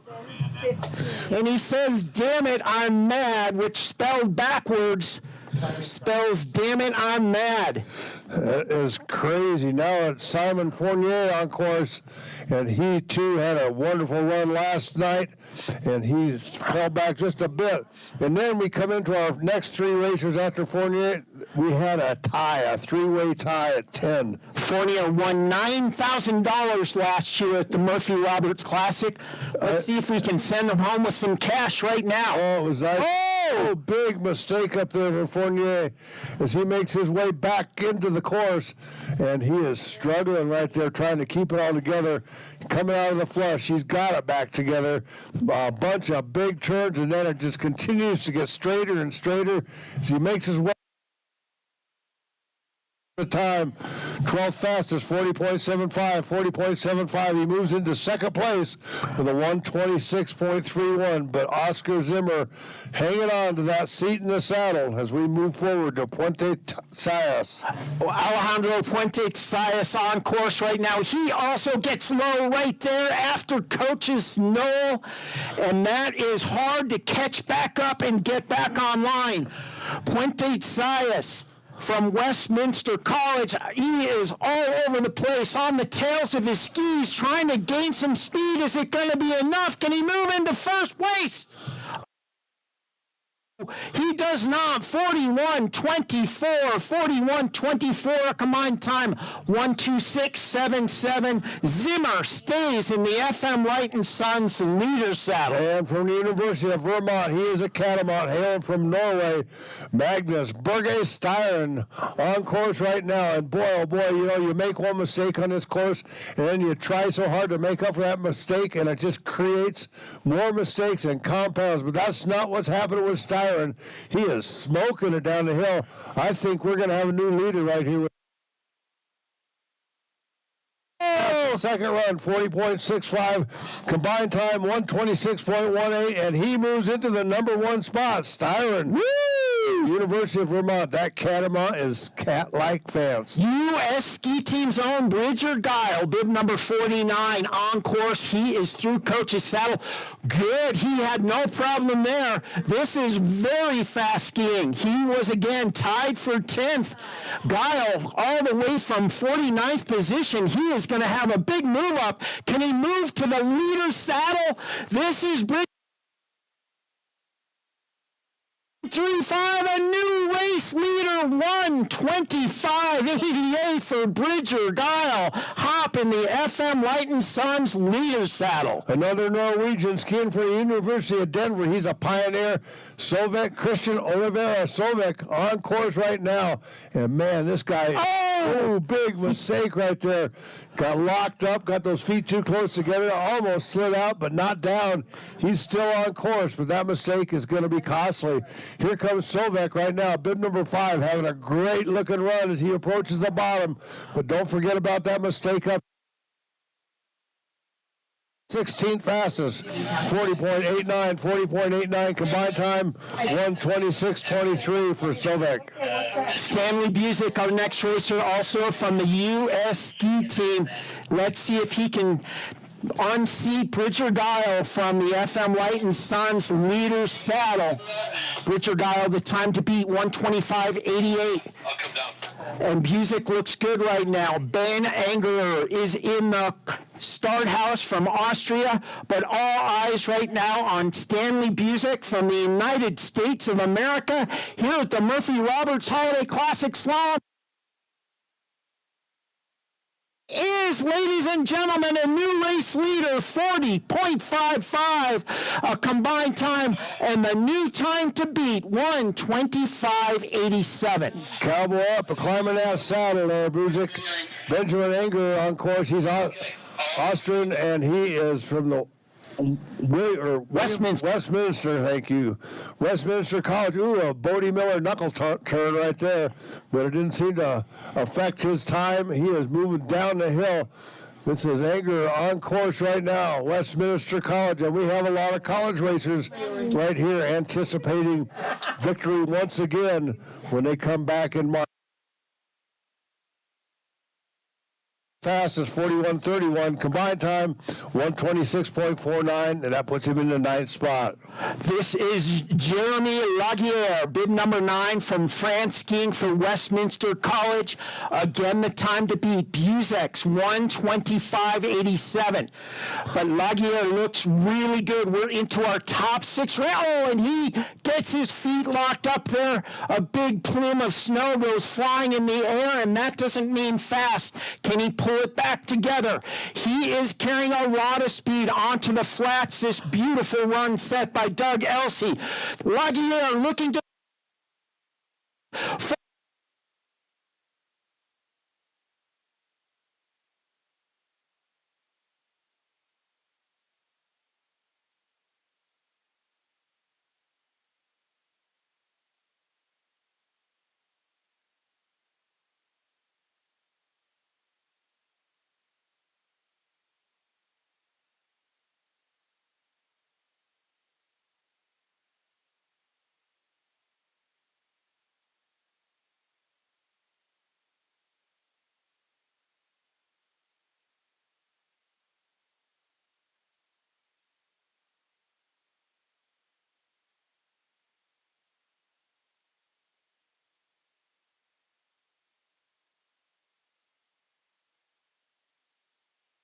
Britain, trying to bring his inner Dave riding onto the Slalom Hill here at Howelsen Hill. He is on the upper, steep, dark, scary section.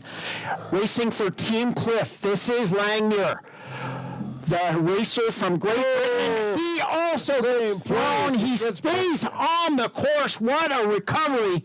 And Jacob Dilling in the start to CU Buffalo. This is for all the money right now. Langmuir, an incredible recovery from the young Great Britain ski racer looking to move up to the World Cup. Langmuir crosses with a 42.13, an incredible recovery. Combined time 1:27.01. Keep your eyes looking uphill. We got a Buffalo Stampede. Jacob Dilling from the University of Colorado is now on course, and is he going to navigate his way through that difficult part right there? Seems he's handling it well. Wow, that is great skiing. Great skiing as he comes through. Word got up to be careful right there, and Dilling is doing everything but being careful, but he is arcing each turn. Coming down into the bottom, he is cutting off every inch he has to spare as he makes his way. Dilling fully intended on making a... Second fastest second run time, 40.10. Combined time, 1:24.93. And Dilling moves into the number 1 spot. Climb up on that saddle, Jacob. Our next racer is on course right now. Gianluca Bohm, the Swiss racer from Montana State. He was second, and Super Cooper Puckett up in the start from the Steamboat Springs. Bohm is out. Bohm is out. My goodness. And that brings us to Cooper Puckett. He was the fastest on the first run. He won both of the giant slaloms. If he pulls this off, it's going to be a three-peat, and Cooper Puckett is going to pat his pockets one more time. Unbelievable. So Cooper Puckett, keep your eyes trained uphill. This is the race right here. Is Puckett going to do it? Look at this right now. Squeegee Cooper Puckett. He doesn't have much to give away. He's got to be careful, but he's got to be fast, or it's not going to work for him. Here comes Cooper Puckett. And he also has some difficulty. Oh, my goodness. To give away. He had about... Puckett just stumbling a couple times. That might be enough to cost him the race right there. Here comes Cooper Puckett, just a few turns away. He's pushing. He's skating. He's across the finish line. 41.69 combined time, 125.83, and Puckett falls into the number 2 spot. Position.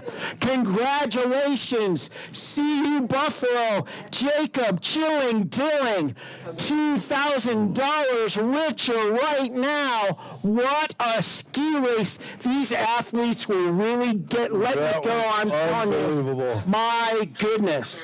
That was some ski racing. Our top 5, Dilling, winning $2,000. Puckett in the second spot. I think he's getting $750, $500 for Stanley Busick. Bridger Guile is going to walk away with a cool $300 and $200 for Jeremy Laguerre. Unbelievable ski racing. Tie right there. Oh, actually, it was a tie. We're going to have to combine the money. We're going to have to combine the money. I think they should arm wrestle for it.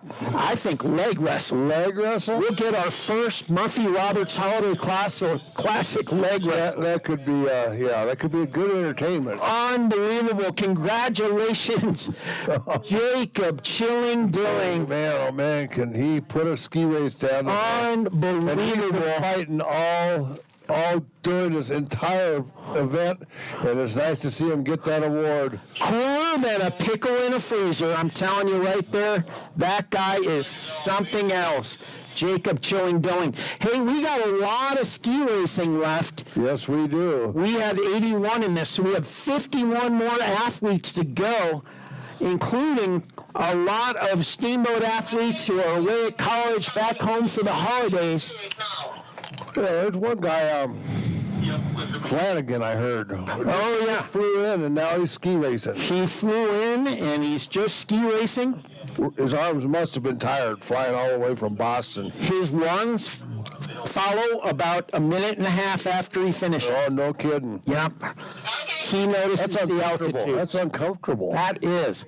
How about our gold support partners for the Steamboat Springs Winter Sports Club, the City of Steamboat Springs, Deer Park Road, Native Excavating, Smartwool, Steamboat Radio, Steamboat Ski and Resort Corporation, SOCI, Steamboat Orthopedic and Spine Institute, Steamboat Sotheby's International Realty, Twin Enviro Services, UC Health, SBNY, and Colorado Event Rentals. Oh, and we my are goodness. just a few moments away from restarting this second run Murphy Roberts Holiday Classic, and I gotta say, what a spectacular event we got going right here in Steamboat Springs. Ski Town, USA, there's a reason they call it that. Unbelievable. We have Finn Jorgen Schahn, the German, racing for Team Cliff. He is in the start house, bib number 43. Again, a huge congratulations to Jacob Chilling Dilling. That is incredible. And that bodes well for the collegiate season. Well, it sure does. And we'll be looking for him at the NCAA championships here in March. I'll be looking for him. I'll remind you, because that's a long ways away. That is. It's a long time to remember. Jacob Chilling Dilling, cooler than a dill pickle in a freezer. Unbelievable ski racing. And Cooper Puckett, he went for it. but it is hard starting in that 30th position and coming down. And he really went for it. He had the 23rd fastest second run with 2 or 3 really big. But you got to hand it to Dilling, man. He just put the hammer down. Man. He did not mess around. He skied it clean. He looked like he was on Coach Prime's team, coming down here playing tackle football on the Howelsen Hill face. I think he looked better than Coach Prime's Well, team. that's true. That's true. Unbelievable, ladies and gentlemen. Sean, bib number 43, is our next racer, and he is on course. Again, we have 51 more athletes to go, and here they come. Finn Jorgen John from Germany, skiing with Günther at Team Cliff, and he looks very good right now. This course by Doug Els. Oh, and Sean, wow. He takes a tumble, and he is down. My goodness. They say Jesus saves. Someone saved Sean right now. That was a big crash. Evidently, Jesus does not save slalom skiers because Sean took a tumble. He did. Left one of his shoes sitting up on the hill. Oh, wow. His ski shoes. That hurt. Yeah. He says, you don't need to explain that one to me. He says, I'm feeling the pain. You're just talking about it. Yeah. Wow. Unbelievable. More frustrated than a 2-hump camel caught in a hailstorm. That is John. He is out of the course, bib number 43. Julian Arthur, another one of those racers, Squeegee. Couple first names. He's on course now. Ski Club Vale ski racer, number 33, Arthur. He was 31st after the first run, and he is back on course now.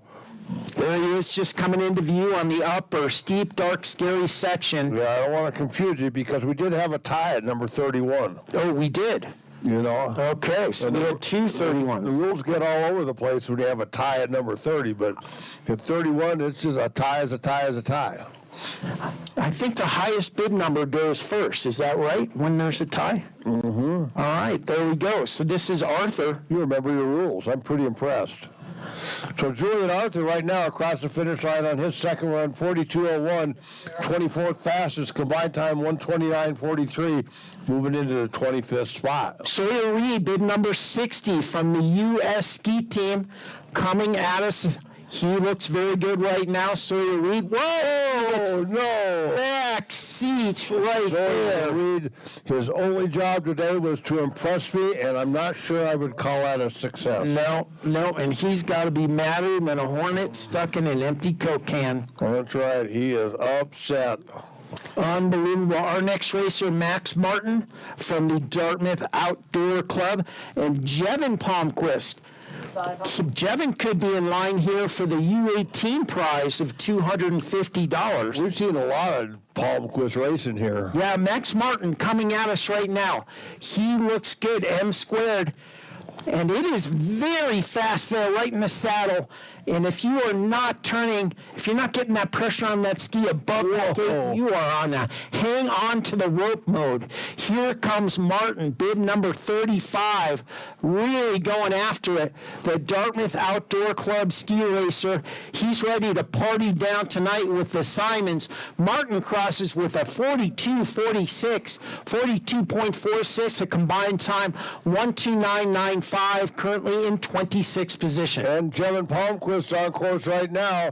He is 35th after the first run, and he is pointing them down the hill. And you know, it's funny how some people have so much trouble in that section, and others like Jevin just dice their way right through it. No problem whatsoever. Here comes Palmquist, and he's having it from the Racing Palmquist clan. It's hard to say. So here from Team Summit, Jevin Palmquist with a time on his second run, 41.77, combined time 129.40, and he moves into the 25th spot. Betty Brown from the Dartmouth Outdoor Club on course right now. Bib number 50, he'll be followed by Garrett Kirsch. Bib 68 from the Colorado Mountain College, but look at Benny Brown go right now. Good showing by Big Green here in Steamboat Springs, Ski Town, USA, traveling all the way out west here. They're some good, solid skiers. I'm sure we'll see probably 3 of them in our national championships here in NCAAs. Benny Brown looking for the finish, having a very good run, crossing with a 28th fastest second run, 42.60 combined time, 1:30.26. And now from the Colorado Mountain College, just across the valley from Howelsen Hill, you can look right at the college from here, especially from the upper part. Garrett Kirsch, bib number 68, 37th after the first run, and he is pushing his way downhill. He is going to make it down and into the finish line. And how fast is he going to be? It's completely up to him. Garrett Kirsch, bib number 68, across the finish with a time 42.12, combined time 129.81 for Kirsch. Matthew Macaluso, also from Colorado Mountain College, just coming off the upper steep, dark, scary section. Good looking skiing right now. He is bashing the gates out of his way, breaking the gates. And look at these solar-powered shin guards lighting up our lives and lighting his way down this slalom course here in Ski Town, USA. And he is going for it. Macaluso, the Big Mac, 2 all-beef patty special sauce, crossing the finish, 42.26, combined time 1:30.04, currently in 29th position. And now an Aussie from the University of Denver, a pioneer, Thomas Hoffman, will be our next racer on course. We got a brief hold while we put this course back together. Had a broken red gate up there on the steep, dark, scary spot. So we're going to fix that up and make it so it's a little easier to say. Hoffman is now out of the start. This Australian and University of Denver pioneer, bib number 20, on course, and there he is in view, 14 seconds into it, and he is having one heck of a run. Our first split, and Hoffman is ahead by 0.27. And is he going to be able to hold on to that as he makes his way to the bottom? Ooh, a couple of little mistakes as he makes some arcs around these last 2 gates into this flush. This is where the race is won or lost, is on these gates coming out of these combinations. And here comes Hoffman. Ooh, he's already lost 1 second off of his time at the start.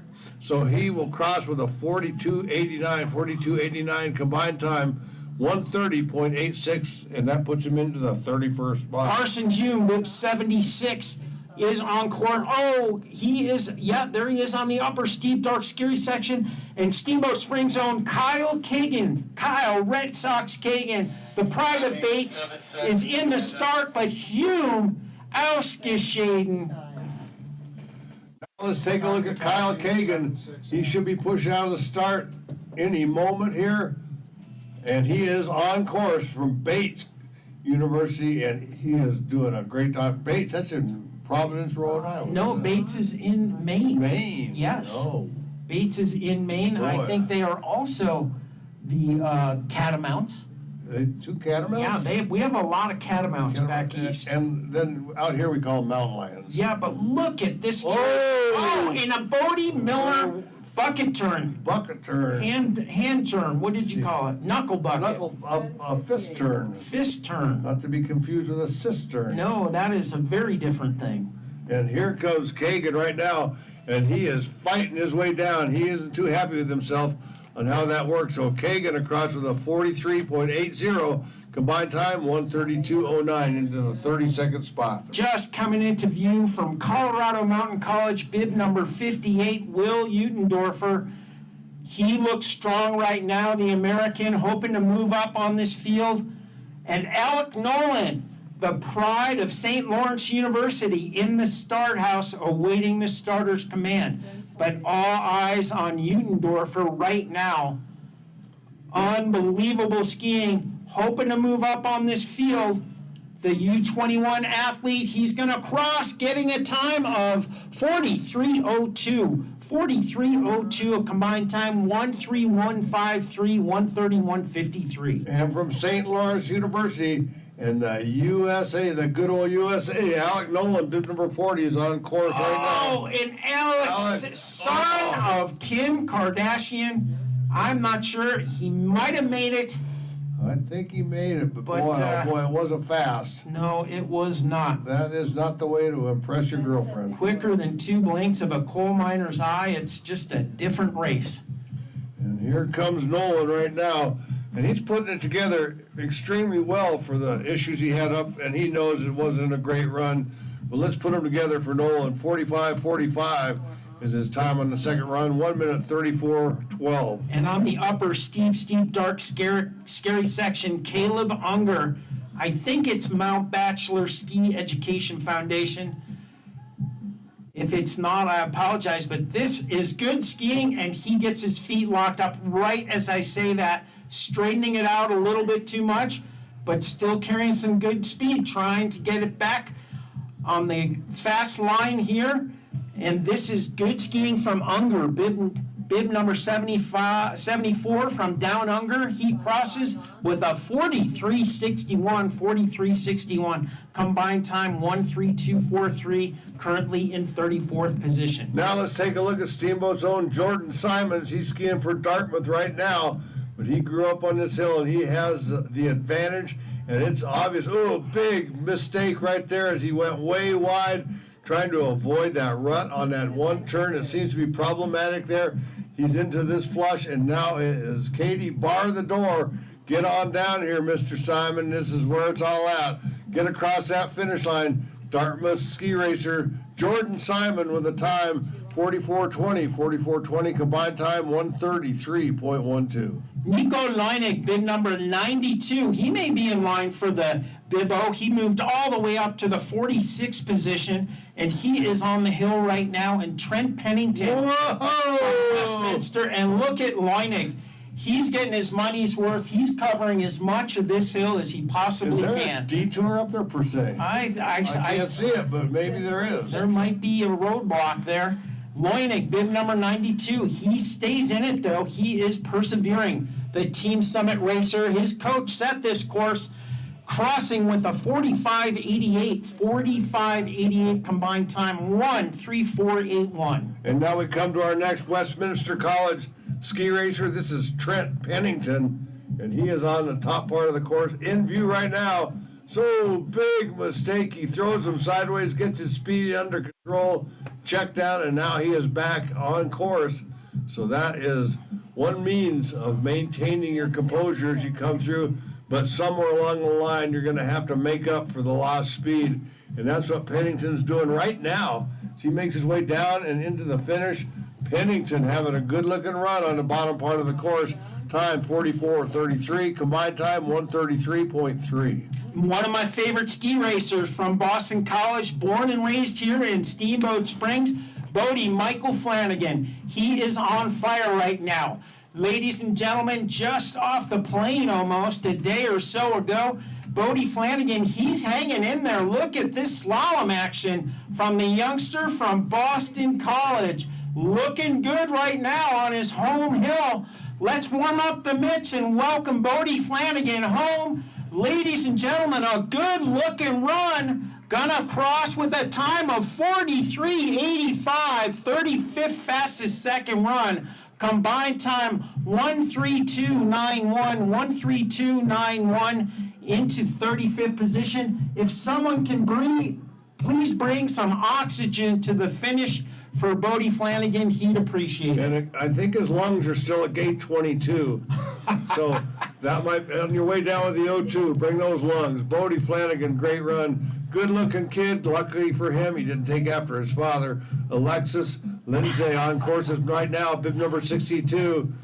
He's from the Netherlands and Team Cliff, and he finishes with a time 43.69, combined time 1:33.06. Henry Andre, we've got the Andre family on display here at Howelsen Hill from Ski Club Vale. The first one, Henry, bib number 83. Henry looks very good right now, hoping to move up on this field. Henry Andre, he'll be followed by Stanley Andre. And this is great looking skiing for the youngster. This is a U18 athlete from Ski Club Vale, skiing way up here with the big boys.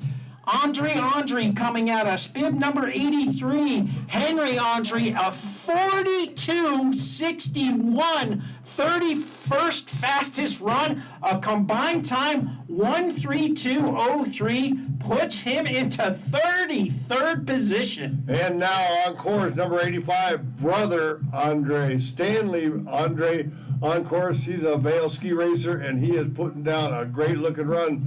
It's amazing, these two brothers starting right next to each other on the second run of the Murphy Roberts Holiday Classic, the final run right here. So put them together. Stanley Andre with the time 43.89, 43.89, combined time 1:33:39, and he gets smoked by his brother Henry. And one of the most exciting young racers coming our way, Adrian Beauregard. Born and raised here in Steamboat Springs, Colorado, a Winter Sports Club athlete. Oh, and he has difficulty right there.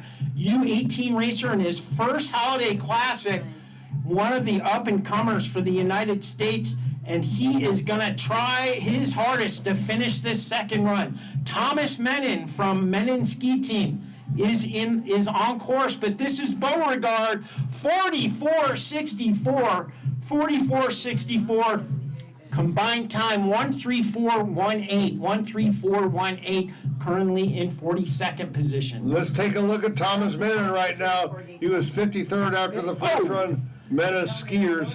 He is on his way down right now. And man, oh man, he is struggling. A lot of people are struggling right now. Specific spot, including Cooper Puckett. And now we're coming down with Menon on course. He is just 5 gates away from the finish, and he's going to come with a second run time, 43.62, 43.62, combined time, 1:33:19. Nice run there. Tucker Sheldrake coming at us. Oh, no. Send 82. Tucker Sheldrake, bib number 78, unfortunately going to be a DNF. Somebody get that guy a fruit roll-up. He is all tuckered out, I guess. Now it's Cayenne Hopke from Buck Hill. Let's see what he's got. They have some outstanding slalom racers coming out of Buck Hill, and Hopke, no exception, as we watch him come down that top part of the course through the steep, scary place and into the saddle. He is arcing those turns back and forth. These problematic areas don't seem to be so problematic for Hopke. He is bib number 82, and into the flush he comes out of there, and he is into the last and the final few big turns before this course just straightens out, this Doug Elsey course. He's given them every opportunity to get across the finish as fast as they can. Bib 82, 44.73, 44.73, combined time, 1:34:68. Just coming off the upper steep, dark, scary section, the Instagram sensation. This is Colin Kagan, born and raised here in Ski Town, USA. Let's help him down the hill, ladies and gentlemen. Colin Kagan, bib number 87 from the Steamboat Springs Winter Sports Club. This is a good-looking run. He is going to move up, ladies and gentlemen. Kagan, bib 87, crossing with a 44.33, 44.33. A combined time, 1:34:33, moving into 44th position. He's eliminated 50% from his start time, so that's pretty amazing. Seth Montgomery on course right now from Team Summit. It's his coach that set this course, and he is very familiar with the way these types of courses, these Doug Elsey courses, especially ski, and he is showing it. He is skiing with utmost confidence as he makes his way down just 3 more turns, and then it just straightens right out, and all you got to do is get across the finish line. Montgomery time is a 44.89, 44.89 combined time, 1:35. Oh, and Chiller Diller Wither coming at us right now.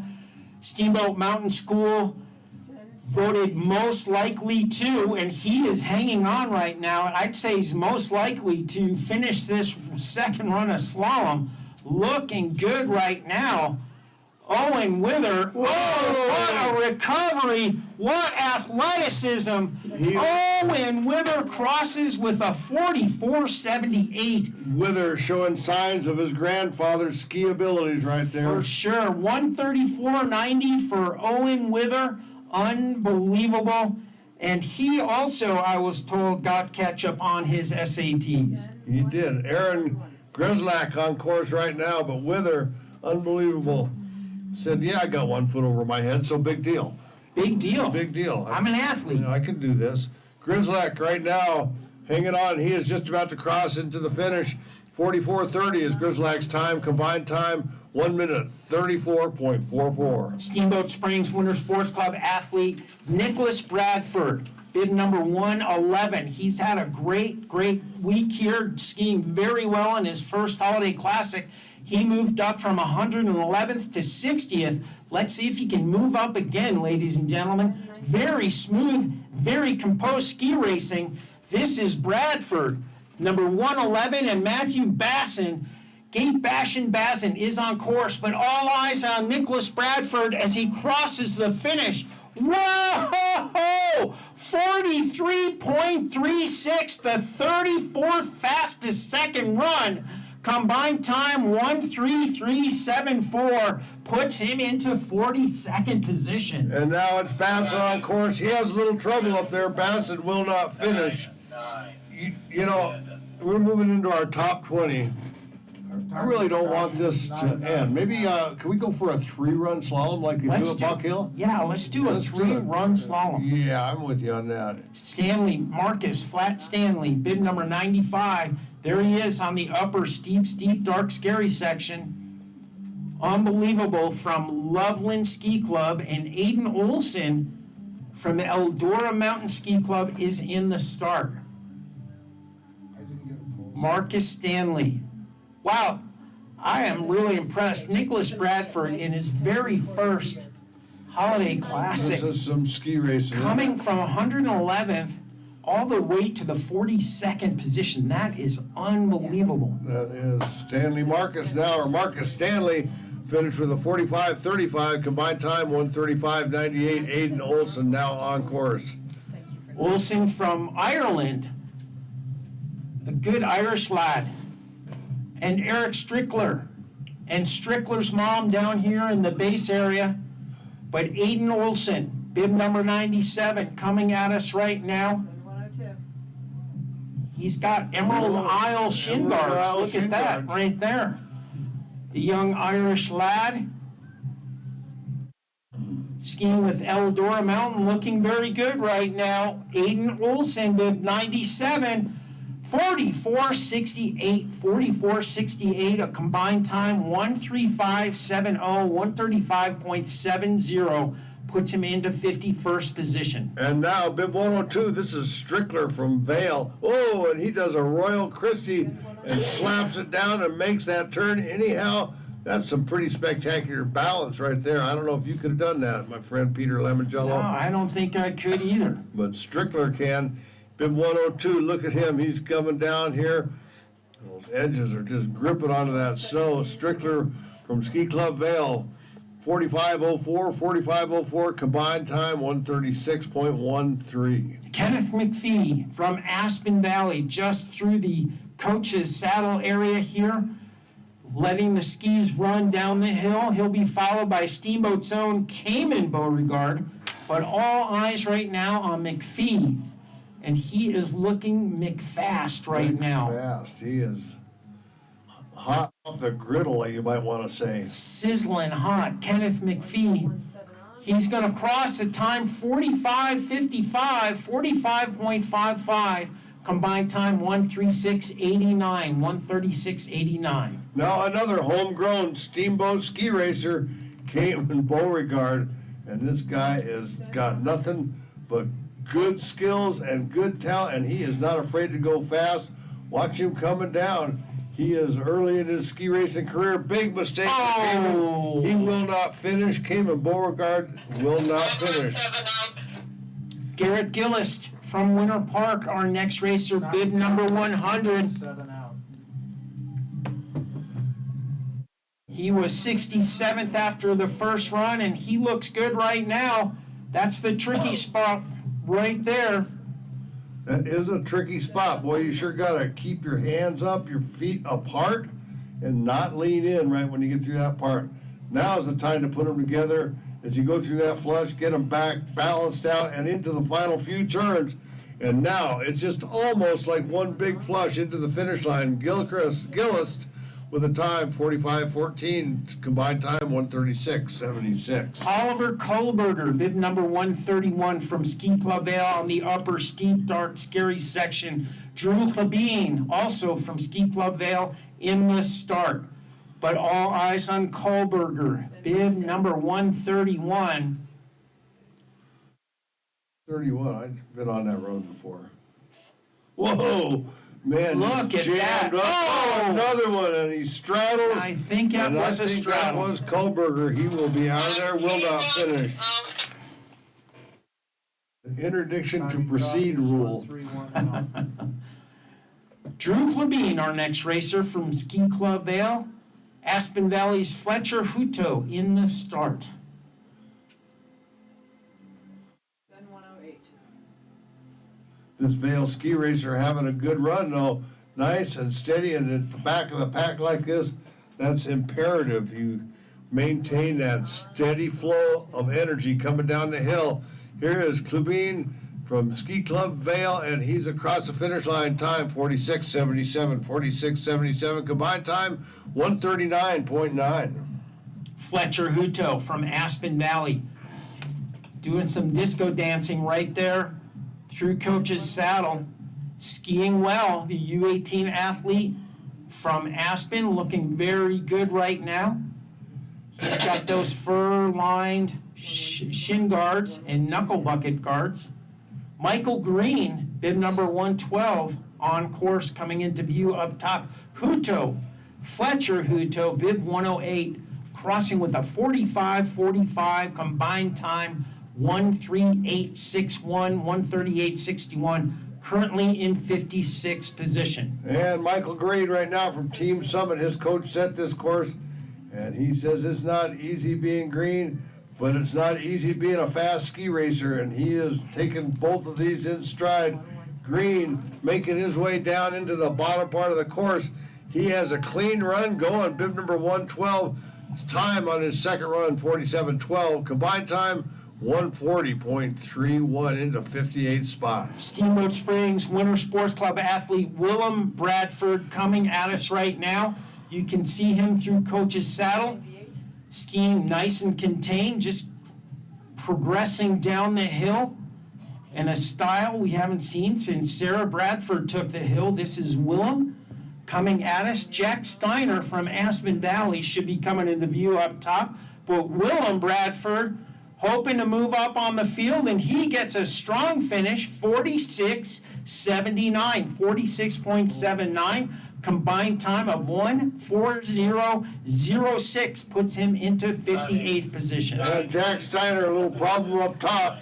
He will not finish, but he did make an outstanding Neub off of one of those ruts. Did he? He looked like Hubert Neuper in the days of old off of the 90-meter ski jump. Unfortunately, he's not going to be able to give a course report to Austin Steiner, bib 122, coming down right behind him. He is on course from Aspen, and of other teammate Ben Albrecht from Aspen in the start. But Oh, no!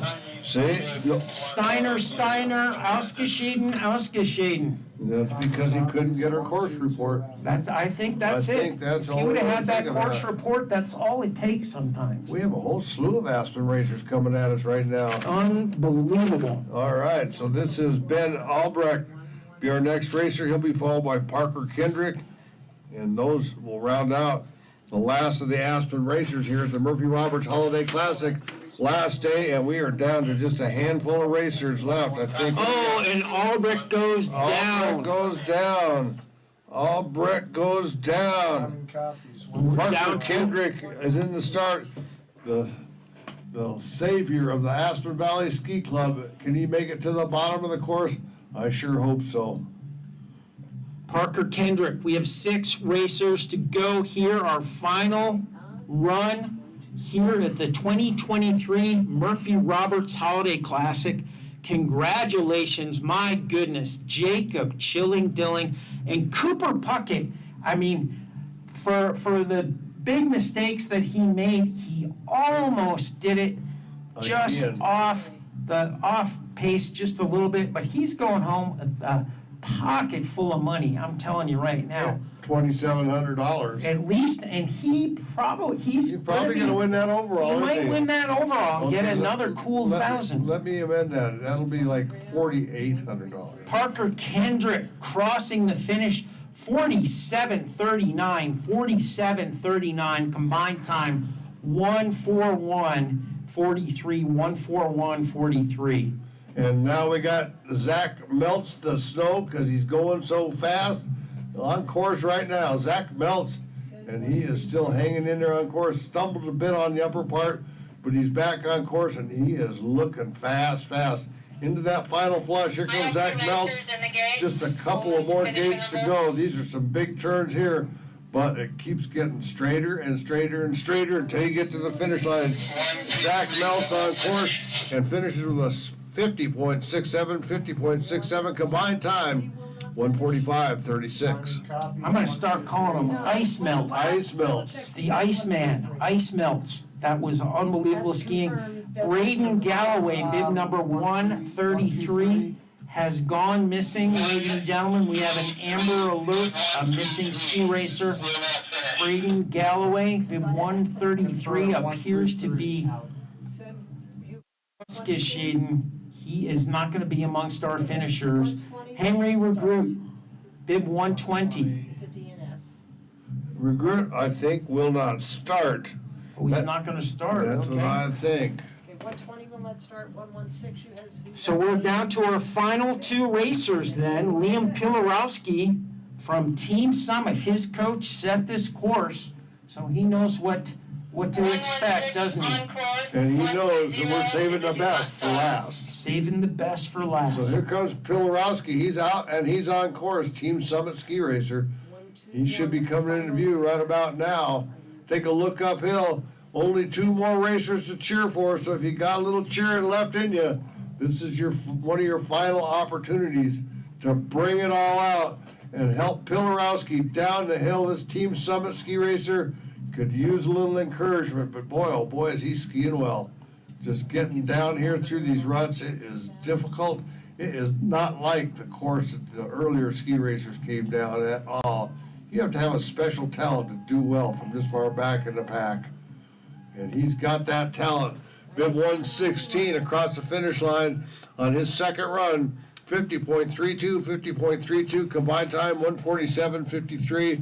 And that brings us to our final racer, folks. Finnegan Norris, bib number 121. Uncle Chuck Norris, not in attendance, but watching on the World Wide Web. www. Check that. Chuck Norris wouldn't have any problem with these gates. He'd just karate chop them out of the way. This is Finnegan, Chuck Norris, coming at us from the Loveland Ski Club, our last racer here. Ladies and gentlemen, did you have a good time here in Steamboat Springs, Ski Town, USA? Let's hear it. And let's hear it for Finnegan Norris, bib number 121, our last racer, and he's going to get a finish in his first Holiday Classic. Finnegan Norris, he crosses with a 53:34, a combined time 1:54:47, 1:54:47. And special thanks to our technical delegate. She heard about the Holiday Classic. She said, I've got to come and see this race for myself. Traveled all the way from Norway to be in Steamboat Springs at Ski Town, USA. Congratulations, you race everybody involved out there on the hill, inside, on and off the snow. And it has been an absolute pleasure being part of this event one more time. Absolutely. Huge thank you again to all our gold sponsors, our prize money sponsors. We couldn't do it without you. If anyone can help out, we're asking if you can help the course crew here, pulling fence, pulling the ribbon, pulling gates. It is greatly appreciated. They've worked hard all week long. Unbelievable racing. Congratulations to all the racers here this week.